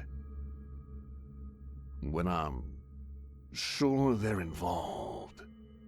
She turned toward him, her voice gentled, not out of pity. She didn't pity him, but out of recognition. A soft mirror held up to something she'd seen before. You've done this a lot, haven't you? He didn't answer. I can see it in the way you move. Still, no answer. Jennifer leaned against the wall, arms crossed. She stared at the coat Elijah had folded on the back of the chair, the one she'd stitched just hours ago. First time, I saw something I couldn't explain. I was 11. My uncle died of fever. Middle of the night, he sat up, skin all gray, eyes white like boiled glass, and whispered my name like he'd never stopped breathing. He told me I was next, and then he fell dead again. Elijah finally looked up. I didn't sleep for 3 nights. Didn't tell anyone either. Figured if I said it out loud, it might come back. He nodded once. Quiet understanding. Then she added, You ever see something like that? Elijah exhaled through his nose. Worse. She waited. He rubbed a hand over his face, slow and worn. Then finally, I was 5. Jennifer's posture shifted. She stayed still. Didn't rush him, just gave him space. My town was called Stone Tree. A small place up near what used to be the Colorado border. About 30 families. Old well, little chapel. My father kept the bell in good order. I remember that. His voice was steady, but it had a weight now. Like every word cost something to pull from his chest. One night they came. Ghouls. And not mindless ones either. These were ordered, controlled. There was a man with them. Wore no shirt, skin carved in languages I didn't know then. He spoke and they moved. Tore through the town like it was paper. He paused. The lantern hissed. We fled to the basement of the chapel. They killed my parents first. My brothers next. The rubble left me buried and I stayed silent. Stayed there 2 nights wrapped in a quilt, drinking mildew water off stone, listening. Jennifer didn't interrupt. The 3rd day, someone came. He leaned back, eyes distant now. Not here, somewhere darker. John. That was his name, just John. He came alone. Long coat, revolver like thunder, scars down his neck. He didn't ask questions. Just ended it. Cleansed the town like he'd been told to. A long silence followed. He found me curled up with a Bible in my lap. The only one in our town. Didn't even know how to read yet. Jennifer sat down at the edge of the bed, not touching him, just close. I think he was gonna leave me there. Thought I was too young, too broken. But something told him otherwise. God? She asked softly. Elijah nodded. That's what he said. This one is mine. That's what the voice told him. And he raised you? Trained me. High up in the pines, miles from the next soul. He taught me to shoot before I could read. Taught me to survive, to listen. Not for people, never for people. For signs. For wrongness. For when the air goes still and the trees forget how to move. Jennifer tilted her head. You ever wish he hadn't? Elijah looked at her, eyes like stone but tired. Every day. Another silence stretched. This one wasn't heavy, just honest.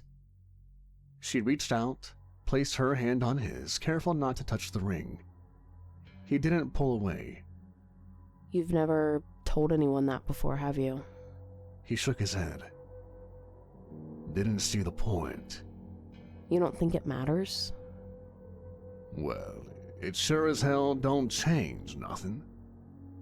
She studied his face for a long moment, then said, It changes this. You and me. Elijah looked down at her hands. I don't want you in danger. You get close to me, and you might not make it out. When has life after the sundering ever been about safety? All anyone has known for generations now is pain, is suffering.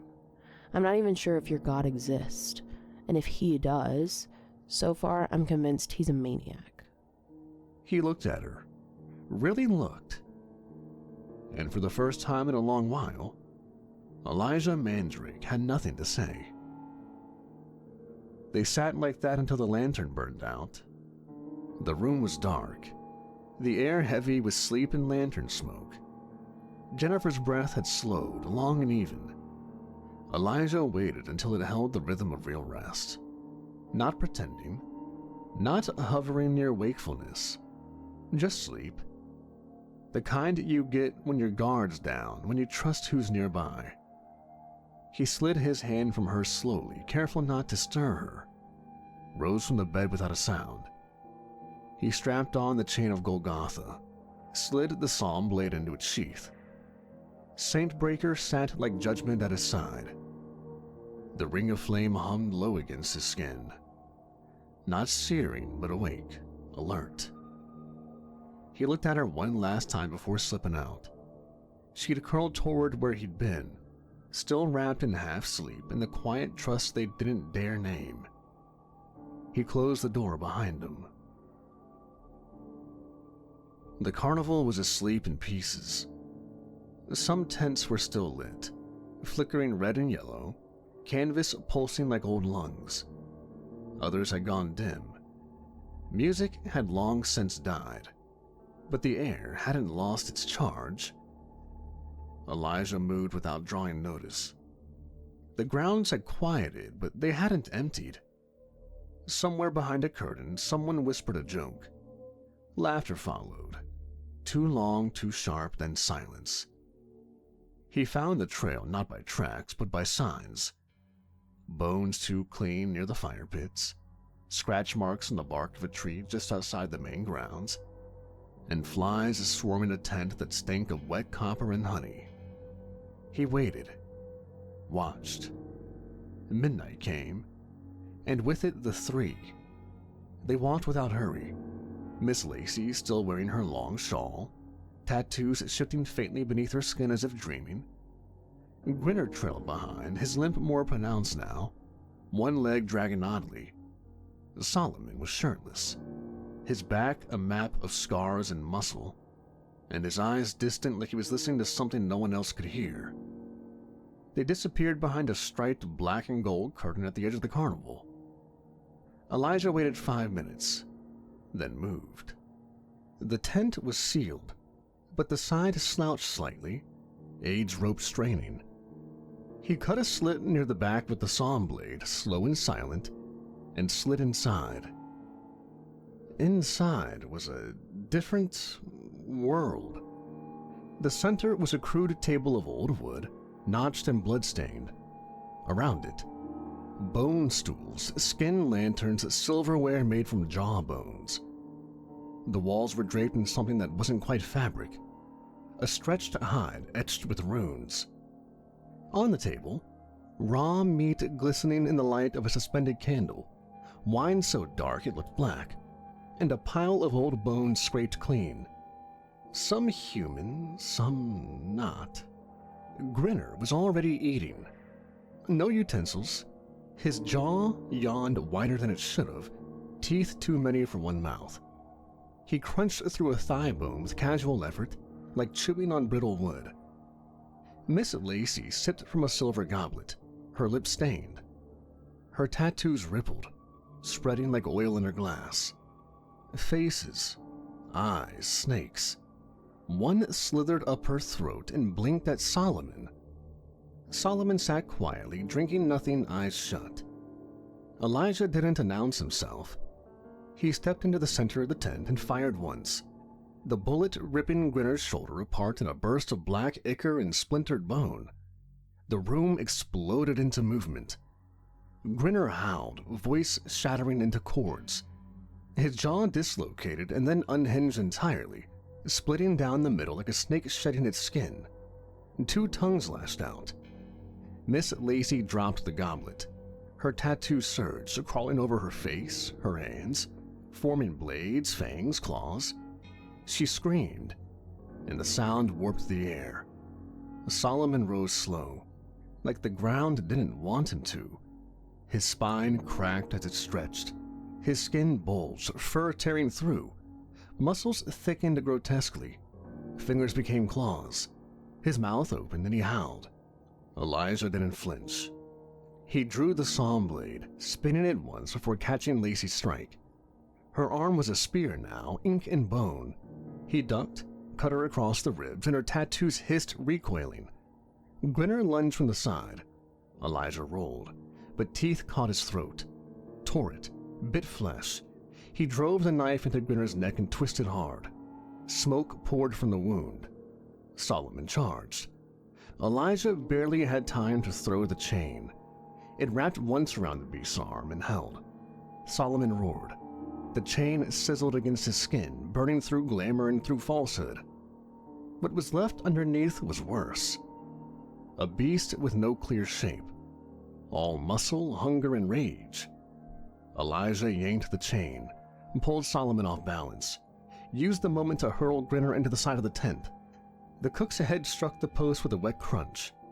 Lacey came again, this time with wings of ink, her feet floating off the ground, tattoos screaming. Elijah muttered something in the old tongue. The psalm blade lit cold, and he slashed up, catching her across the gut. She shrieked. Then Solomon was on him, fists like sledgehammers. One caught Elijah in the ribs. Something cracked. He hit the ground hard and rolled. The breath had gone from him. Solomon moved in, claws ready. Elijah grabbed the fingerbone of St. Merciful and clutched it hard. The beast hesitated. Elijah rose, coughing blood. He moved, bladed to Solomon's thigh, deep and clean. The beast screamed. Grinner staggered up, jaw bent sideways, eyes full of hatred. Elijah caught him with the chain next, wrapped it around his neck, and whispered scripture into his ear. Grinner's skin peeled. The glamour dropped. What was left was no man, but a husk of gluttony and rot. Elijah drove the psalm blade through both jaws at once. Grinner went still. Lacey hovered above now, bleeding ink and hissing.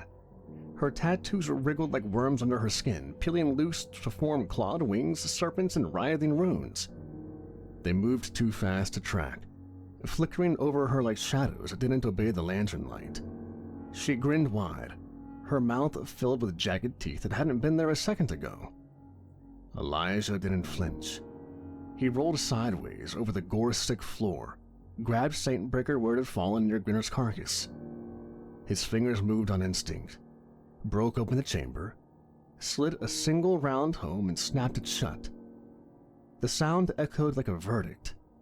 Lacey dove, wings of ink lashing behind her, mouth screaming a word Elijah didn't know. One not meant for mortal tongues. Elijah fired. One shot clean. The bullet caught her center mass. The scream cut off midair. Her body jerked. And for a breathless moment, the tattoos seemed to come alive in protest, squirming off her skin, unraveling like threads in a burning cloth. Then she dropped, hard, twisted on the floor like a broken marionette. Ink pooled around her.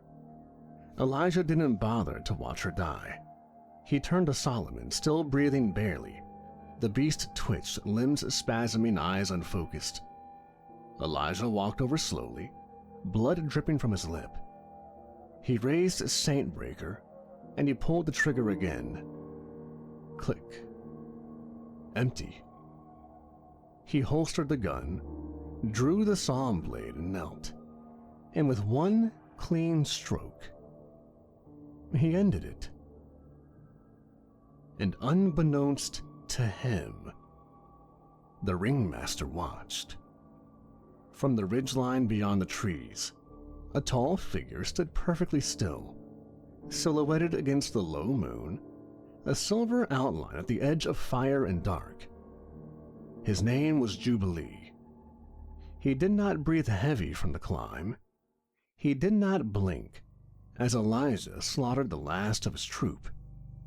He merely smiled. The kind of smile men give at auctions or executions. Appreciative. Appraising. The kind that says yes. That one. He'll do.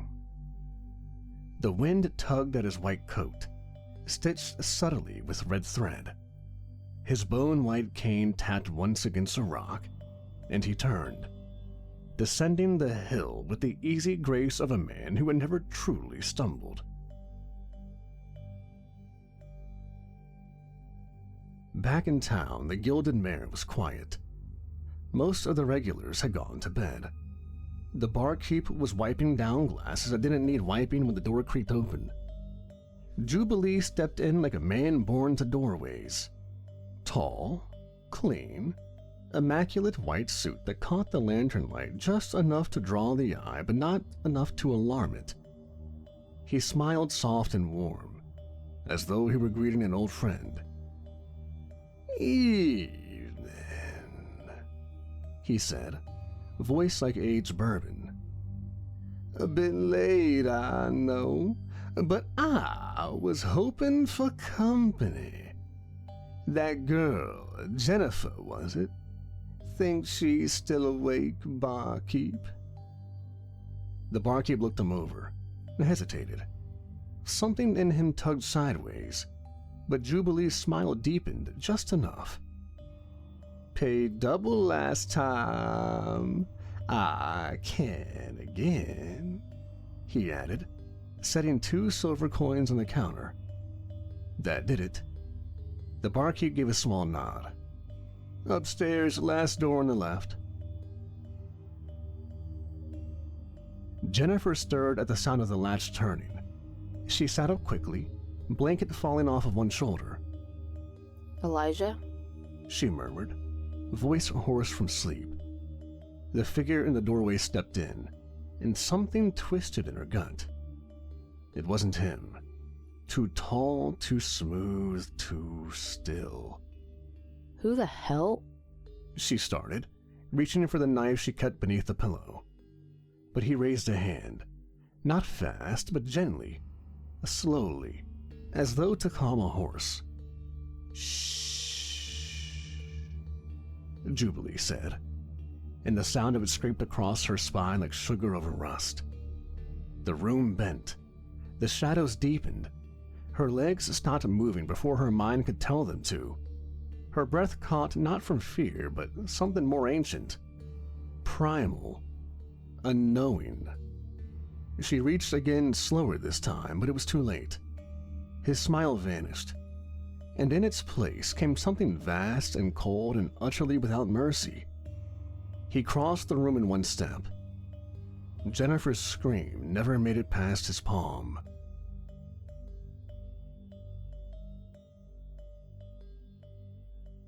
When Elijah returned to the Gilded Mare, something was wrong. Not visibly, not loudly, but wrong. The lights felt dimmer, the walls tighter, the bar too empty. He moved through the saloon like a man following a scent only he could smell. Up the stairs, down the narrow hall, 3rd door from the end. He knocked once, out of habit more than hope. No answer. He opened it. The room was dark, sheets still rumpled, window cracked just slightly. The kind of half-lived-in look that said someone had been there and left in a hurry. But the air... He stopped and breathed.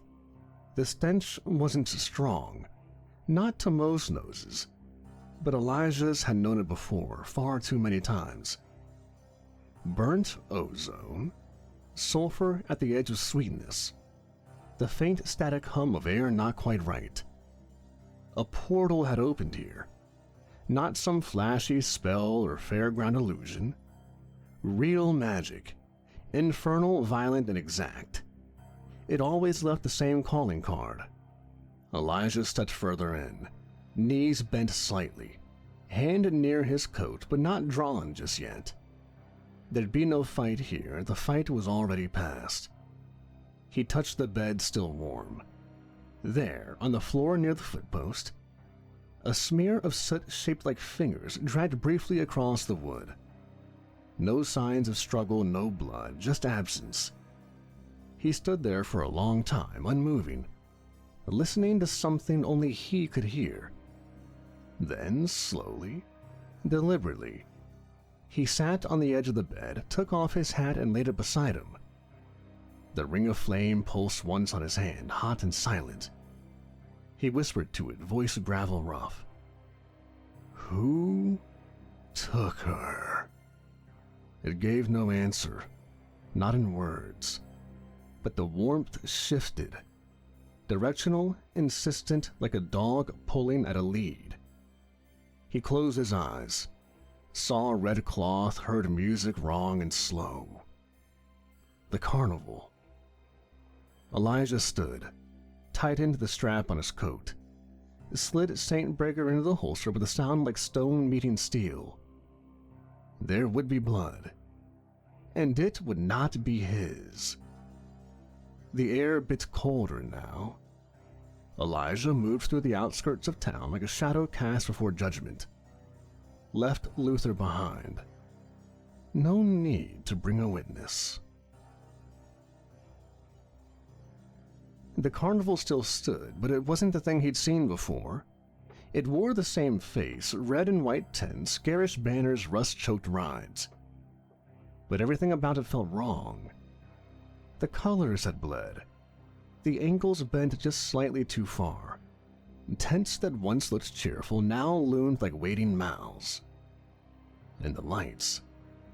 They flickered with no rhythm, pulsing like a dying heartbeat. Too fast, then too slow. Every now and then, one would blink out entirely. He stepped onto the main thoroughfare. The music was gone, no calliope, no laughter, just the wind brushing canvas and the pressure. The air hung thick, every breath a burden, not to mention his cracked ribs. The ring of flame on his finger seared hotter with each step. Not unbearable, but close. A warning. A lock being tested. Elijah kept walking. No crowds now, no performers. Only the empty bones of pleasure, hollowed out by something far older.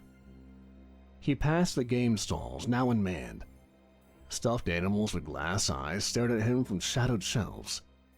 The dolls looked too real, too alert.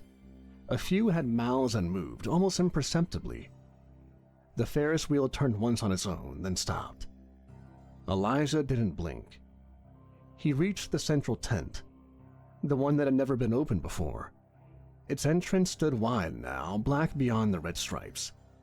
The canvas rippled as though there was no wind. Then came the voice. It didn't enter through his ears. It slid through the cracks in his soul. Smooth. Cold. "Oh, Elijah, come find her, if you're worthy." Elijah's jaw tightened. His hand hovered near Saint Breaker but did not draw. He didn't speak back, didn't curse or call out.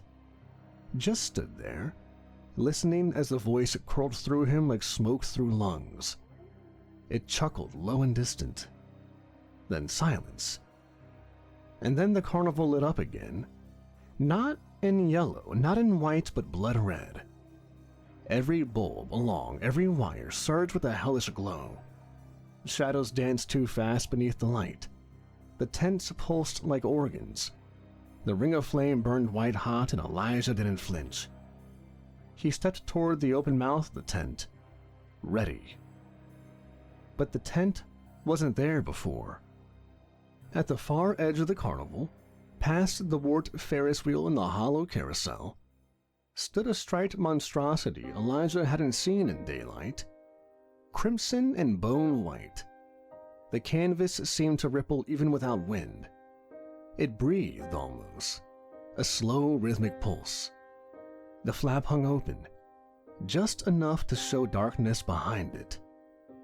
The air reeked, sulfur and old blood, sweet rot and the static burn of conjuring. Elijah didn't hesitate.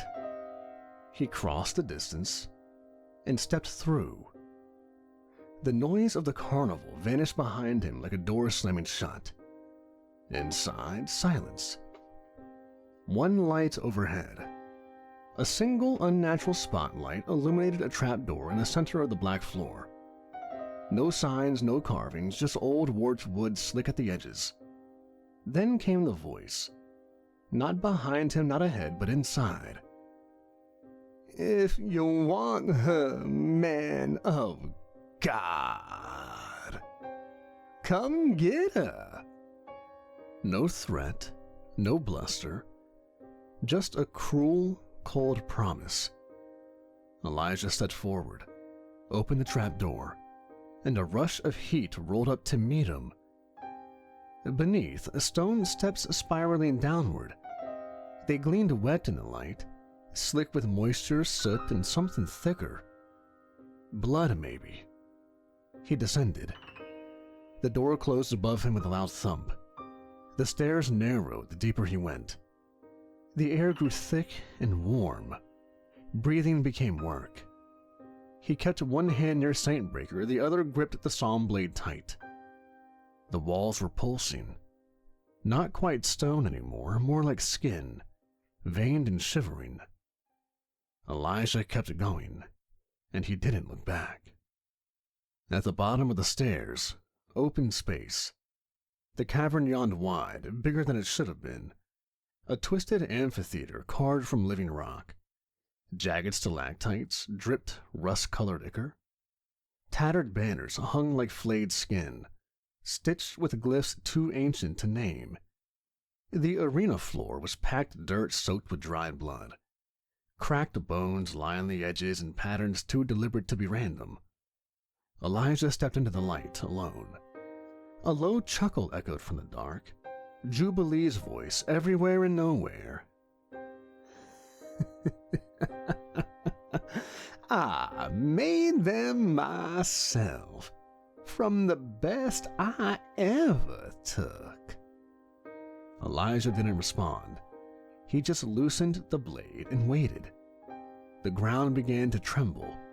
It came fast, crawling on all fours, its limbs bent wrong, skin too tight like it had been shrunk onto the bones. No eyes, no mouth. Just a raw hole where its face should be, and all across its back, carnival tickets jammed in like scales. It screamed. No sound, not at first, just pressure like a nail through the temple. Then the noise hit. A shriek so sharp, Elijah staggered backwards, small blood spilling from his ears. He didn't wait any longer. He lunged low, drove the psalm blade into its throat with a hard upward motion. The creature jerked and spasmed and collapsed. Black ichor soaked the floor. He rolled his neck, wiped the blade. Blood ran from his nose. Elijah didn't have long before two beings dropped from the ceiling like meat falling from a hook. Twins, identical. Wrapped in garish rags sewn to their skin. Faces smooth bone, no eyes, no mouths. They moved in perfect sync, limbs cracking at wrong angles, laughing in reverse. Elijah reached for the chain of Golgotha. He let them flank him, then spun, loosing the chain in a wide arc. It struck one and wrapped tight. It sizzled, revealing the seams, the binding spot where they'd been stitched together bone to bone. He drew the saw blade. It hit true, lodging deep in the joint between them.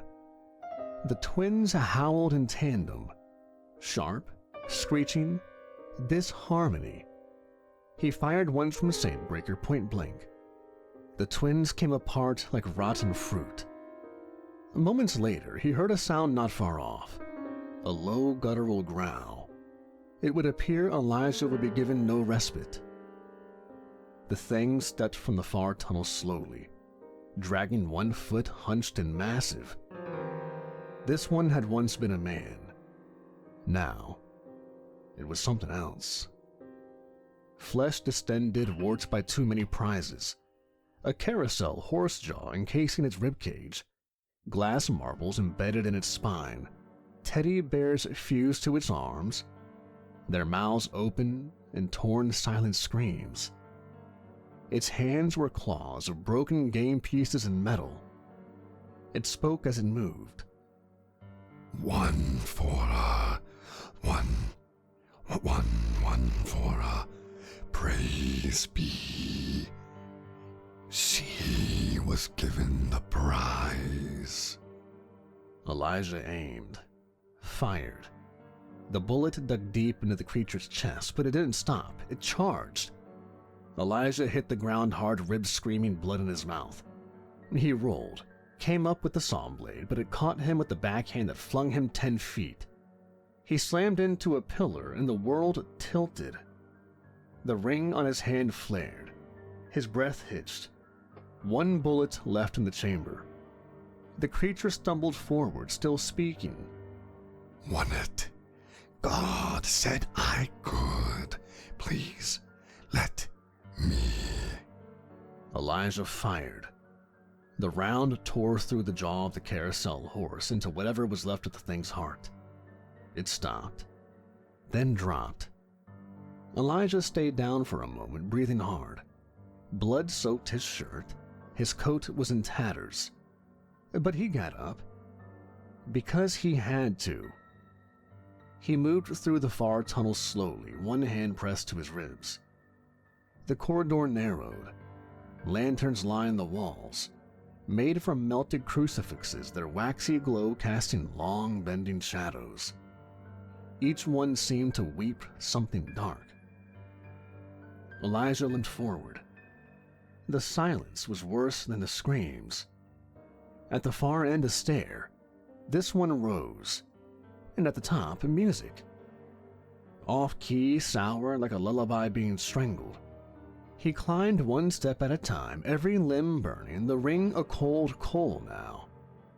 At the top, the light flared red through the seams of the tent flap. Jubilee was waiting. Elijah didn't draw. Not yet. He stepped forward and parted the flap with his fingers. What lay beyond wasn't a tent. It was a cathedral of rot and theater stitched from bloodied velvet and illusion. The ceiling soared too high, lost in shadow and curling incense smoke. The walls breathed, pulsing in slow rhythm, like a throat preparing to sing or scream. Candles burned cold on wrought iron sconces. The color of flame was wrong, not yellow, not blue. A flickering that seemed to invert light instead of cast it. Elijah took this moment to reload Saintbreaker. The floor was a stage, wide and polished. Behind it, set against a lattice of dark wood and dripping gold cloth, Jennifer hung in chains. Upright, limp, her wrists stretched above her head, ankles bound in place. Her hair clung to her brow in sweat-dark strands. Her chest rose shallow and slow, alive but still. Elijah didn't speak. He just stepped inside. And Jubilee was there, standing before the altar like a host before communion.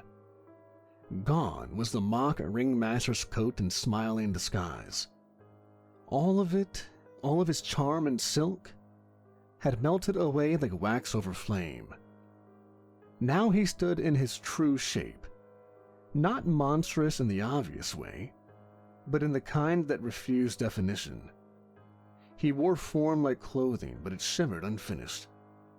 Tall, shoulders too broad. His eyes were empty but endless, sockets aglow with coals that didn't cast heat. His suit had become a ceremonial robe made of stitched skin and choir linen, stained with rust-red script that rearranged itself as Elijah watched. The only thing unchanged was the bone-white cane he still held, and even that now throbbed with coiled power, like it had once been a scepter or a spine. He smiled, not the kind that welcomed, the kind that knew your name before you were born. I was beginning to wonder if you'd faltered, Jubilee said, voice low and smooth, every word placed with the precision of a needle through silk. I had wagers on whether you'd make it. She had more faith in you than I did. He glanced back at Jennifer, almost wistful. Elijah walked forward. Each boot step echoed too long. Let her down. Jubilee turned back and cocked his head. So few men are honest with their pain. You don't hide it. I admire that. Elijah's jaw tightened. I said, let her down. Jubilee smiled theatrically. You still think this is about her? Elijah, you were always the first act. She's just the curtain drop. The tent flickered, and just for a moment everything inside it, the altar, the chains, even the torches, appeared as stage props, flat painted wooden smoke. Then the illusion snapped back, more vivid than before. Elijah stopped 5 paces from the stage. His coat was torn, blood crusted along his ribs, his left hand trembled. But his eyes didn't waver. He looked at Jubilee.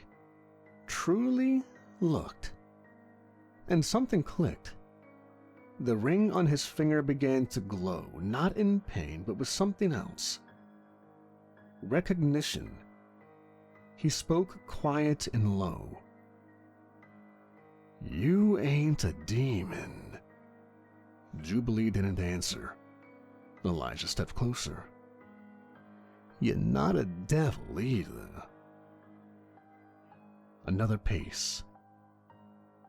You're a seraphim. The smile faltered just slightly.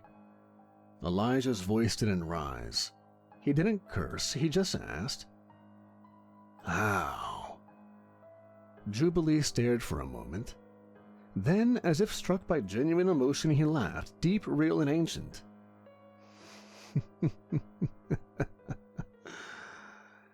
You ask how? Jubilee echoed, wiping at the corner of one eye where no tear fell. Not why. He descended the steps of the altar slowly, dragging the cane beside him like a tail. Oh, they never tell you what it costs, do they? That obedience ain't a virtue.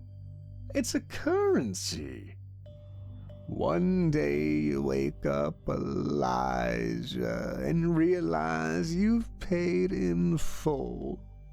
And God ain't even listening. He walked past one of the support beams. His shadow moved ahead of him, but it didn't match. Do you know what they told us, seraphim and angels, in the beginning? Sing. That was the only command. Before the war, before the fall, before the names, we were told to sing. And I have 6 wings and 4 faces, one of which is a lion. But I sang. loud and perfect, until the song stopped echoing, until the throne went quiet, until God stopped answering. And do you know what silence sounds like in heaven, Elijah? He leaned in, closer than he should have been. It sounds like abandonment. So you came down, built your tent, and learned to feed. I built a cathedral where people could forget. That's all they want. Forgetting, a little bit of joy, a chance to stop bleeding from inside. Bread, wine, laughter. A doll for the girl who screams in her sleep, a rabbit for another. It's not damnation, Elijah, it's mercy. It's theft. You're taking their souls. It's a trade, and they line up for it, Eli. They stood close now. The silence hung like iron. Do you know what you are? You're the final error in his plane, the itch and the tooth. The last man still chasing a god who's walked off stage. Elijah unholstered Saint Breaker with one slow, steady motion. He didn't raise it, not yet. You fell. That's your choice, but don't mistake it for wisdom. And don't mistake your pain for righteousness. Jubilee shot back. It stung Elijah more than he would like to admit. The silence stretched. Elijah looked at Jennifer. Her fingers twitched. A breath caught in her chest. He saw the bruise on her cheekbone, the dry blood at her mouth, the chain burns at her wrists. Then he looked back at Jubilee. You're done talking. He raised the revolver and fired. The crack of the gun punched the air, raw and final. The shot struck Jubilee's center mass, right where a heart would be if he had one. Light erupted from the wound. Not a gold, not white, but something in between, a light that didn't belong on Earth. Jubilee staggered back a half step. Just a half. Then he looked down at the hole in his chest, looked up and grinned. You think that hurts me? You still think this is a duel, son? Like I'm something you can kill. He opened his arms, and his body came undone. The suit melted away. The skin shimmered, peeled, and dropped like candle wax. Wings burst from his back. And with the feathers, banners of ruined scripture, some still smoldering at the edges. His body was hollow, like a living wound, with too many eyes blinking shut along his ribs. His face was split down the middle by a second mouth, whispering something in reverse Latin. The blade he held reformed in his hand, a weapon now, part cane, part crescent scythe, humming with a note too low to hear, but Elijah could feel it in his teeth. Jubilee stepped forward. You're bleeding already. I can smell it. Not just your body, Elijah, but in your faith. Elijah holstered Saintbreaker, drew the psalm blade with one smooth motion. Jubilee came first. The blade hit like a guillotine. Elijah caught it on the flat of his sword and dropped low. The tent pulsed. The lights flickered to black, then flared red. The world narrowed to a circle of violence and breath. They fought. Steel against something that only looked like it. Elijah struck low. Jubilee blocked. He spun, wings whipping like razors. One tore across Elijah's shoulder, splitting coat and skin alike. Blood-soaked fabric. Elijah grunted but didn't fall. You thought if you were good enough, you'd stop losing people. Elijah didn't answer. He moved in fast, drove the sawn blade towards Jubilee's flank, missed by inches. "Your father prayed every night, Elijah. Where was your God when ghouls came through the town? When they killed Mommy and Daddy and your brothers?" Elijah ducked a wing blade and cut along Jubilee's thigh. Sparks flew and light leaked. "You think I lie, but I saw it. I was actually there, Elijah." He struck Elijah across the chest full force. The sound was like a bell tolling. Elijah crashed back into the tent pole. His lungs emptied. He spat blood and came up again. Jubilee laughed. "Elijah Mandrake, the last holy killer. You think of yourself as God's weapon.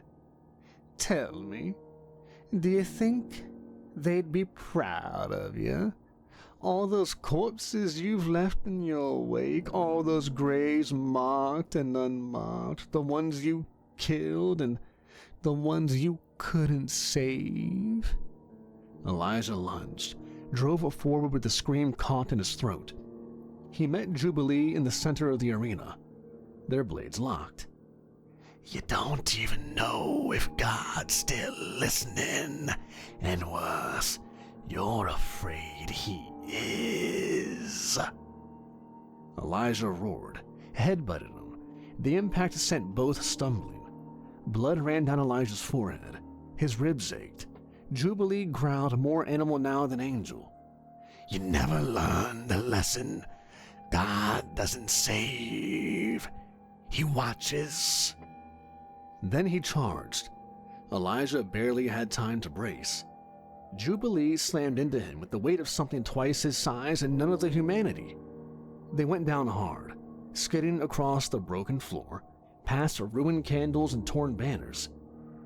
Jubilee's claws dug for Elijah's throat, but Elijah twisted, slammed his elbow into the Seraphim's cheek, and then threw him off with a grunt. Both scrambled to their feet. Jubilee moved first, faster now, with none of the showman's poise. He leapt high, wings folding, then snapped open again in midair like a striking hawk. He came down with his scythe blade arcing for Elijah's head. Elijah rolled, barely missing the edge, and brought the sawn blade up in a brutal uppercut. The blade connected with Jubilee's wing.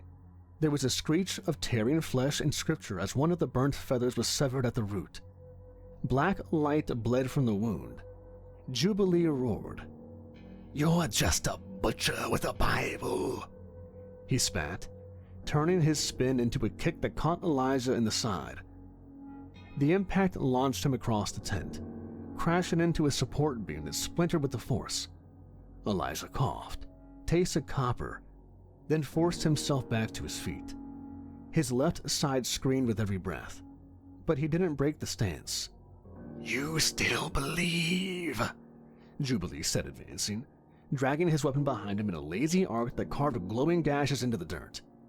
"Somewhere in that thick skull, you still think there's meaning in this. In you." He struck again. Elijah blocked.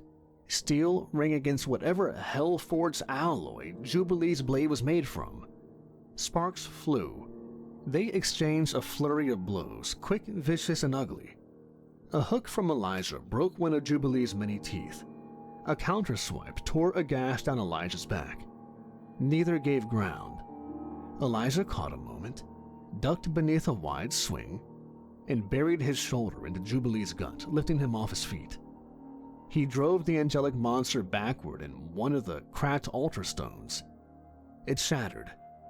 They collapsed in the wreckage. Jubilee was first to recover. His wings twisted inward and slammed into Elijah like fists, battering him down. He grabbed Elijah by the throat and began to squeeze, fingers burning with celestial heat. "You die here.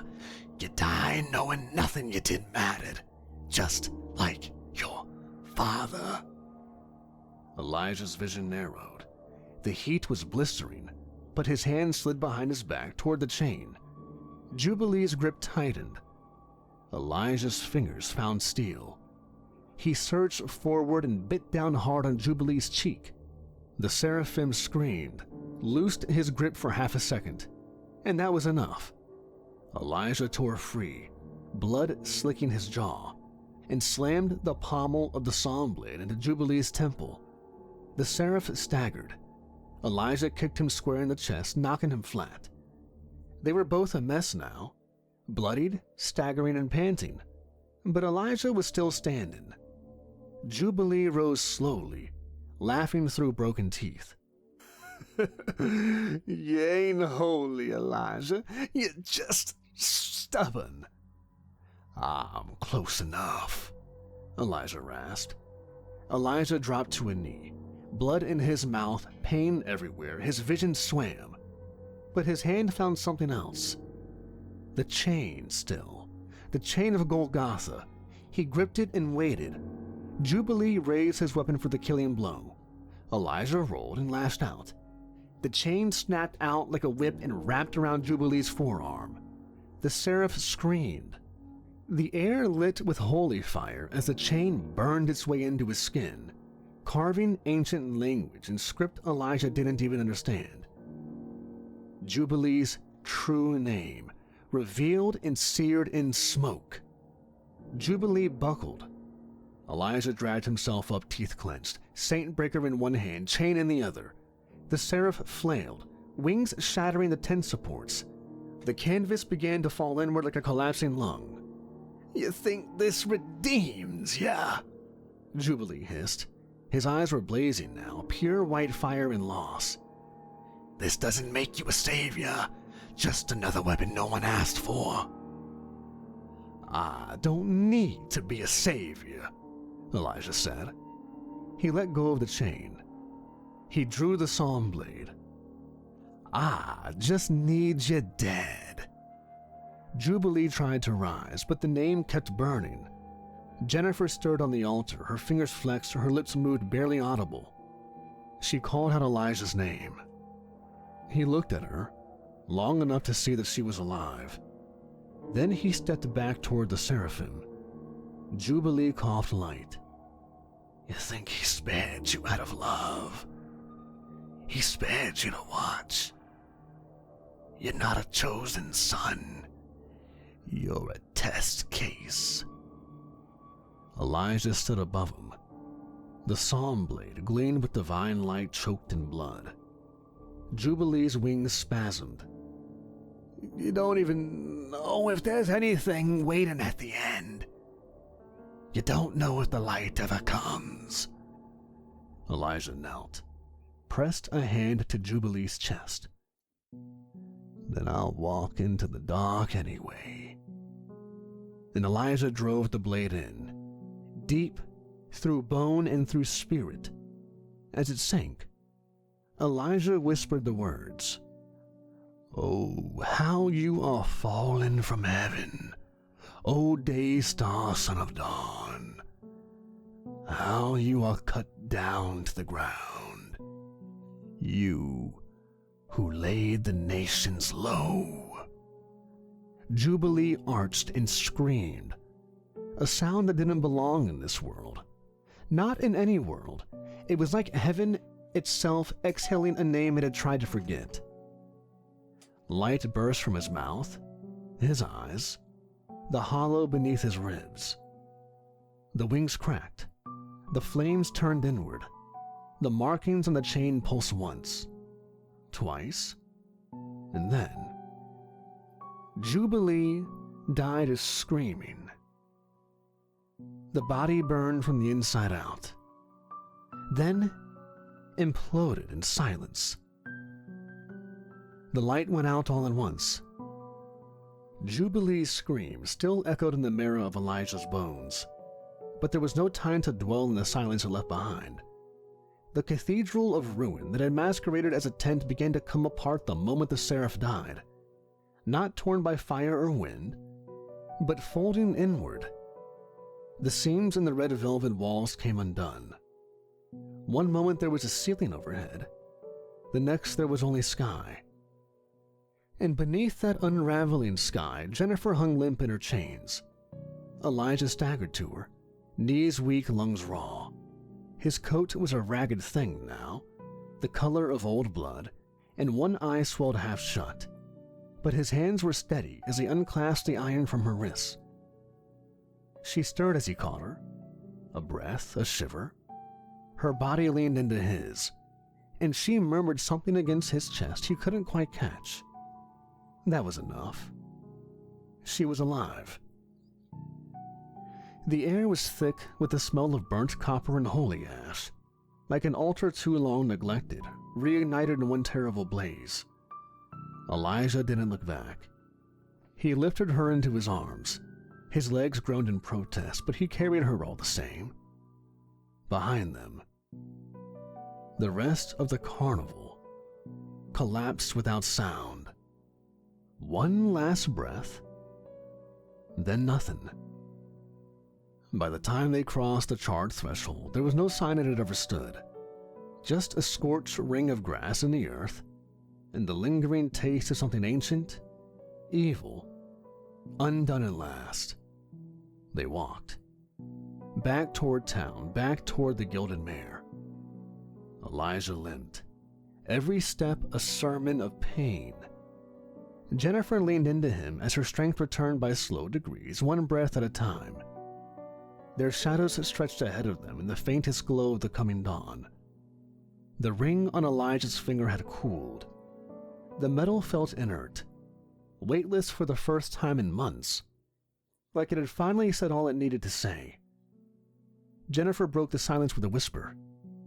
Is it over? Elijah didn't answer right away. His eyes stayed on the road. His breath was a rasp. Yeah, it's over. The words came low, hoarse, but honest. Elijah wondered if he would be given more than just a moment's rest this time.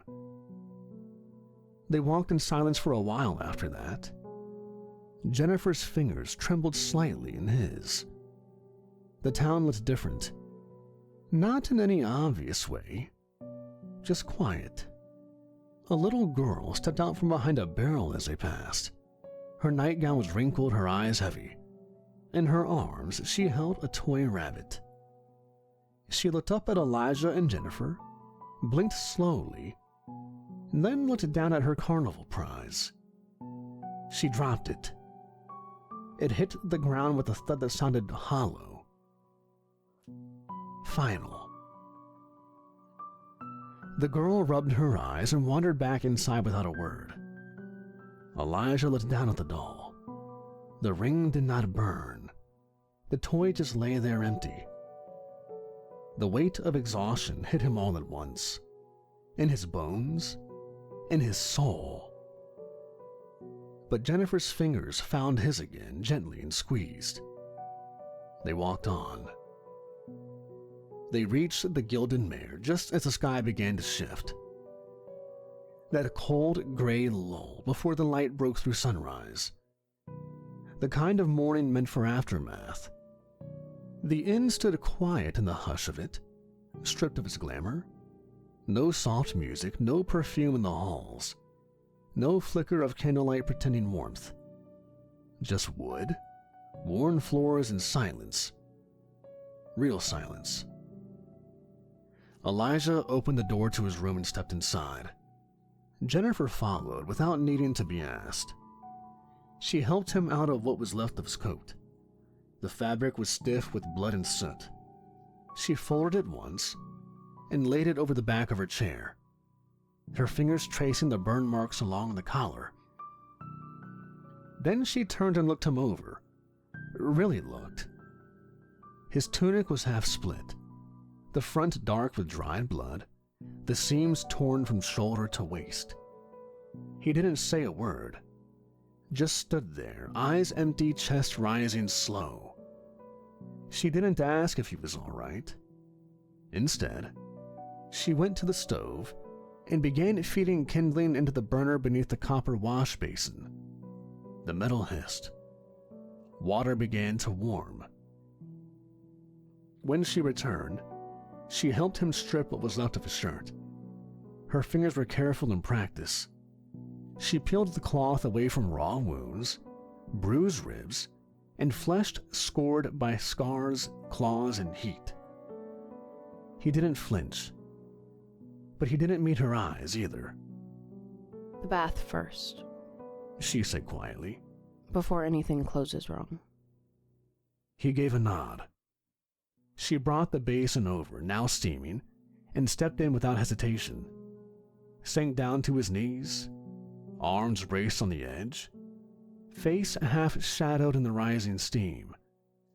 Jennifer knelt beside him with a cloth, dipped it, wiped gently along his shoulders, where the skin was blistered in patches from fire and magic both. She said nothing. Let the steam do the talking. After a long moment, Elijah broke the silence. I was 5 when God put a gun in my hand. Jennifer kept cleaning. She didn't look at him, but he knew she was listening. Couldn't read yet. Didn't know my own last name. But I could shoot a melon clean off a fence post from 20 feet by the end of that week.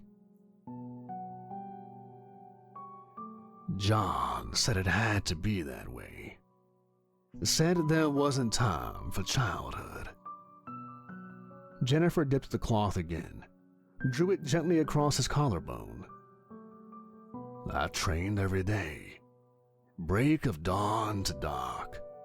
Rites, scriptures, shooting drills, how to spot a possessed man by the way he holds his jaw.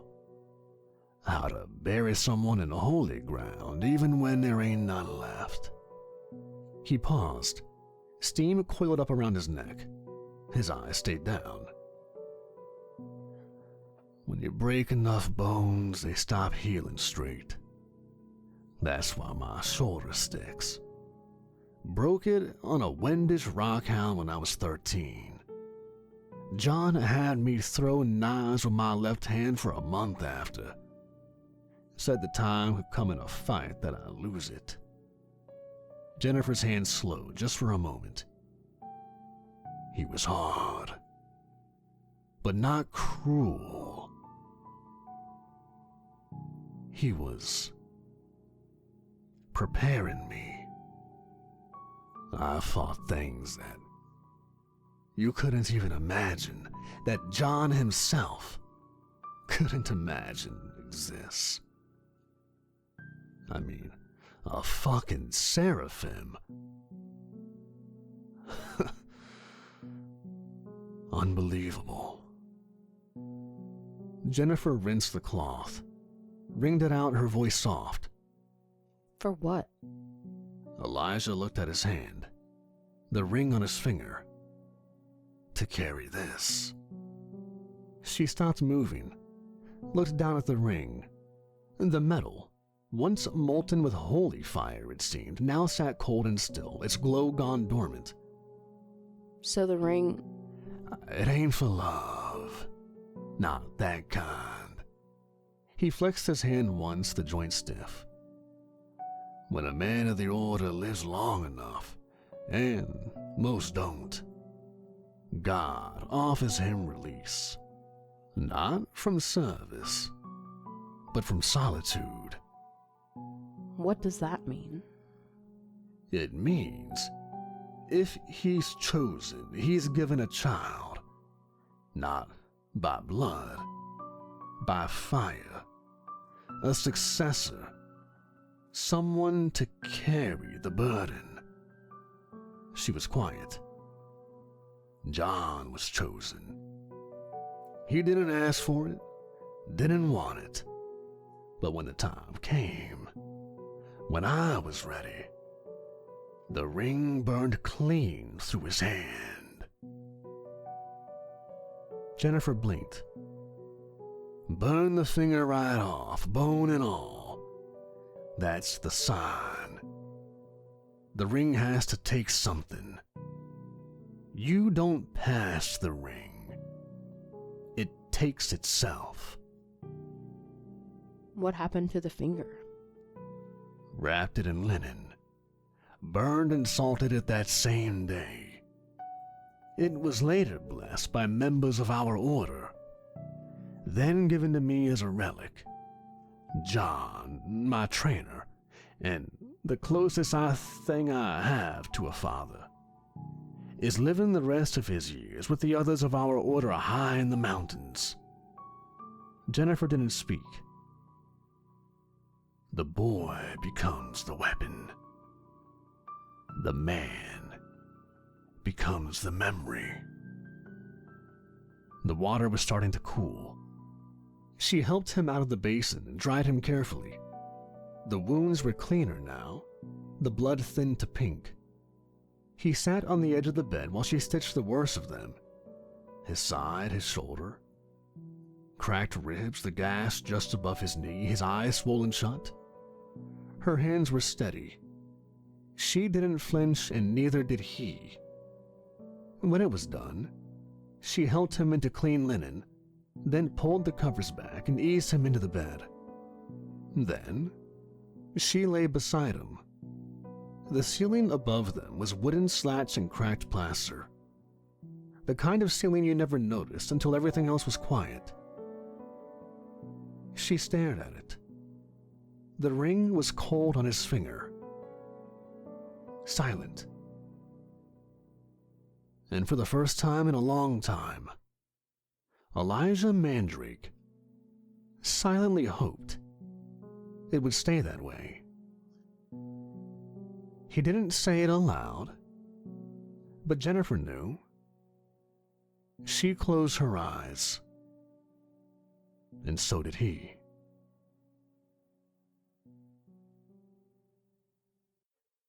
Night wore a softer face in the town Elijah now walked in than it did anywhere else he had known. The lamps along the main street breathed in their brackets, halos of warm oil fluttering like sleepy moths. Boards creaked, ropes knocked. Somebody 2 doors down coughed the day out of his lungs and shut his window. Elijah walked through it all at an easy pace, hat brim low, hands loose at his sides.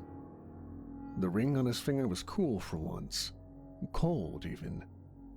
No more than the weight of a promise that hadn't been called in. He had learned the feel of rest the way a man learns a new scar. With suspicion at first, not quite trusting it, not thinking it would last. Then with a grudging gratitude. Months since the carnival. 2 calls since Jubilee fell. Both clean as such things go, quick, sharp, with the mercy of being far away. He came back here after each one, like a man returning a tool to its peg, not for ceremony, but for order. The town met him with its usual unremarkable gifts. Eggs sold by the few, a boot stitched straight by May Calder, coffee that tasted like it remembered better days. He found he could sit with that. He found, to his own surprise, that the quiet itch wasn't quite as bad as it used to be. This town was better off than most he had seen in the past couple decades. The sundering has been a rough time.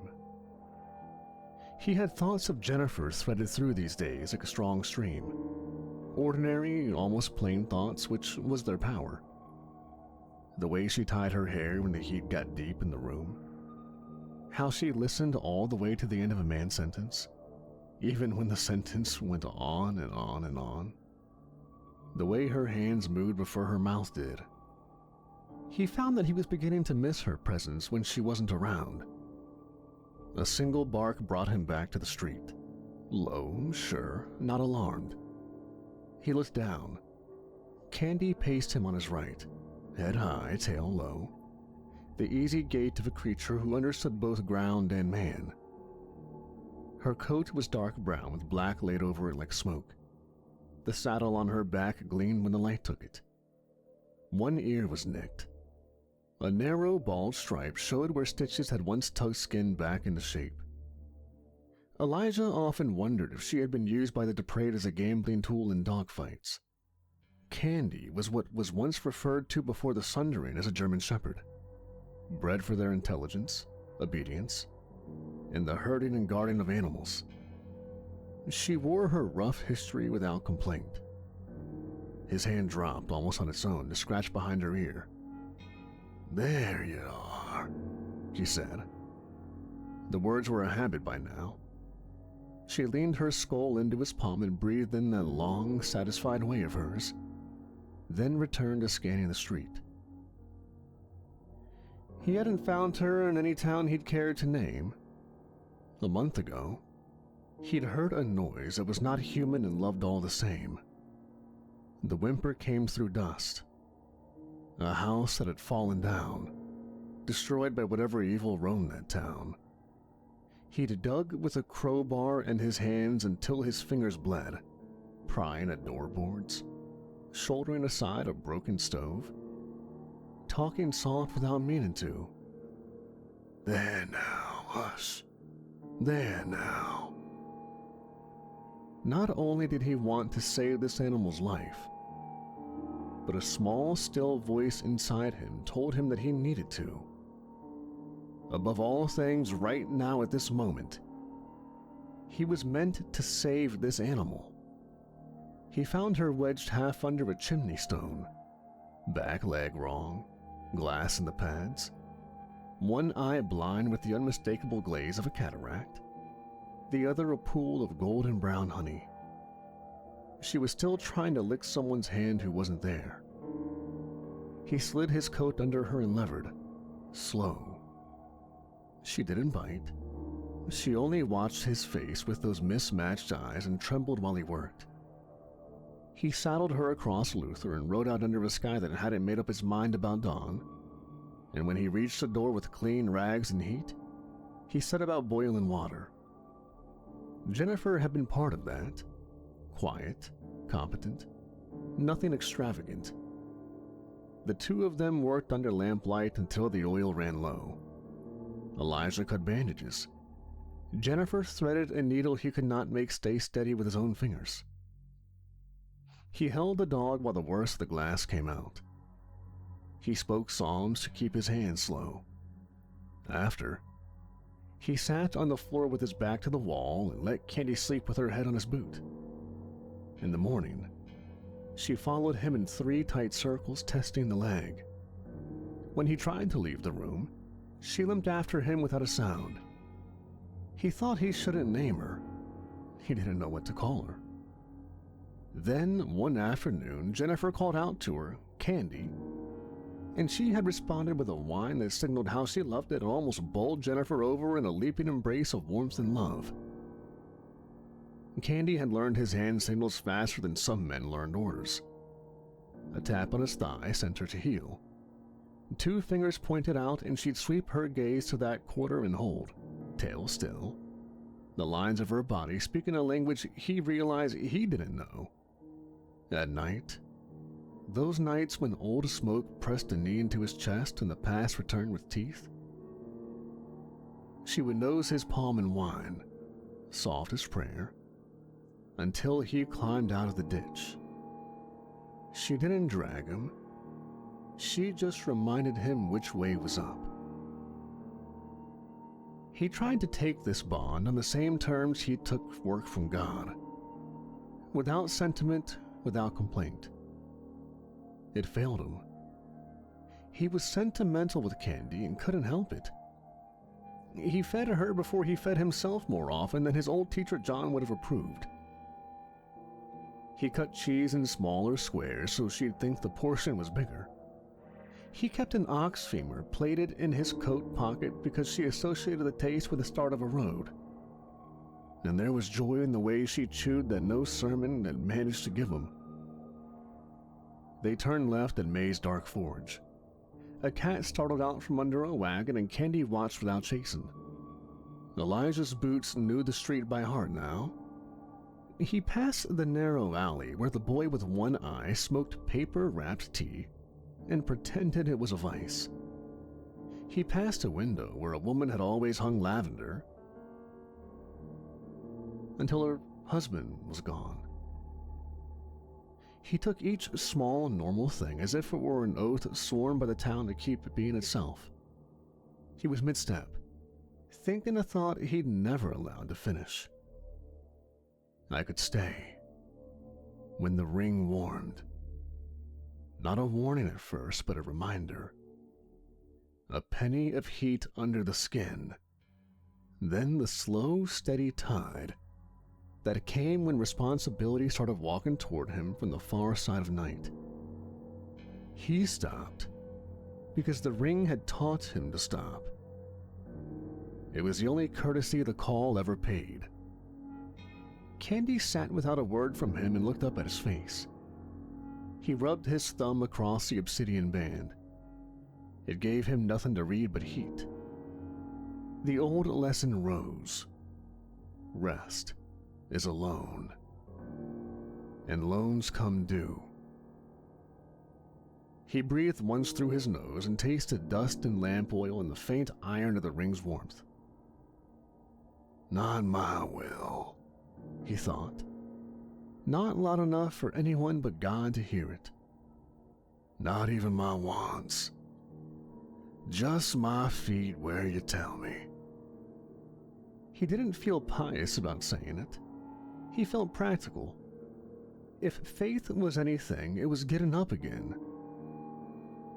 Work again is on the way, he told Candy. She thumped her tail once and stood. The gilded mare showed itself at the end of the road. Inside, the room held the good hush of a late hour and finished talk. Two men played a game that used to have rules and now was just an excuse to sit. The smell of stew and rye and old wood. Jennifer was behind the bar, sleeves rolled, hair tied back with the plain ribbon he had noticed the first time only because it was clean. She saw him and didn't make more of it than needed. He liked that about her. Stew? She asked, as if she hadn't already set aside a bowl. He nodded. And water for her. Jennifer's mouth did that small, not quite smile.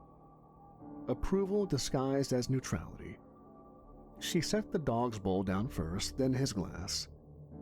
Candy glanced up at Elijah for permission, got it in a tilted palm, and began to drink. Elijah watched the way her ears eased as the water went down and thought, not for the first time, that God's hand might look, at times, like a woman setting a bowl on the floor before she poured a drink for the man beside her. He ate without hurry. The stew was too salty, but, that's how things go. The bread had gone to the edge of stale and chosen not to cross. He let the heat in his mouth disguise the heat in his hand. The ring stayed warm. No rattle of urgency yet. Only that deepening sense that God had found his number again and meant to make use of it. Jennifer leaned her elbows on the bar. You look like a man who went walking and found the same street he left.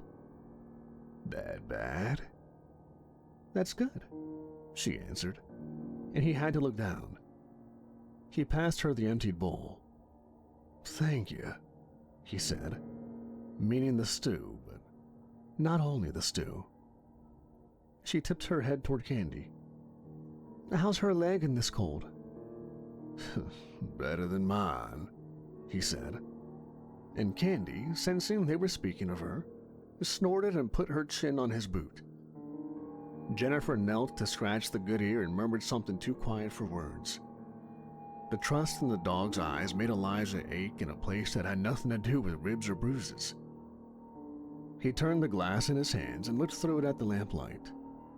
He felt the ring's heat climb the smallest bit higher, the way a stove turns from worn to working. Somewhere east, miles and bag ground away, need had stood up and called his name, although Elijah didn't yet know it. He wondered, as he always did, if obedience would make him smaller or more true. He never found the line between those two, mostly because he had been obedient his entire life. There was a little noise then, a tremor more than sound. The door to the bar shuddered. Candy's head came up. The growl left her throat without her choosing it. It wasn't loud, it was inevitable. Elijah's shoulders knew the shape of bad news before his eyes did. They tightened like hands on a rein.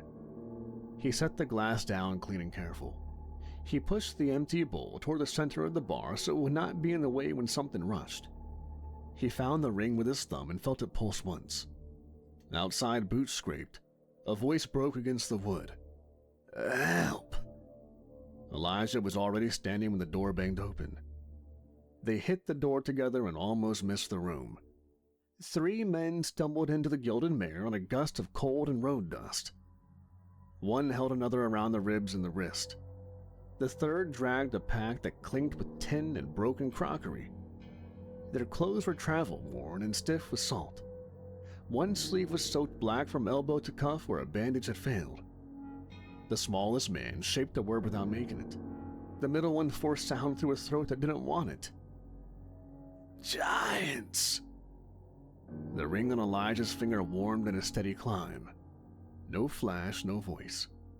Confirmation. When Elijah stood, Candy rose with him and put herself against his right knee, ears forward, eyes already reading sweat and sway in what was left of these men's breath. The third man lifted his good hand to point east and used the wrong arm for it. He went white and folded. His head struck wood. The sound was small and final. Jennifer was already moving. "Blankets, water, you! Hold him there. No, keep his head flat." She crossed the floor with no wasted step. Elijah slid his hands under the fallen man and lifted him onto the bench as if glass was just under the skin. The other 2 clung to the bar. "Back room," Jennifer said. The room they used when they needed to work on bodies. Names came between breaths. "Eamon Greer," the talker said, touching his chest with his 2 fingers. Scalp cut to clot, then open again.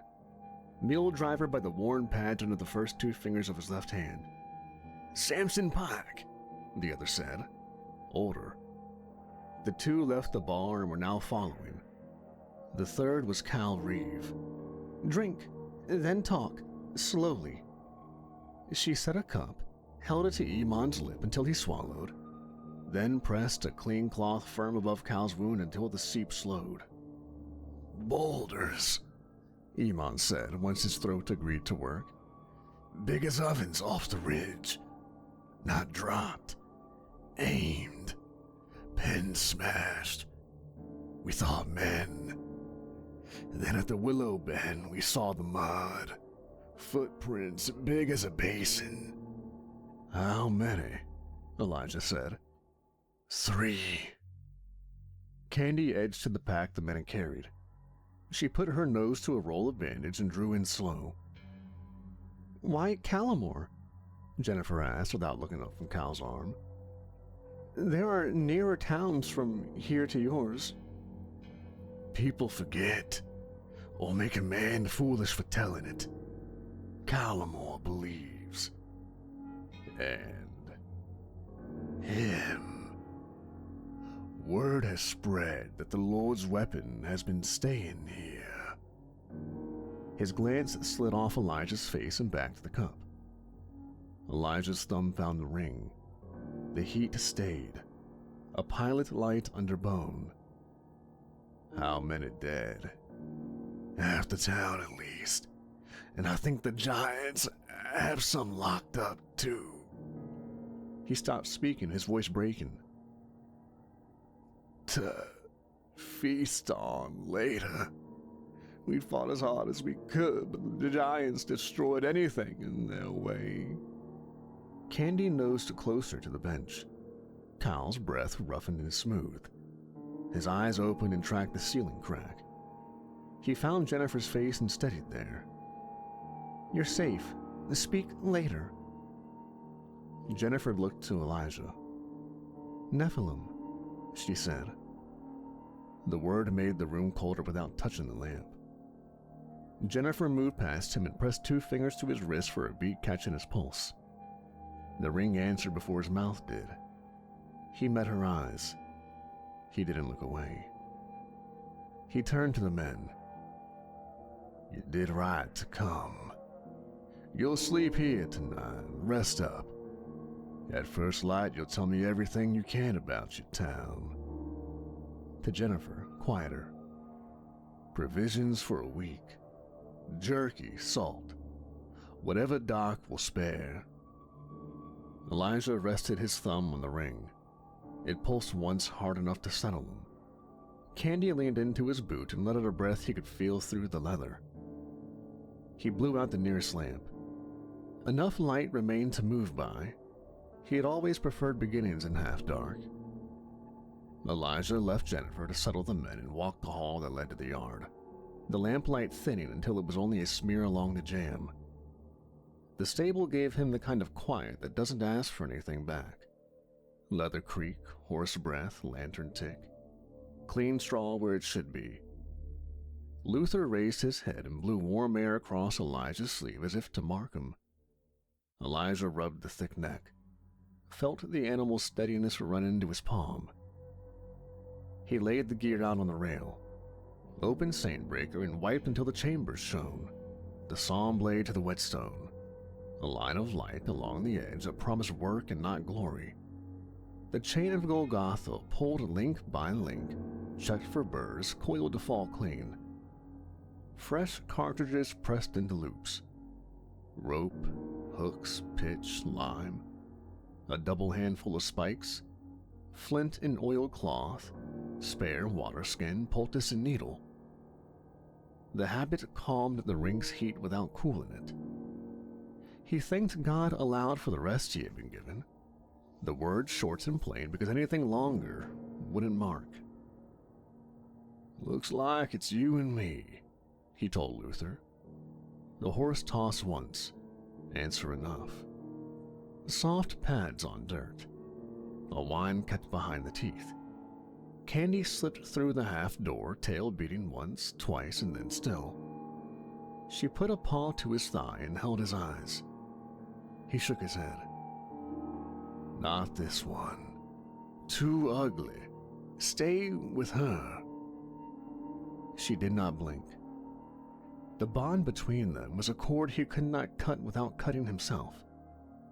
She had learned to heal on a whisper and to wait without argument. But this was not obedience. This was choice. He brought her back inside anyway and found Jennifer in the back room, settling quilts over the men. She stays with you. I'll ride before dawn. I'm coming, Jennifer said. No heat in it, only fact. You remember what I did when the tent came down? I do, but this ain't that. Jubilee was theater and knives under velvet. This is stone and tendon. They throw furnaces and boulders. They wear town bells for shields. I won't bring you into that. You won't leave me to wait for you to not return, she said. The ribbon in her hair was frayed at the edge. He watched the thread and wanted a world where he could fix that and call it enough. Iman says Morrow's Vale sits a week east at the Horse Keeps His Feet, and the road breaks at the Red Willows. Then the ravine with stacked stones at the altar. 3 of them. You don't need me to find the town, but you might need me to come back from it. He shook his head and let her see it cost him. No. They did not draw it out. He bent to her. She met him. A brief, deliberate kiss. Be careful, she said. At the threshold, Candy twisted out of Jennifer's hand and came to heel at Elijah's boot, trembling with purpose and still as a held breath. He looked at Jennifer over the dog's head. He was about to tell her to stay like he had told Jennifer earlier, to tell Jennifer to watch her, but a voice told him to bring her along. I'll watch her, he said. Come back, the both of you. The men had given him the rest of what he needed. How to get to their town and the descriptions of the Nephilim. The ring warmed at each point as if counting. Dawn had not started, but the dark had thinned. He cinched the girth, checked the cinch again, tied down the bedroll in the small sack of lime, and counted cartridges by touch. Candy hopped light onto the plank behind the saddle and settled there for the walk out of town. When the gate dropped behind them, she slid to the ground and took the right side of Luther's shoulder, pacing with her head just at his knee. Elijah let the formation settle. Callamore was still. A window shade lifted an inch and fell. The forge kept its cold. The ring held heat enough to mark the road east and no more. Elijah looked once at the mare's upper window and saw nothing and everything he needed. He gave Luther his head. The horse found the long road gate he saved for work, and the town fell behind without making a sound. Candy moved in and out of the edge of his sight, checking the ditch line, the fence breaks, the rise where wind skated low and brought scents from miles off. Elijah let his thoughts walk where they needed. Candy, then Jennifer. 2 anchors where there had been none for too long. He felt the danger in that and did not refuse it. Anchors held ships in storms. They also kept them from running where they should. He would have to know the hour to choose. He asked nothing aloud. The ring warned, steady as a hand on a shoulder. East. Morrow's Vale, 3 giants. It had been a while since he had killed a Nephilim. Elijah and his newfound companion took the road that braided the dry river, the dog ranging and returning, the horse sure under him, and the first thin light along the far ridge. He did not look back. There was nothing behind him he had not already chosen. They took the flats in a long line of wind and dust. Day broke thin, then hard. The ring warmed with sun and cooled with shade, and after a while he spoke to Candy. "You already know the truth of me, but I'll say it out loud, so I have to hear it." She trotted at Luther's knee, mismatched eyes lifting to him when his voice thinned. One eye milk white and brown, the other clear and pinned to him. Her breath came steady. When he paused, she made the small sound she used when a herd needed to keep moving. "I was 5 under a chapel table in the basement. Everyone I loved was upstairs, busy dying. A man named John pulled me out and put me back together with rules and drills and a gun that kicked with judgment." Candy's ears flicked. She closed the distance, brushed his boot with her shoulder, then took her place again. They made camp in a cut where sage broke the wind. Elijah paused on his reminiscing. Luther stood hip shot and head low, chewing through the last of the nosebag. Elijah fed the fire to a steady burn, then let it sink to coals. Candy lay against his shin, weight warm, the old stitched scar under his palm. She had killed a rabbit when they had taken up camp and was busy eating that. That month of quiet I had just been given in Callamore scared me. I kept waiting for the ring to burn, and it didn't. I kept waking anyway, sweating through a dry shirt. Then I got used to hearing my own breath, and I didn't know if that was grace or a trap. He looked at the horizon and saw nothing helpful. Jennifer don't make a noise of it. She works. Candy sighed long and even. He scratched the seam where fur met scar until her eyes slid down and closed and her paws twitched once. He slept in snatches and woke with his hand soft on her head. On the second day, they found a wagon split near the hub. The man beside it had shoulders like an anvil stand and hands that would not leave the iron he'd loaded at the back. The wheel had walked off its pins and the rim had chewed itself to pulp. "They take tithe now," the man said while Elijah set a jack and reached for a spoke. "Grain, sheep, and first full, first cutting. One family said no, and their barn burned in the night. These giants keep taking. Elijah set the wheel true and drove the pin home with the flat of his knife. He checked for wobble and passed over 3 nails from his belt pouch. Keep going west. You'll find a town in a day or two's ride called Carnival. Don't look back. We won't, he said. By evening, there was a smashed stone along a ridge where someone had tested the land for temper. Prints in a dry creek bed held their edges. Elijah climbed down and set his boot inside one. Deep. He pressed 2 fingers along the compacted silt. Somewhat recent. Candy's hackles rose in a slow wave and settled. The air carried a musk under iron and old meat that did not belong to the flats. She leaned forward into it and wrinkled her muzzle once, disgust and resolve in the same breath. That night they ate in the lee of a rock face. Candy chewed a strip of dried meat and watched him while she did it, checking for permission he had already given. He talked again, not to fill the dark, but to lay claim to it. I don't know what any of it means. The killing, the saving. Some days I think God uses men as hammers and then forgets where he put them. Some days I think the forgetting is mercy. If there's a lesson in it, I haven't learned it yet. Candy nosed his hand off the ring and pressed it flat against her head. He left it there. The ring cooled under bone and fur. He fell asleep with his palm open against her skull and woke with the same shape in his fingers. On the 4th day, they shared a cook fire with traders who had learned to keep their voices low after dusk. No one offered names. One had a scar that started at the ear and ended where his collar hit it. We came round the ravine 2 nights back. Stones stacked on both sides, bigger than men. No marks you could read, and doors cut in the cliff face from before the sundering. Big doors. You could drive 2 wagons through.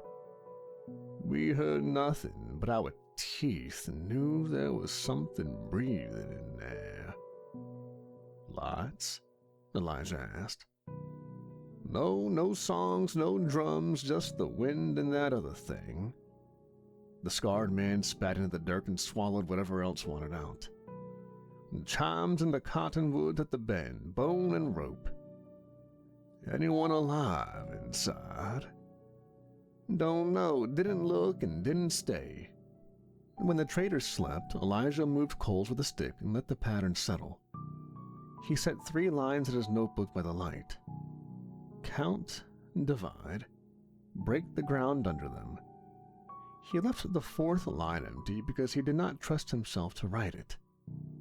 Spare if sparing won't damn others.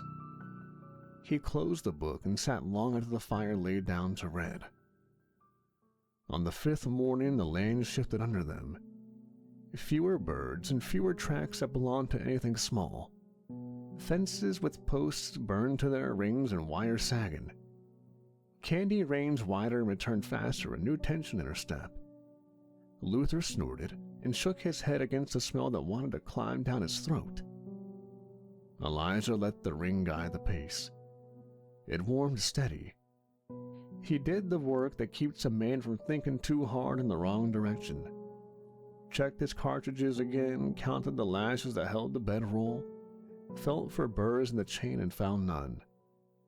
He watched the sky for weather and saw none and did not trust it. Jennifer thinks I can still be more than a weapon. I want to believe her, Elijah said, looking down at Candy in the eyes. I don't know if I can. I don't even know what I would do if I didn't do what I do now.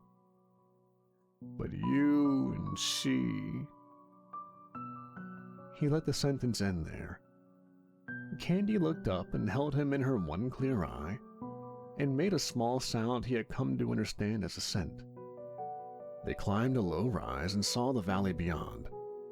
Smoke lifted in thin lines from places where nothing should be burning. The road bent and braided with a dry riverbed. then disappeared behind a stand of red willows. Beyond that, the land cut down into a ravine with walls that did not match the rest of the world. The stones on either side were too large, set with purpose. Door mouths showed in the cliff face, old, square, and wide enough for freight. Elijah drew rein before the ridge broke. He swung down, led Luther into a scrubbed wash out of sight, and told Luther to stay there. Luther shook his head. Candy stood at the lip of the wash and watched the willows without moving. "We'll go in quiet. Count and listen. If there are cages, we'll try and open them." He rested his palm on Candy's head. "Stay on my left. No barking unless you have to. If I tell you to run, you run to the first souls who can still stand and you bring them west." Elijah didn't believe that Candy knew what he said or truly understood him, but it helped him all the same to say the words aloud. Candy's tail moved once, then stilled. The ring held its heat. The wind carried nothing helpful. They left the wash and slid into the willow shade without a sound. The work had begun before he said the word, but he said it anyway. "Come." He had left Luther in a dry wash west of the ridge with a nose bag and water. Now he moved on foot, Candy at his left. The ring held a steady heat. The town of Bellevale lay open under thin light. Low hills, patched fields, a street grid cut by neglect. No dogs, no lamps. The wind carried smoke and a meat stink that did not belong to cooking. Elijah kept to hedges and fences, counting lanes and sight lines. He noted 3 wells, one carved, one silted, one still sound. A culvert sank under the granary line. Cobbles in the square showed a break where something heavy had struck once. He saw the first of the Nephilim at the ravine lip beyond the last houses. A male, broad through the chest, shoulders layered in old scars. 9, maybe 10 feet. He stood with his head above the fence line. Another moved behind him, taller and one knee stiff. The limp was not small. Both carried weight like workmen, not paraded monsters. No glow, no glamour, but meat and reach. Candy eased closer to his boot. He set his palm against her neck and felt the low growl she kept inside herself. He moved on. Between a butcher and a dye house, a storm cellar sat, iron-banded and low. The dirt at its lip was scuffed fresh.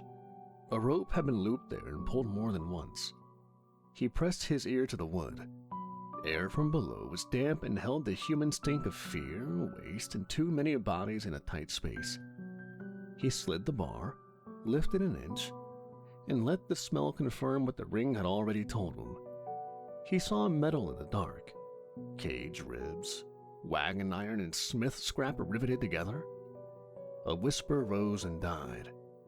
He lowered the hatch and set it back down without noise. He touched the hinge. Now was not the time. He cut across the square to a cooking pit burned low. Bones charred black lay in a pile that had not been sorted.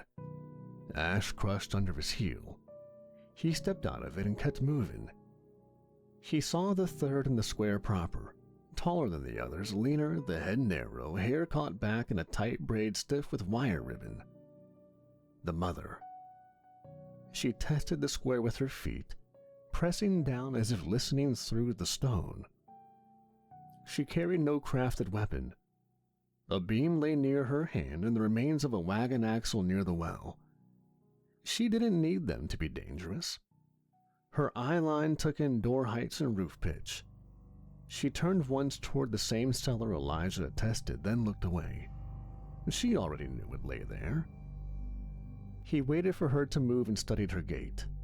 No limp, no favoring of one side. Old breaks healed long ago. Candy's nose went to the east wind.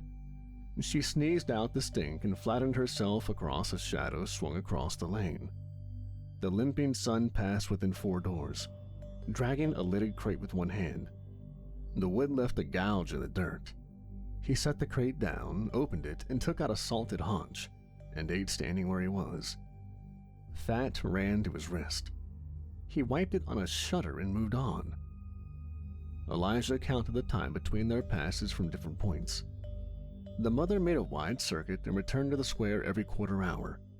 The heavy son stayed near the ravine. The limping one worked the lanes inside the houses and stopped at the pit on each turn. 3 of them. No others. He slid back along the garden rows, past the marked post in the cellar, into the hedgerow where he had first taken the town in. Elijah did not hurry. He carried the map whole in his head now. Captives under the butcher lane, the culvert and the cistern for ground traps, and the wells and the patrol rhythm. Elijah touched Candy's shoulder and felt her breathe steady again. They left the houses and crossed the last field under a sky that had no moon. The ridge was a darker line in a dark world. The wash held Luther where he had left him. The horse lifted his head once and snorted. Elijah laid a hand on the warm cheek and the animal settled. He set the pack down and opened it on the ground. Chain, hooks, rope, lime, torches, rat meat. He checked the Saint Breaker by a touch and slid the sawn blade free to feel its edge and set it back. "Tomorrow," he said to Candy and to the horse and to whatever listened. Candy lay on his boot and went still. The ring held its heat. He closed his eyes and walked the town again corner by corner until the plan stopped shaking in his head. Moonless night. Wind from the east carried cooked fat and something older. Elijah left Luther in the wash and went on foot with Candy at his knee. The ring held steady heat. Bellevale did not sleep. Shattered shutters. Doors rehung too high, rope ladders and long steps. Bone charms whispering along the eaves. Coals glowed low in the square. The place had been rebuilt for bodies larger than men. Candy heeled tight. Breath and pads and nothing else. Elijah moved hedge to hedge, fence to fence, matching his steps to the low scrape of patrol feet. He let the dark think it belonged to them. From cover he took first measure. A son near 10 feet, hauling a half wagon by its tongue with one hand. Knotted muscles, skin sheen, no pretense. He passed within 20 paces and turned toward the ravine.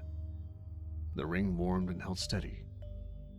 They slid into the lane between butcher and dye house.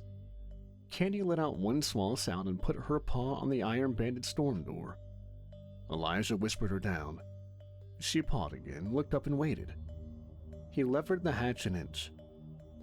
Air rose cold and damp. Iron and human breath. He set a lantern slit and read the undercroft. An old grain vault turned to cages. Wagon ribs and smith scrapped riveted into pens. A dozen people by quick count, bound and gagged. Children pressed behind elders, eyes wide and alive. Footfalls above, close. Elijah lowered the hatch, set it back without sound, and leaned into the seam. "I'll be back. No sound until you hear fire." He crossed to a house the giants hadn't claimed. A lamp, a quilt, and the smell of a room left in a hurry. He tipped the lamp into kindling, wicked pitch and thatch, and gave the flame air. It climbed. He shouldered a barrel into a post and let wood complain, and smoke thickened. The wood began to blaze. Outside, a barked command cut the street. The mother. 2 sets of stride pulled toward the fire. A third lingered listening. Elijah waited for the second creak in the boardwalk. Back at the cellar, Elijah used tools, not prayers. A saw blade as a pry, nails as shims, a short bolt cutter from oilcloth. Hinge pin shifted, hasps bit and gave. He stepped into the first cage, cut bonds and pulled gags. Again and again until the room smelled of sweat and rust and linen. Hands on the person in front. No talk. Follow the dog. Do not run until I say. He pointed to Candy. West girl. She slid through the line, touched the first shin with her nose, and climbed the steps at a pace even the smallest could match. She held at the top and listened, then took them into the lane, bodies tight to walls. A farmer clutched a folded page. Someone carried 2 children. Elijah kept count and opened the last cage. He left the hatch ajar so it wouldn't jam and listened. The fire had gone to a full throttle, popping beams and falling lath. And 2 heavy sets of feet thundered past toward it, the third rounded the lane. The limping son saw him, knee stiff, weight carried through the forefoot. Nostrils flared toward the open cellar, and Elijah stepped into the open and gave him something to hit. "Run, Candy! Take him to Luther all the way!" Salt feet faded west. The last elder slipped around the dye house corner. Elijah set his body between the hatch and the lane. The giant shadow filled the alley. The sun came in without roar. He swept the half-wagon tongue in a flat arc. Elijah slid inside the swing. Wood split shutters instead of ribs. He fired once into the hip to turn him and moved toward the square, pulling the sun away from the cellar. The fired round bought room, and it was enough. Elijah gave him a second whiff and backed toward the cracked cistern he'd marked earlier. He sparked a torch, tossed it into the already burning roof to keep the draw strong, and stepped light onto the safe lip. The sun lunged. He planted across the crack and drove down. The cap went with a dull boom. The giant dropped to the waist, elbows pinwheeling for purchase. Elijah was on him before he found it. Chain of Golgotha looped under both arms and across the throat. No sacraments here, only leverage. He dragged the head back and struck twice with the saw blade into the meat above the collarbone. The weight wedged. Breath gusted. Stones cracked under his nails. Elijah cut again, and the body slumped. A shape moved at the edge of the square. The heavy son, pulled off the fire by the new noise. The mother's voice followed, closer now and unhurried. Elijah did not have time for all 3. He ran the lane he had taught his feet, past dyed house and butcher to the cellar. The hatch stood open and empty. Only iron and fear remained. Good. He dropped it shut to hide the hole and took the hedgerow west. Candy waited in the shadow of a toppled fence, breath fast, body steady. The freed townsfolk pressed behind her, 12 by his count. He pointed west and pressed a flat palm low. "Get him to Luther," he said. Candy looked up with one blind eye and one clear one and gave the small sound he knew. She turned and led them along the line he had mapped. The field swallowed their shapes. Elijah stepped back into the lane between cellar and square and listened. 2 sets of strides now, one heavy, one sure. Heat rolled from the burning house. Bone charms whispered along the eaves. The ring burned without pain. He set Saintbreaker in his palm and felt the saw blade at his hip. He stood where the alley narrowed. The sun's shadow swelled until it filled the space. The fight had come due. The heavy sun came first into the square. 10 feet, barrel-chested, hands made for dragon. He carried the tongue of a wagon as a club and swept it once the open ground to clear the space no one else was using. Heat from the burning house pushed at his back. Cinders drifted. Elijah stepped out where the alley narrowed to the square. Saintbreaker low, saw blade high, shoulders square, feet set for the turn he already knew he would have to make.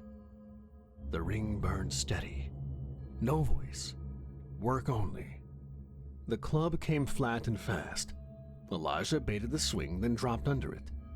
The beam behind him split and died. He rolled the sun's blind side and snapped a chain of Golgotha around both ankles, hitching the end through a fallen trough and a length of bell rope snaking the stones. He hauled, trip and torque. Meat met stone. The giant's knee was hit and he fell to his palms. Weight stalled for a breath. Elijah was already there. Saw blade to hamstring, deep enough to turn power to pain, and Saintbreaker punched into the soft above the shoulder joint. A round meat to ruin motion, not to finish it. The sun roared and threw him off with a shoulder like a wall. Elijah slid, found his feet, then closed again. Blade up under ribs, then a short hammering shot of the revolver to the temple. He felt the give. The body sagged and went quiet. He waited 1 heartbeat longer than normal. No breath, no prayer, and then he moved. Weight shifted in the smoke. The mother stepped into the long street framed by fire. Taller than the sun, spare and corded, collarbone long-heeled wrong, hair dragged back in a wire braid laced with ribbon and sinew. She raised half a doorframe as a shield and took him in with one long, flat look. She knew he had thinned her family by one already, and she did not hurry. Elijah fired twice to buy ground. One round ricocheted. The other cut her shoulder and gave him nothing. She came in on 3 strides and drove a fallen lamppost across his chest. He went into a door frame and threw it. The room beyond had no furniture left to break his fall. Breath left him, but he stood anyway. She feinted with the shield and swung the post sideways. The side hit was clean. Ribs cracked. Vision pinched. Elijah kept his feet by will, and the old habit of not falling when falling meant dying. He backed into the square, giving ground to set geometry. Door jamb, wellhead, trough, dropped cart. Angles he could force her into, use her size against her. She pressed and he let her. Elijah grabbed a small pouch from his belt and snapped it into her face when she closed. The dust and ground powder hit her right in the eyes and made her flinch, but only for a beat. He cut for the tendon behind the knee. She took the cut and answered with a heel that rang his skull. He hit cobble and slid. Saint Breaker skittered out of reach. He went for it. The beam came down where his head had been. Stone burst. He rolled. The follow-up landed across his back and side with full weight. Something deep gave. The world went white and black and silent. The ring went to stone on his hand and then to nothing. He tried to crawl and felt his hands refuse. Blood filled Elijah's mouth. He was fading in and out of consciousness, first light, then dark, then a giant in front of him, towering over her. The mother's shadow covered him. She raised the post again. The square narrowed to the dark at the edge of her arm. From the west, claws on cobble, a rhythm he knew in his bones.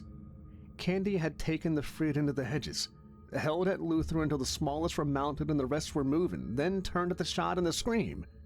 Candy broke Elijah's orders and chose him.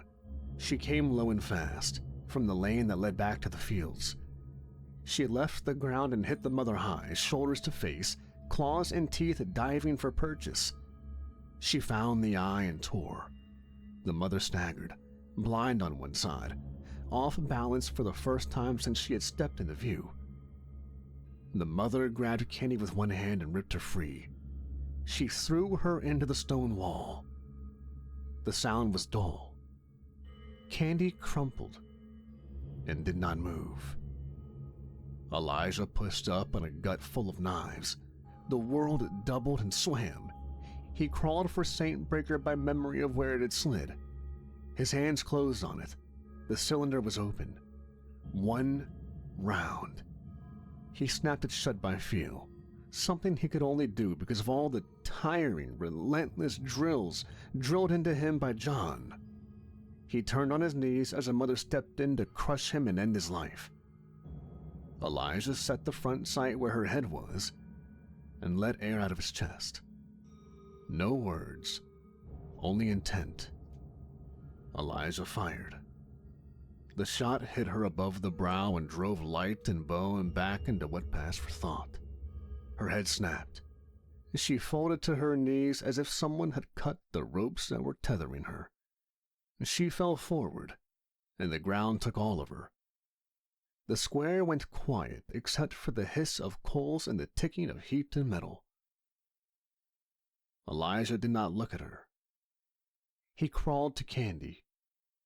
She lay on her side, tongue slack, chest still, one eye empty white, the other open and seeing nothing. He put both hands on her ribs to feel what wasn't there and bowed his head to her ruff. He had never asked for himself. Not once. He had learned to take orders and give none to heaven. He did not know the shape of pleading until it broke out of him now. "You called me," he said to the stone in the sky, a voice raw. "I went. I bled. I buried. I did not ask for signs or wages. I did not ask for rest. I ask now." His hand shook against Candy's ribs. "You took my father and my family and the town I was in as a boy. You can leave me this one good thing. You can." Silence held. Wind moved ash. A hinge clicked somewhere as the heat shifted wood. Two of the freed stood at the edge of the square and did not come closer. One sobbed once and bit it back. Elijah kept going because stopping would have been the same as letting her go. "If this is a lesson, end it. If this is a test, I have nothing left to prove. You made me your weapon. Let me keep the hand that steadies it. Take years off of me if you have to. I'll spend them, just give her back." The ring on his finger warmed again, slow at first, then to heat. The finger bone of Saint Merciful burned against his chest until it felt welded to his bones. He pulled the pouch free with clumsy fingers and let it hang against the air. His ring hand glowed in the skin, not bright but clear. He set that hand on Candy's head. Heat traveled under his palm into skull and down in the chest. He felt it go, and felt how empty he was without it. Nothing. Then a twitch in the front paw. He did not breathe. Another twitch. A long, tearing gasp that dragged air into a body that had quit. The chest rose, fell, then rose again. Candy's eye found him. The tail moved once thin as thread, then again. She whined, confused and alive. He pressed his forehead to hers and let the tears come, quiet, broken, and unashamed. "That's my good girl," he said, and kept saying it until the words steadied his hands. The ring cooled. The finger bone settled against his chest. The square held still. 3 bodies lay where they had been put by force and will. Smoke bled into the open night. Elijah checked Candy's pupils and ribs with fingers that would not yet stop shaking. Hurt but alive. He looked once to the west and saw only dark and distance. And in both of those things he found the word he did not say. Home. He stood with effort. The townsfolk looked to him for a shape of what came next. He gave them only what he could promise. Candy leaned into his leg and held there. He set his hand on her head and left it. The night had not given them mercy, it had given them breath. For now, that was enough. Dawn pressed at the edges of the square. Elijah, gathering the breathing, counted them twice and set the line west between the hedges. He palmed the ribbon in his pocket and felt its wire bite. He pictured the gilded mare's hinge complaining. A bowl set on the floor before a glass hits the bar. Jennifer's hands already moving. He let that picture stand. Candy nudged his knee, alive and waiting. He laid his palm between her ears and kept it there until his hand stopped shaking. He would lead this group of innocents back to Callamore. The ring lay cool, not dead. He knew what that meant. Oh, there would be another town and another map and another night when obedience felt like paying a debt that never zeroed. He didn't love it. He wouldn't refuse it. A man can dislike the road and still ride it.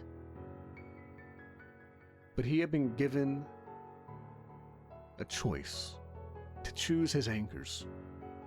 Jennifer,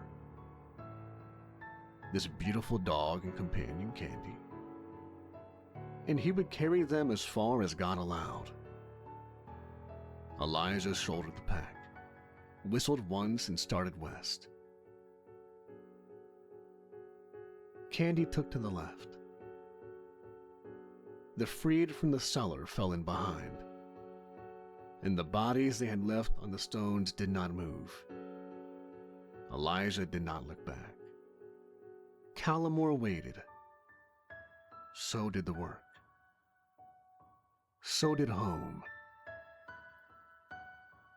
Elijah and Candy, along with Luther, made their way home.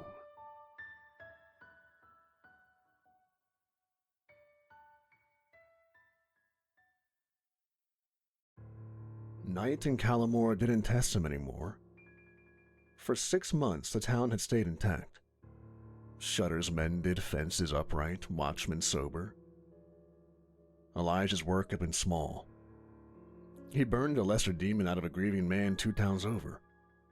He and Candy cut down a pair of ghouls at the creek mouth before they found the bridge. No parades, no sermons. He slept most night without the old jolts. He spent his days inside doing ordinary work.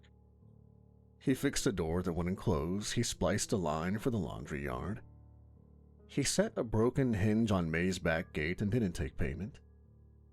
When someone asked for a psalm, he read it and put the book away, considering he had one of the only full Bibles in existence. Jennifer ran the mare and kept the rooms above it full enough to pay for wood and flour. She hadn't sold her body since the night they met. She said it once and never had to say it again. Candy fit herself into their life as if she had been born for it.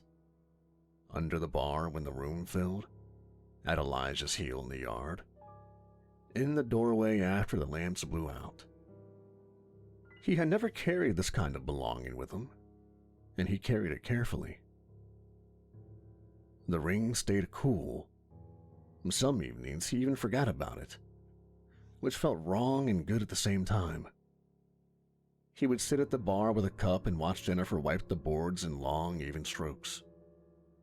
Candy would lie with her head on his boot and breathe through the last hour. The door to the inn would open and close as it would. He would go to the stable late, talk to Luther while the horse chewed, and count the quiet. The trouble came in on a cold night near closing. A man from the east pushed the door and stood inside it as if the hinge were holding him up. Dust filmed his teeth. His hands shook around a cup he hadn't ordered yet. Jennifer poured water first and he drank. She then poured rye. He held it but didn't drink it. 2 weeks east. If you keep your horse. Town's big. Bigger than this by a long walk. Women and children vanish. No ransom, no bodies. He swallowed. He watched the rim with the cup. There's a church at the center. Charity house beside it. They feed people. They take in orphans and the ones with no roof. The man in charge, Jasher Hardwick, 2 sons. People want to believe in them, and I used to. What makes you doubt? Elijah asked. My girl. She went for stew in their yard and never came out. I searched until my legs quit.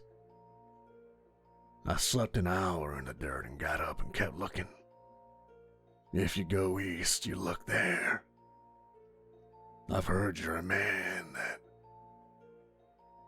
cleanses things.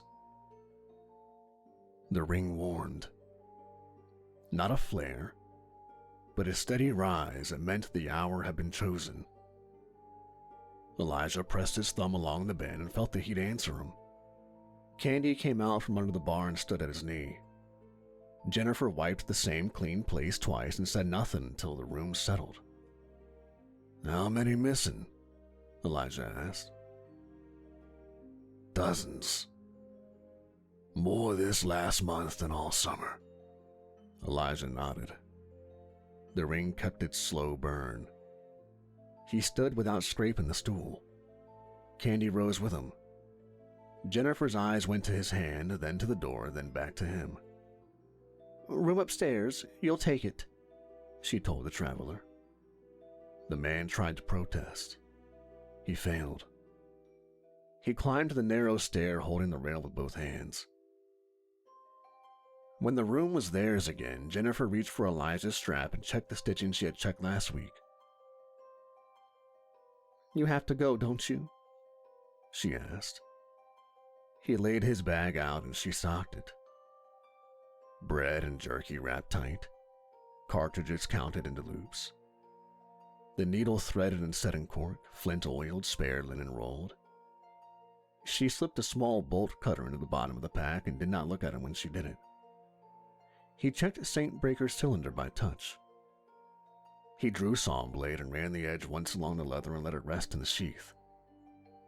He pulled the chain through his hands for burrs and found none. Rope, hooks, lime, chalk, 2 torches. The habit calmed him. "Bring her back," Jennifer said, looking at Candy. "Bring you back, too." "I'll try both," he said. It was all he could say. They kissed once, brief. She tied a ribbon into her hair with hands that didn't shake, then used those same hands to tie his bundle for the road. He went to the stable and stood with Luther until the horse's breath steadied his own. "Looks like we're back to work, Luther," he told the animal. Luther tossed and snorted, answer enough. Candy slipped in and pressed her paw to Elijah's thigh and held his eyes. He rubbed the old scar at her ear. Before first light, Jennifer set the bundle on the bar and folded his fingers over it. The town was dark and cold. Somewhere a window thumped shut. May's forge sat quiet. He left town, and at the gate he looked back once. There Jennifer stood, arms folded to keep from wringing her hands. And Elijah, Candy, and Luther set off. They took the road that braided the dry river. Elijah kept his thoughts ordered. 2 weeks east, a church, a charity house, a man named Jasher, 2 sons, missing women and children, no graves, no ransom, a traveler who couldn't stand to listen to hope preached over an empty bed. The ring warmed and held. Candy ranged and returned, keeping Luther's knee in sight. The sun climbed in a thin line. He didn't speak much, but when he did, it was to the dog. "If there's a way to do this without too much trouble, we'll find it. If there ain't, we'll do it anyway." Candy's ear flicked. She took her place at his left, and then he rode east. They reached an old relay house near dusk. Roof patched with scraps, shutters wired shut, door barred from the outside.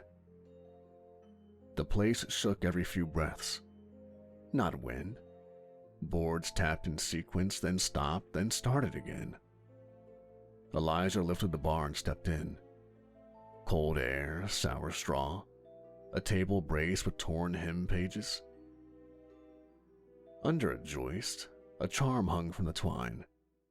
3 nails crossed, a clump of hair, a strip of scripture written backwards. Every turn of the hair set the rafters shivering. "It's bound wrong." He cut the twine, split the nails, and spoke a psalm straight through. The shaking quit.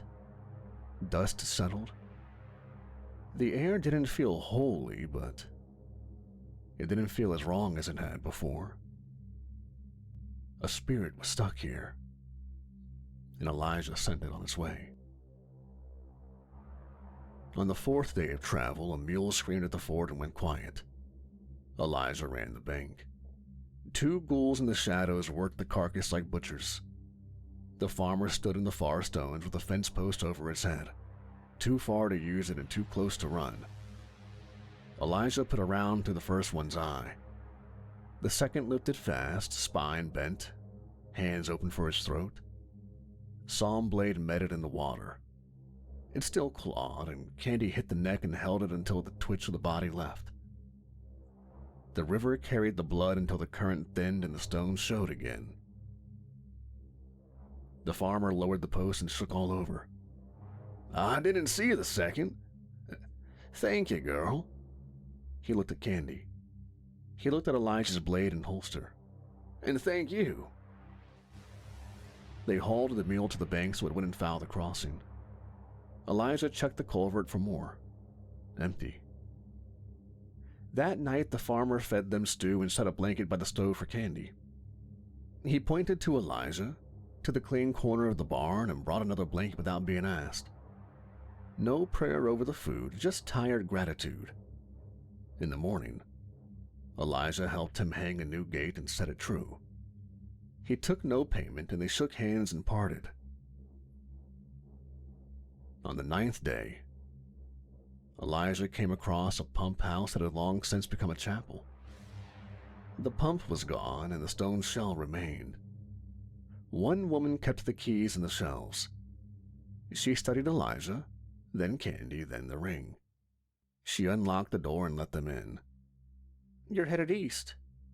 "I am." "There's a charity house in the big town. They call it the Foundry. They take in strays." "So I've heard." "You can stay here for the night. I've got quite a collection of reading material if you'd like. I've been saving books and diaries and almanacs for as long as I can remember." "Thank you kindly." She let him work through the shelves. Old manuals, farm almanacs, half a hymnal. A thin journal tucked behind a cracked atlas. Handwriting neat and small. Days from the first months after the sundering. Elijah found a leather-borne worn journal that had seen much better days. The pages were brittle to the touch. He opened the first page and read aloud to Candy. Journal. Entry 1. The day it broke. It was a day like any other. No sirens, no speeches. I was carrying bread home. The sky went from a blue to a white that hurt my bones. Some people looked up. Those who didn't die for it were blinded. It was not one blast. It was a chain. Somewhere, someone flinched first.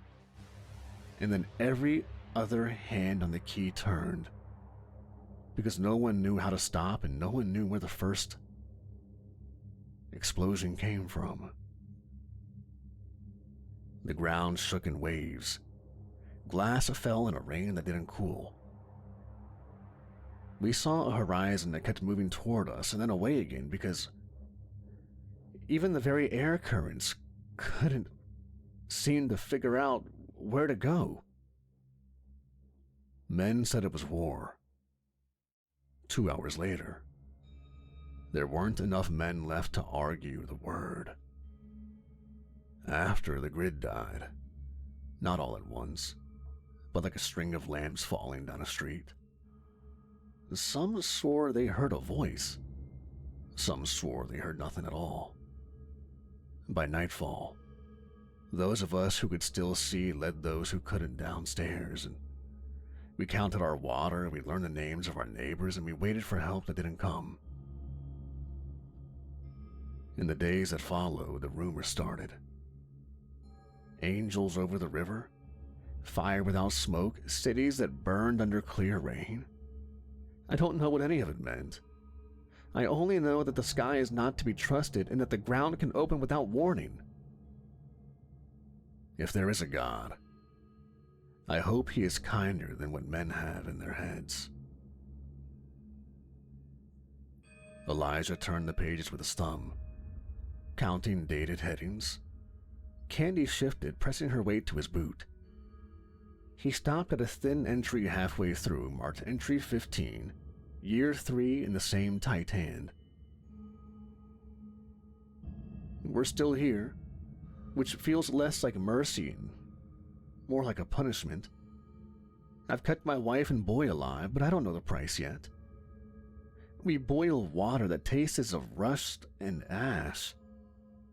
We trade salt for shoes with soles made from tire sidewalls. We sleep in shifts because the night has taken on a job of its own.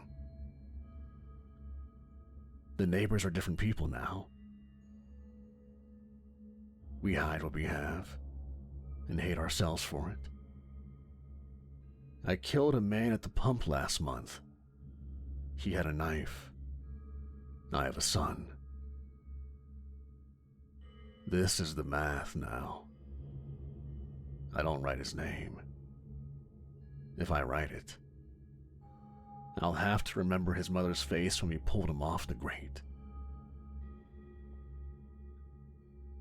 Cults have grown like weeds in the lots where houses used to stand. Some people paint ash on their faces and wait for a horn that no one has heard go off. Others burn books to keep warm and call the smoke a sign. There are people who claim to be prophets who have never learned to read, and demons that don't bother hiding.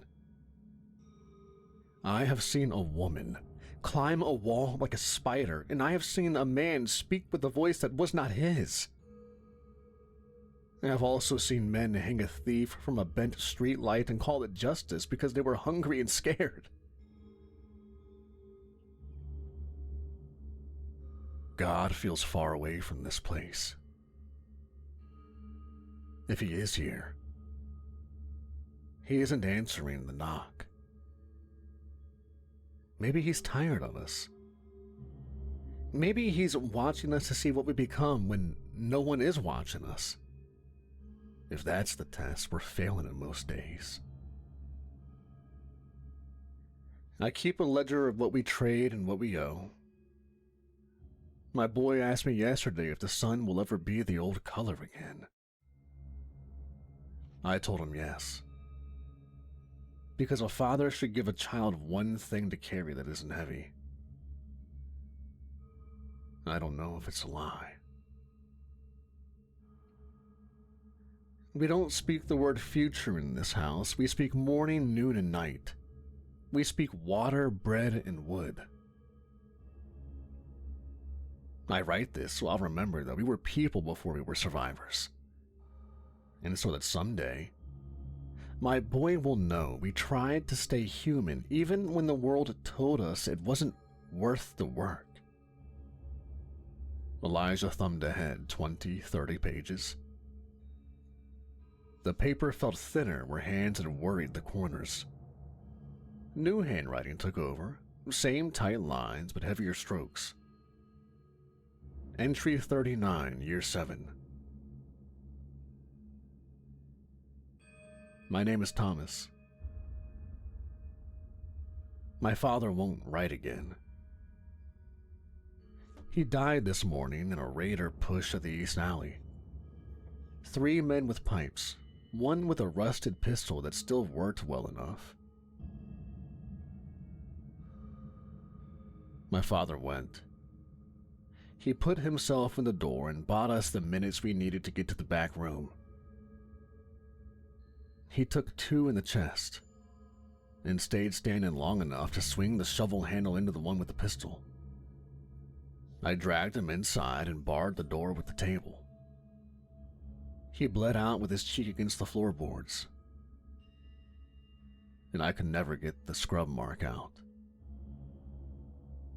I'm 25.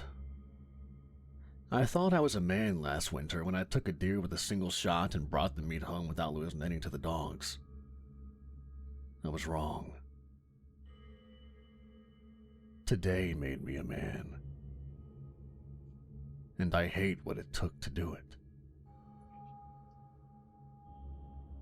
My mother's hand shook so hard she couldn't even hold a cup. My sister didn't make a sound for 3 hours. Then she vomited.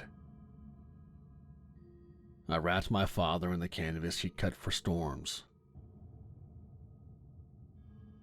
I dug in frozen ground with a pry bar and a pot lid when the spade hit stone, and I'll feel that work in my arms until I die. There's no one to ask what comes next, so I'm writing it down. I'll take his place at the pump in the morning and on the roof at night. I'll count the jars and mend the shoes and say no when men come to trade nothing.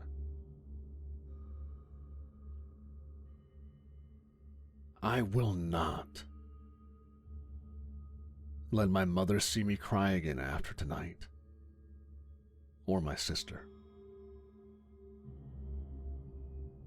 Now it's my turn to be strong.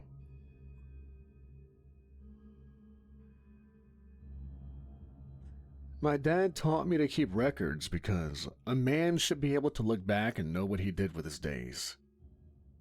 So, here's the record. My father died defending his family.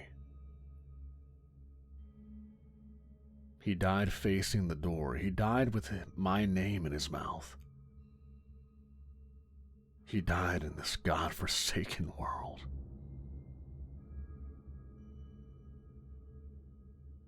I'm writing this with his pencil and his blood still under my nails. Tomorrow, I'll burn the clothes and scrub the floor. I'll keep watch. If there is a God, he saw the way my father died defending our family. If he didn't, I saw it. And I will remember.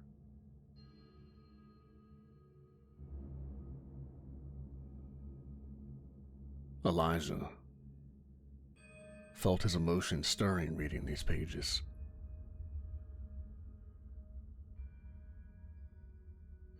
The world hadn't gotten any better. If anything, it got worse. In the beginning of the Sundering, in the first few years, first few decades, it said that you had to watch out for the depravity of man. Man did unspeakable things to his neighbors. But as time went on and things became more depraved, the gates of hell opened wider and wider, and the monsters in the night became more and more common. More demons, more ghouls, more vampires, more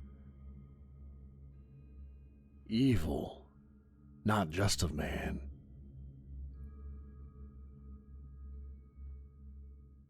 Elijah thumbed forward again in the journal.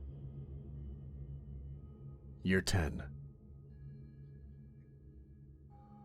I found this book under a crate of broken plates in the pump house. The first hand that wrote in it is gone. So is the second hand.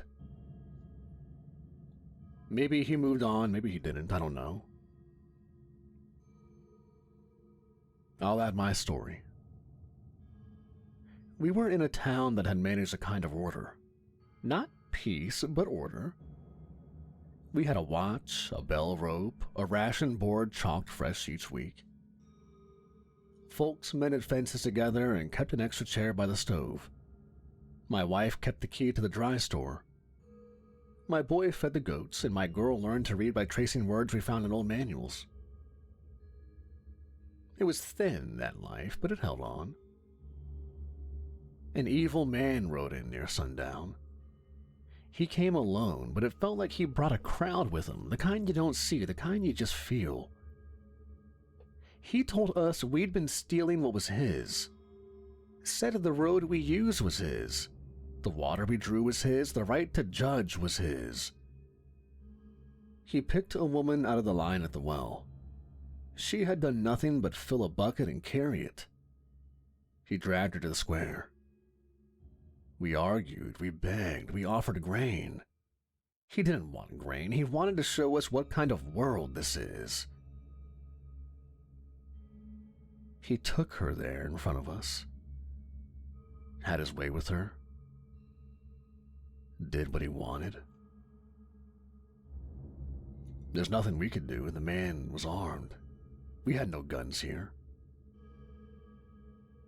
He shot her through the chest the way he might snuff a lamp when he was finished. No speech, no charge.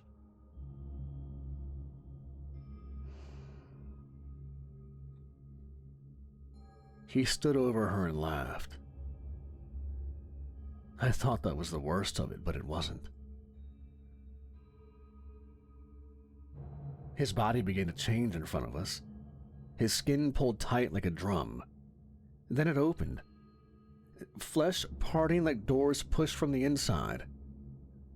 What stepped out didn't belong to any name I had before the sundering. 4 legs, no eyes, a face full of teeth, rows and rows, working like a mill, steam coming off of it in the cool air. The man who'd worn it dropped like a shed coat. We ran.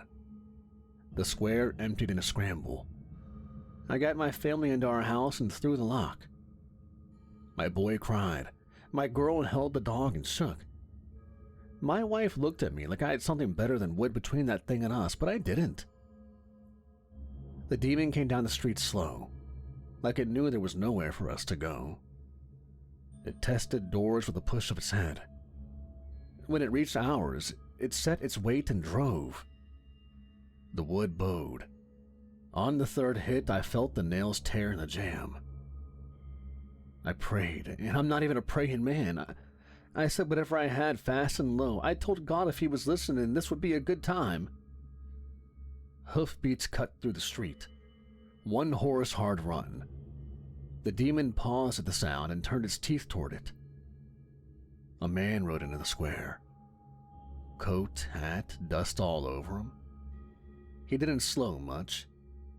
He pulled a gun that looked too heavy for one hand and fired once from the saddle. The shot hit the thing in the head. The body took 2 more steps without it and then folded, legs first like a busted table. Head completely annihilated. The man dismounted without hurry. He put another round into what was left, not for show, but to make sure the world wouldn't get uglier in the next breath. Then he stood there looking at the dead man's coat, and I swear there was a kind of sorrow on his face that didn't ask to be seen. I opened my door. "Who are you?" I asked. "I am the Lord's weapon." He didn't say more and didn't need to. He said it as if the words themselves were a weight. I don't know what happened to the first and second hand that wrote in this journal. Well, I guess I do know what happened to the first. I missed it the first time I read, but a man gave his life for his family. And then the son took up the mantle. What happened to him is nowhere in this journal, but I hope he's still out there doing what his father taught him to do. I don't know what tomorrow asks of me, but I do know this. Evil wears men, and sometimes men wear evil. But there are still those who stand in the road and say no.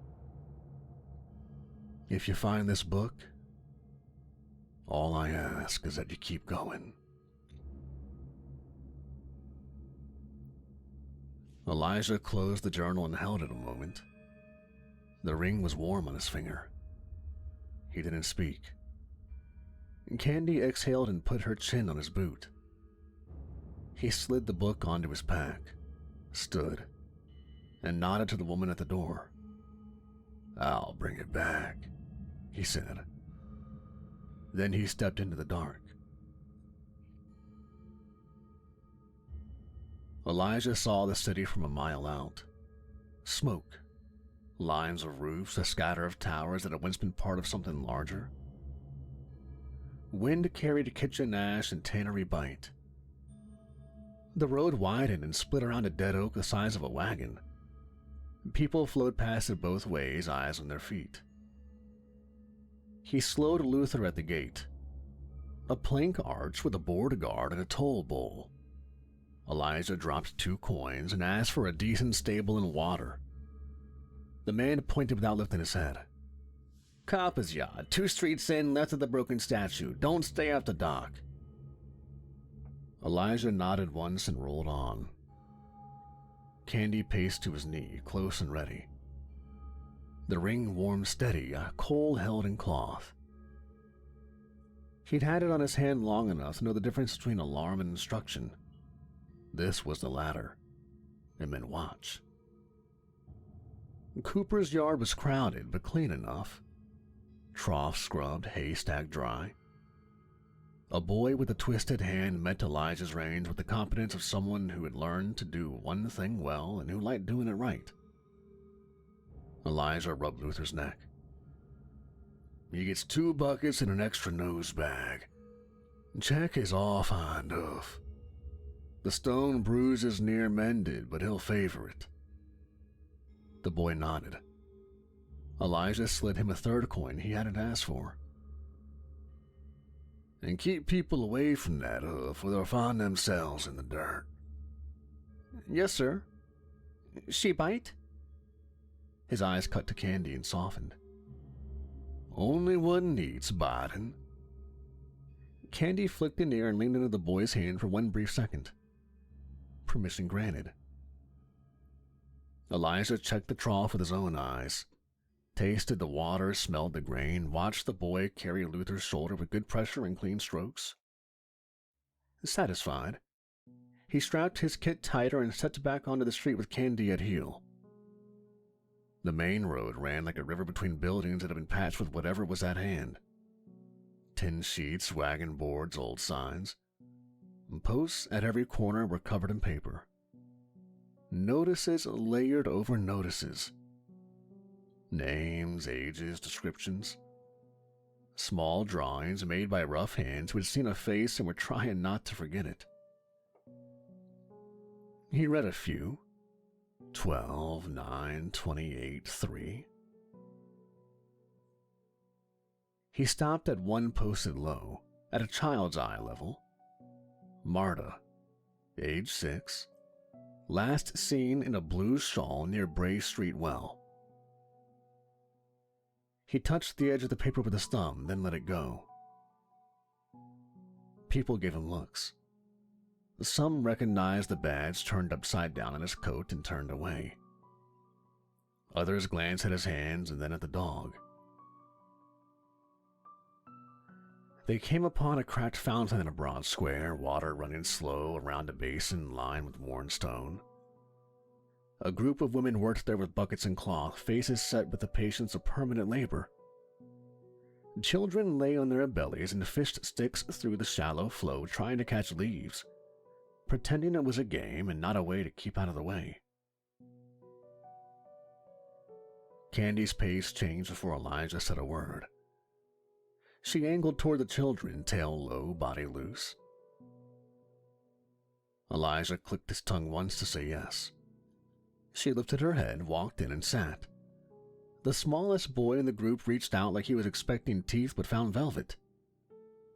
His mouth fell open in relief. Candy tolerated the first rough pet, then leaned her skull into his palm. The other children closed in, cautious then braver. A girl laughed, a short surprise sound. The women looked up startled. One flinched and pulled a child back by the collar. Another grabbed her bucket with both hands like she meant to swing it. Elijah lifted his palms. "She's safe. She's mine." Candy kept still, head at child height, tongue out once to test the salt of a dirty wrist. The ring warmed. Elijah's eyes tracked the edges of the square without moving his head. Men on a bench under the eave, a woman selling pins, a boy with a basket of sour bread. One of the women, though, a narrow-faced elder with white streaked hair pinned back with 2 bones, looked too long at Elijah's hand and the ring on it. Her eyes changed. She made a small sound in her throat. "That's him," she said. "Elijah." The name moved down the line of women like wind. "The Lord's weapon?" a younger one asked, not sure if she believed in such a thing. Elijah didn't answer the title, but he nodded. "I came because I heard. Tell me what's been happening." They hesitated. Fear and habit tightened their mouths. The elder's jaw worked as if she were chewing a decision. She stepped closer, still holding the wet cloth, water dripping onto her wrist. "Months. Women and children. At first, 1 a week. Now, 2, 3, sometimes more. Always night, always quiet. No blood in the street, they just go." "Who was the last?" "Marta, yesterday," a younger mother said from behind the elder, eyes red-rimmed but dry. "Blue shawl. I turned my back to wring a cloth, and then she wasn't there. I ran the whole square. People looked at me like I was a crazy person. They said I must have miscounted. How do you miscount your own child?" Elijah absorbed it without comment. He nodded at the elder. "Where do people gather for help?" "Bray Street, Mercy Table, the church. Jasher Hardwick, he feeds the hungry. Says service leads to salvation. Keeps a long line every morning. His boys help. Nathaniel with the ledger, Calic with the sack. They also own the foundry downriver. Work and bread, bread and work." "Those who go missing, how many of them come from his line?" The elder stared at him like she'd been waiting for someone to ask the question. "Too many. But say that aloud and you might not see the night." A younger woman glanced around and leaned in.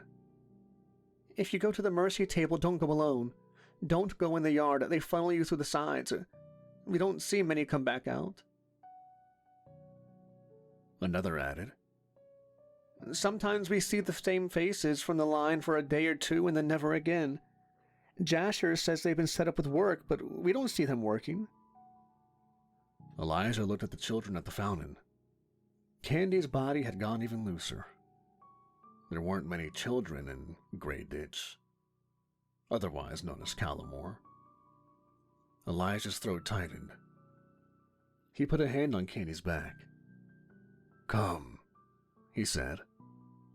The children groaned and clung harder for a moment, then, seeing Elijah's face, let go.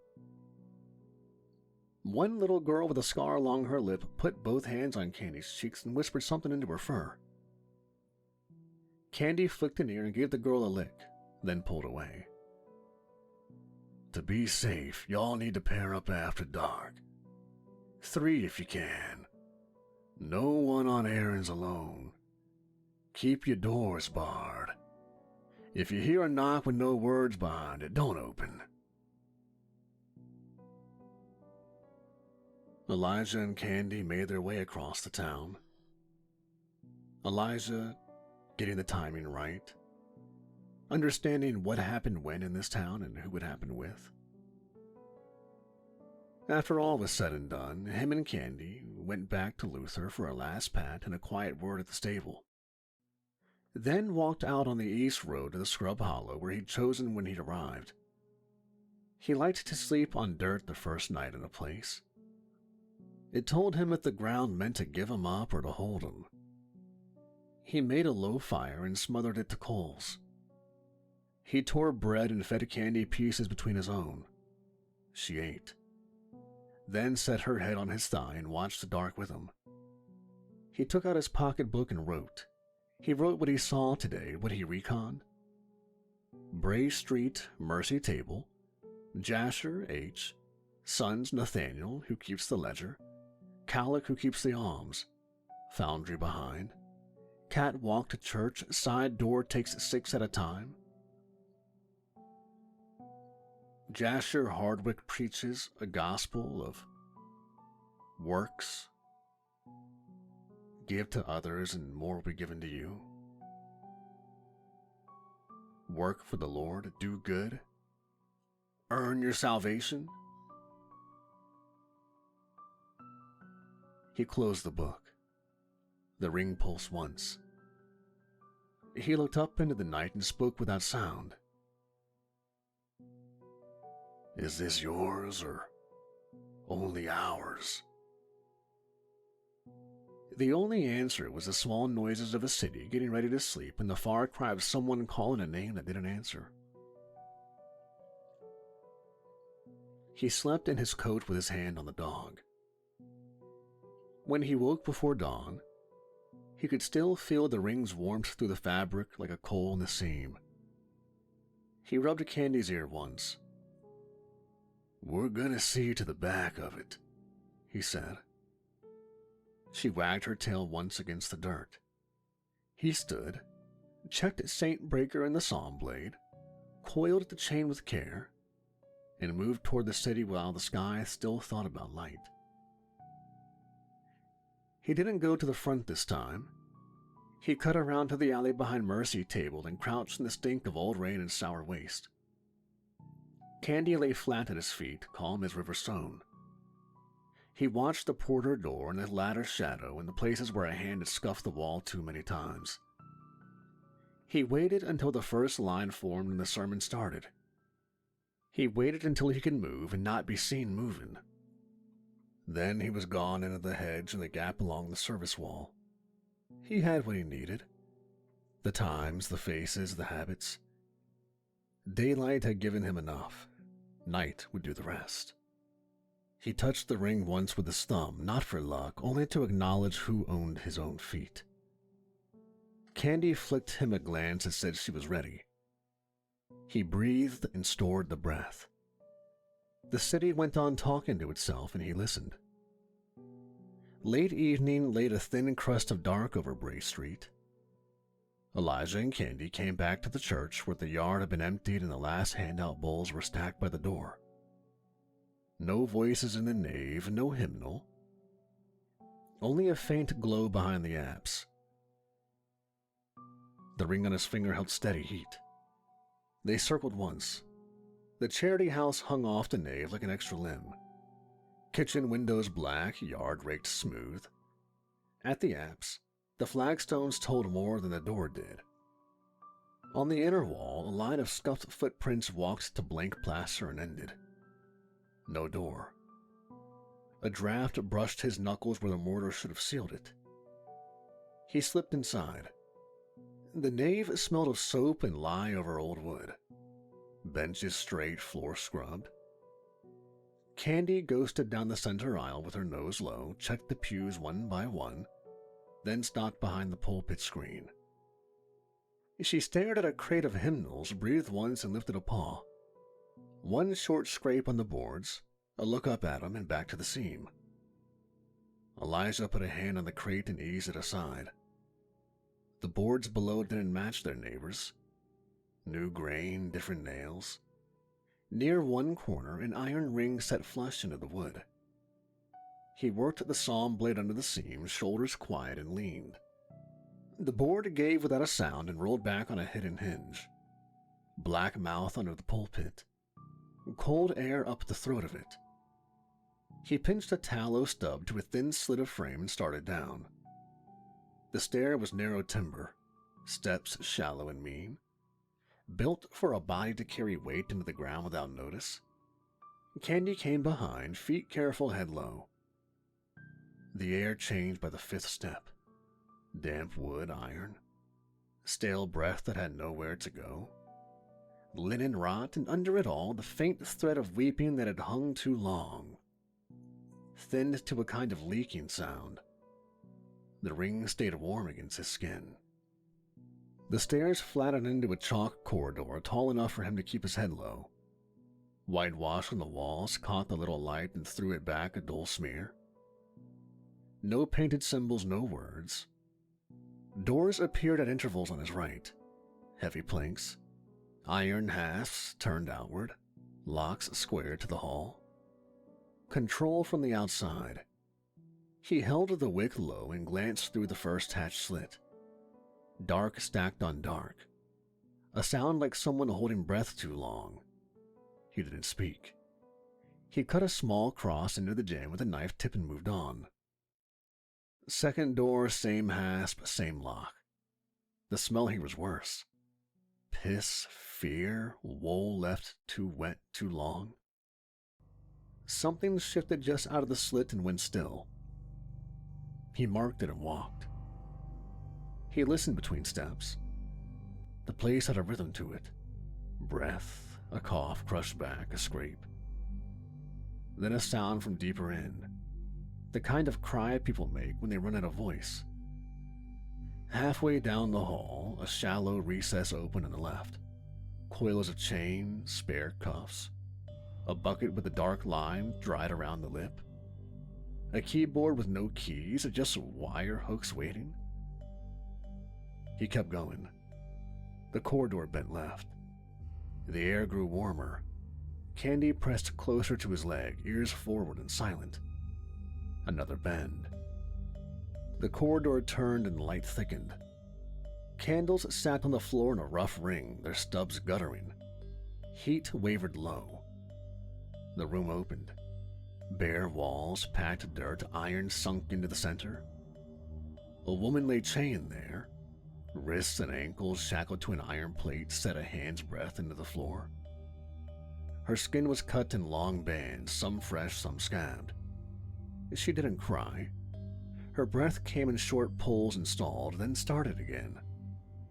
A man stood over her, back turned, whip in his right hand. His left hand lifted to steady his aim for the next strike. Candy let out one sound, a low growl small as a cough. The man turned. The whip was already moving. Elijah didn't think. His hand went to the throwing knife and let it go. 8 feet. The blade hit high in the neck with a dull punch. The whip still landed. It cut across Elijah's face and ear. Heat, then burn, then wet. He didn't stop. He stepped in, took the man by the shirt, lowered him to keep the noise down, and rolled him into the candle wash. Calic Hardwick, the son who worked the alms sack that afternoon. The face was clean-shaven, the mouth still set in a line. No trance, no foam, just a man dying on a floor he thought he owned. Elijah's mind tried to put him into a pattern that made sense. Assistant, servant, something written by a worse thing? Some demon? But the room did not offer him any sign to ease the thought. He went to the woman, psalm blade in his palm. 2 quick cuts at the cuffs. Iron rasped, then gave. He checked her pulse, checked the pupils with a hand shade over a candle. Responsive, slow, but alive. He took his canteen out and set it to her lips. Small sips. I'll come back, he told her. Candy pressed her head into the woman's palm. The woman's fingers closed clumsily on Candy's ear and held it there like it was a handle. Elijah stood, wiped the blood from his cheek with his sleeve and moved on. The smell worsened as he went. Blood, piss, lie, a sourness from bodies. Candles marked the way every dozen feet, their lights set for feet, not faces. He kept to the wall, wick still pinched out, letting the candle line carry his eyes ahead. Voices now. Men talking. Orders and answers. He stopped at the next corner and listened. Put that new stock in the cold pans. Order lots to Holden. No marks on the clean girls. Buyers pay for the clean ones. Brats to the dark cells. No noise. Gags on the mouthy ones. Jasher. The same tone he'd used in the yard, stripped of polish. Another voice beside it, his son, Nathaniel, shorter words. The pace of a man who watched the numbers. Elijah's jaw set. Stock, lots, clean. He filed the words where his mind would let them sit for now, as men serving a worse thing. He waited for the tell, the stink, the shift in the air that meant a demon was about to show itself through their hands. The ring on his finger stayed warm. No spike. No confirmation of anything. He counted the voices. 5. A murmur of more further off. He cataloged the clatter. He took one breath, then another, and slid forward toward whatever the light would show next. A stack of empty crates and 2 barrels came into view. He dropped behind them. The room beyond was low and wide, cut out of old stone and shored with timbers. 10 cages stood in 2 rows, iron. 2 or 3 bodies in each, women, children, bare feet, torn shifts, rope burns at the wrist, some gagged, some not. 5 men worked the room. 2 carried a ledger and a ring of keys. 3 moved bodies like sacks, heads down, elbows up. Jasher Hardwick stood near a pillar with his remaining son, Nathaniel. Jasher spoke, Nathaniel marked. A second door, canvas hung over its frame, flapped as more were forced through. 3 women, blanket stripped, faces pushed into the iron until the latch caught. Something in Elijah stopped flinching. He had been wrong. There was no demon in the corners, no stink of summoned air. This evil was plain. It wore boots, and it wrote in chalk. The ring on his hand went from warm to burning, not a warning, but a confirmation. The evil here was man. Cold metal touched the back of his head. "Don't twitch," a voice said, close. "Shut that mud up or I'll do it for you." Candy's growl rose. Elijah clicked his tongue once as she went still. "Gun. 2 fingers and slow." Elijah drew Saint Breaker with 2 fingers, held it by the barrel. When the man's hand closed on the grip, Elijah turned, fast. Psalm blade cleared the leather and crossed the man's throat in one line. Open skin, then the line opened wider. Blood hit the crate, the floor, Elijah's sleeve. The body folded onto itself and slid. Jasher saw him. Nathaniel saw him. Keys clattered. 3 handlers dropped the new cage latch and came at Elijah. Machete, metal pipe, short knife. Elijah didn't reach for the revolver. He wanted distance closed. He stepped inside the machete arc. The blade bit wood where his head would have been. Elijah beat the man's forearm with his left wrist, turned his shoulder, and pushed the saw blade under the ribs up into the lung. Air went out of the man in a dry sound. Elijah withdrew and let him fall. The pipe came high for Elijah's skull. He ducked late. The edge caught shoulder and sent cold through bone. He wrapped the chain of Golgotha around the man's wrist, yanked, and brought the hilt of the saw blade hard into the throat. Cartilage cracked. The pipe clinged on stone. The man went to his knees and stayed there. The small knife slid in from behind. Elijah felt it before he knew it. Wet heat between ribs, the close breath of a man at his back, the push and twist a butcher uses. He sucked in air that wouldn't fill. Candy exploded off of the barrels. She hit the knife man in the chest and bit sideways into his neck. A tear and surge of blood. He clawed at her muzzle and found nothing to hold. She went down on his heels, then flat. Elijah staggered, hand pressed to his side. Psalm blade readjusted to guard. Nathaniel took a step, then another, knife low. Jasher stayed back and lifted his hands. "We can deal," Jasher said. "You've got talent. There's demand. That ring on your hand don't pay in coin, son, but I do. Walk out of here rich, and stop bleeding for strangers." Elijah didn't answer. He watched Nathaniel's feet. Left foot led, knife in right hand, elbow tight. Nathaniel lunged. Elijah stepped outside the line, caught the wrist, torqued the elbow until it screamed, and used the turn to put Nathaniel's spine toward him. Saw blade went in at the notch where bones break if you hit it right. It slid without resistance. Nathaniel stiffened from the heels up, then sagged. Elijah pulled the blade free and let the body slide to the floor. No one spoke. The women in the cages watched with their mouths closed, every breath measured. Jasher moved the step toward the canvas door. Candy cut the angle, head low, teeth shone. He stopped. Elijah walked toward the spilled revolver. He kept his back to Jasher and didn't hurry. The knife in his side burned. He could feel a line of blood running under his belt and down his hip. He didn't bend until he had to. Behind him, Jasher found his voice again. "You don't have to die down here. You think the world cares who you are?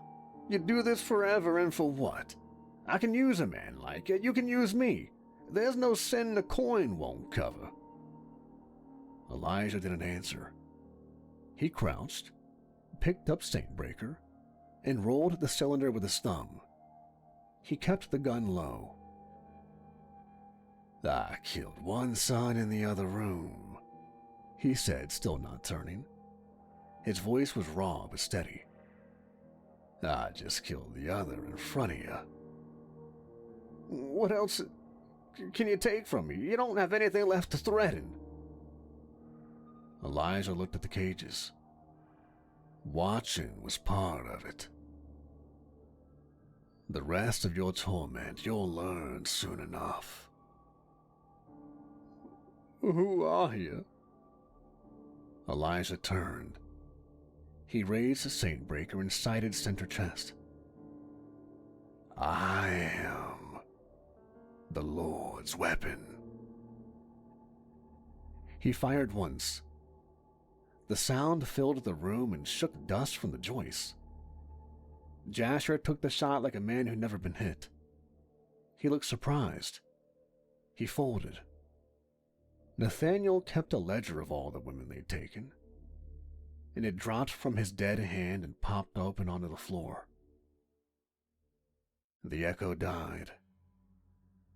The candle flame steadied. Somewhere, water dripped. Elijah walked to Jasher's body and pulled the key ring. His side screamed when he bent. He made himself breathe through it.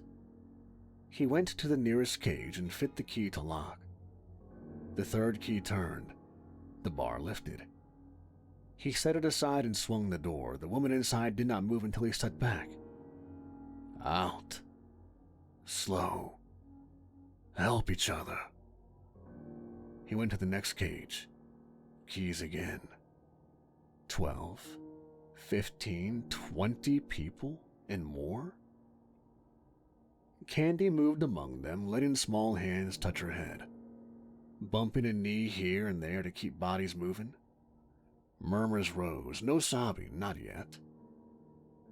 A girl with a bad leg put her arm over another girl's shoulders.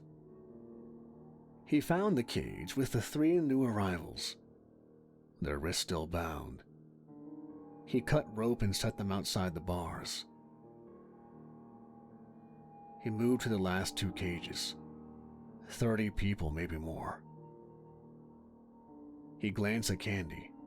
She was looking at him, not the crowd. Her ears were forward. She knew he was bleeding more than he should. He tried to put the keys away and missed the pocket. He took a breath and the edge of his vision tightened, black rising in from both sides. He heard his own breath go shallow. He tried to step and his knee didn't lock. The room tilted. He put a hand out for the pillar and found air. He exhaled and went to the floor. Candy's paws were on his shoulder before the stone met his cheek. He heard someone saying his name. The ring still burned.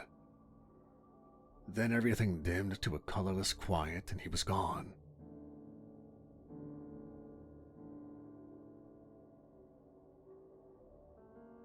He woke to thread-pulling skin.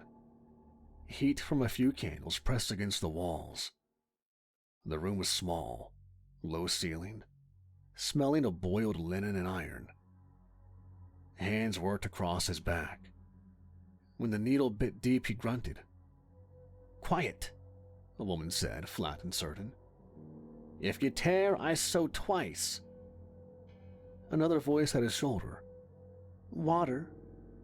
A warm cloth slid along his ribs, lifting blood and grit he hadn't noticed until it left him. Elijah breathed through the next tug. He felt the line of the wound remade under the woman's fingers, straight and uncompromising.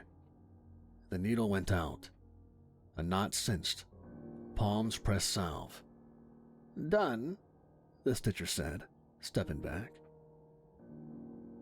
He turned his head enough to see her in the candle wash.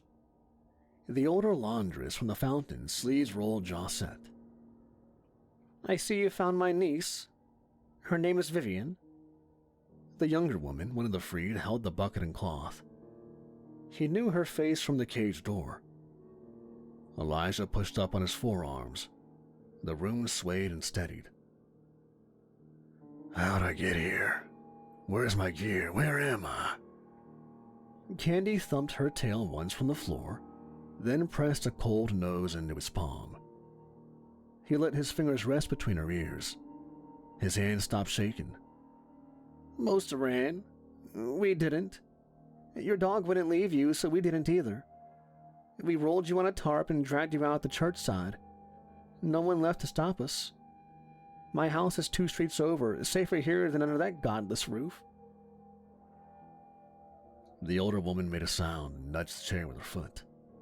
On it, his coat, stiff with dried blood, the chain, saint breaker, and the psalm blade wrapped in a rag that had once been a tablecloth. "All of your stuff. We kept watch." "How long have I been out?" "Hours. You've got a while before dawn." He levered to sit. Pain answered. He swung a knee under him and tested weight. "Sit," the older woman said. He pushed past the word. "Sit your ass down." Yes'm." "You lost blood for 3 men. You're going to eat, sleep, and do nothing clever for days, a week if you've got sense." "Thank you." Her mouth thinned. "At least you can let me do after bringing my girl home and gutting the filth that took her. I buried my brother and his wife after a ghoul took him years back. She's been mine since." Elijah eased onto his belly again. Candy jumped light onto the bed and curled along his side without brushing the stitches. The woman dimmed all but one candle and left the room. Candy's slow breathing moved against him.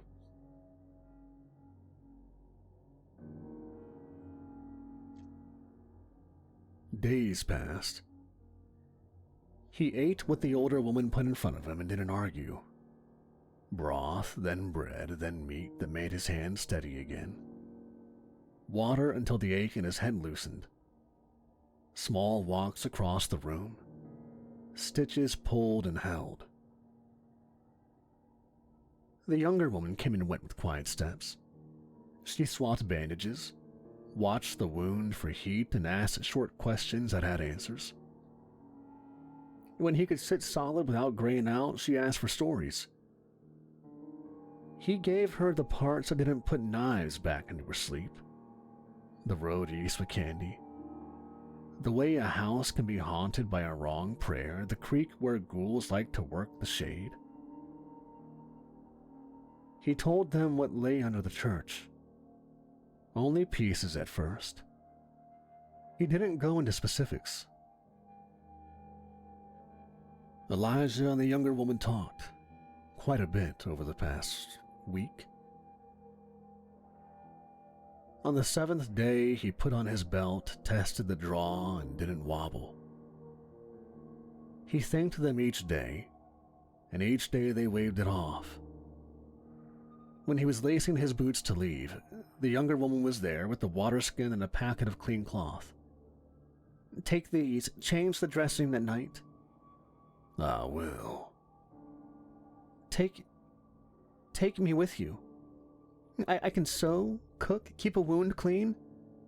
There's nothing here for me but the sound of that room." Candy's head snapped up from the doorway. Her ears went forward. She looked from her to Elijah, then held his eyes. Elijah let out a slow breath. I travel alone. And back home, at the Gilded Mare, there's someone waiting. There's someone waiting for me for once. He didn't say Jennifer's name. He didn't need to. Vivian watched his face. She swallowed and nodded. In that one look, she could tell what this woman meant to him. "Then go to her." She took his hands and thanked him one last time. The older woman came out. "Broth for the road," she said, thrusting a jar wrapped at him. "Bandages? If you tear my stitches, I'll chase you to the grave to tell you about it." He smiled with half his mouth. "Yes'm." He checked Saint Breaker, felt the cylinder seat and the catch click. He slid Psalm Blade home and made sure the chain didn't snag the coat hem and shouldered his pack and set his hat. "Candy," he said. She was already up. They kept the door quiet on their way out.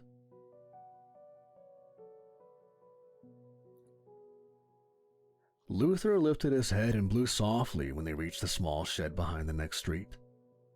His ears flicked forward. Then he set his feet and took the saddle like a thing that meant forward again. Elijah stroked his neck and felt joy run under the skin like a pulse. The road home opened clean. No things in the ditches, no wrong air hanging over the river crossings. No ghouls to kill or chase away. He camped once in a stand of burned willow. Candy slept pressed to his side, and he woke to birds arguing about grain and dry grass. His back ached. The last morning, the hills he knew rose the way they always did. Luther found the old pace without prodding. Candy trotted long and easy, head scanning, tail loose. Elijah felt the ring sit warm against his hand. When the Gilded Mare showed itself, he loosened up. He slid from the saddle, handed Luther's reins to the boy with the milky eye, and promised extra oats. Candy went through the door ahead of him, tail already beating once. Jennifer was behind the bar. She looked up, and relief moved across her face. She came around the counter and stopped only long enough to check his eyes for fever and his gait for lie. Then she put her hands on his face and kissed him once. "Home," she said against his mouth. "For a while," he said. She nodded. "For a while is what there is." Candy pressed against both their legs and made a small sound that wasn't quite a bark. Elijah put his hand on her head and kept it there. The room breathed. The hinge complained like always. Somewhere, out past the far edge of town, the work waited. He let himself stand in the light a long moment. Woman, dog, heat. then took a seat and had himself a much-needed drink.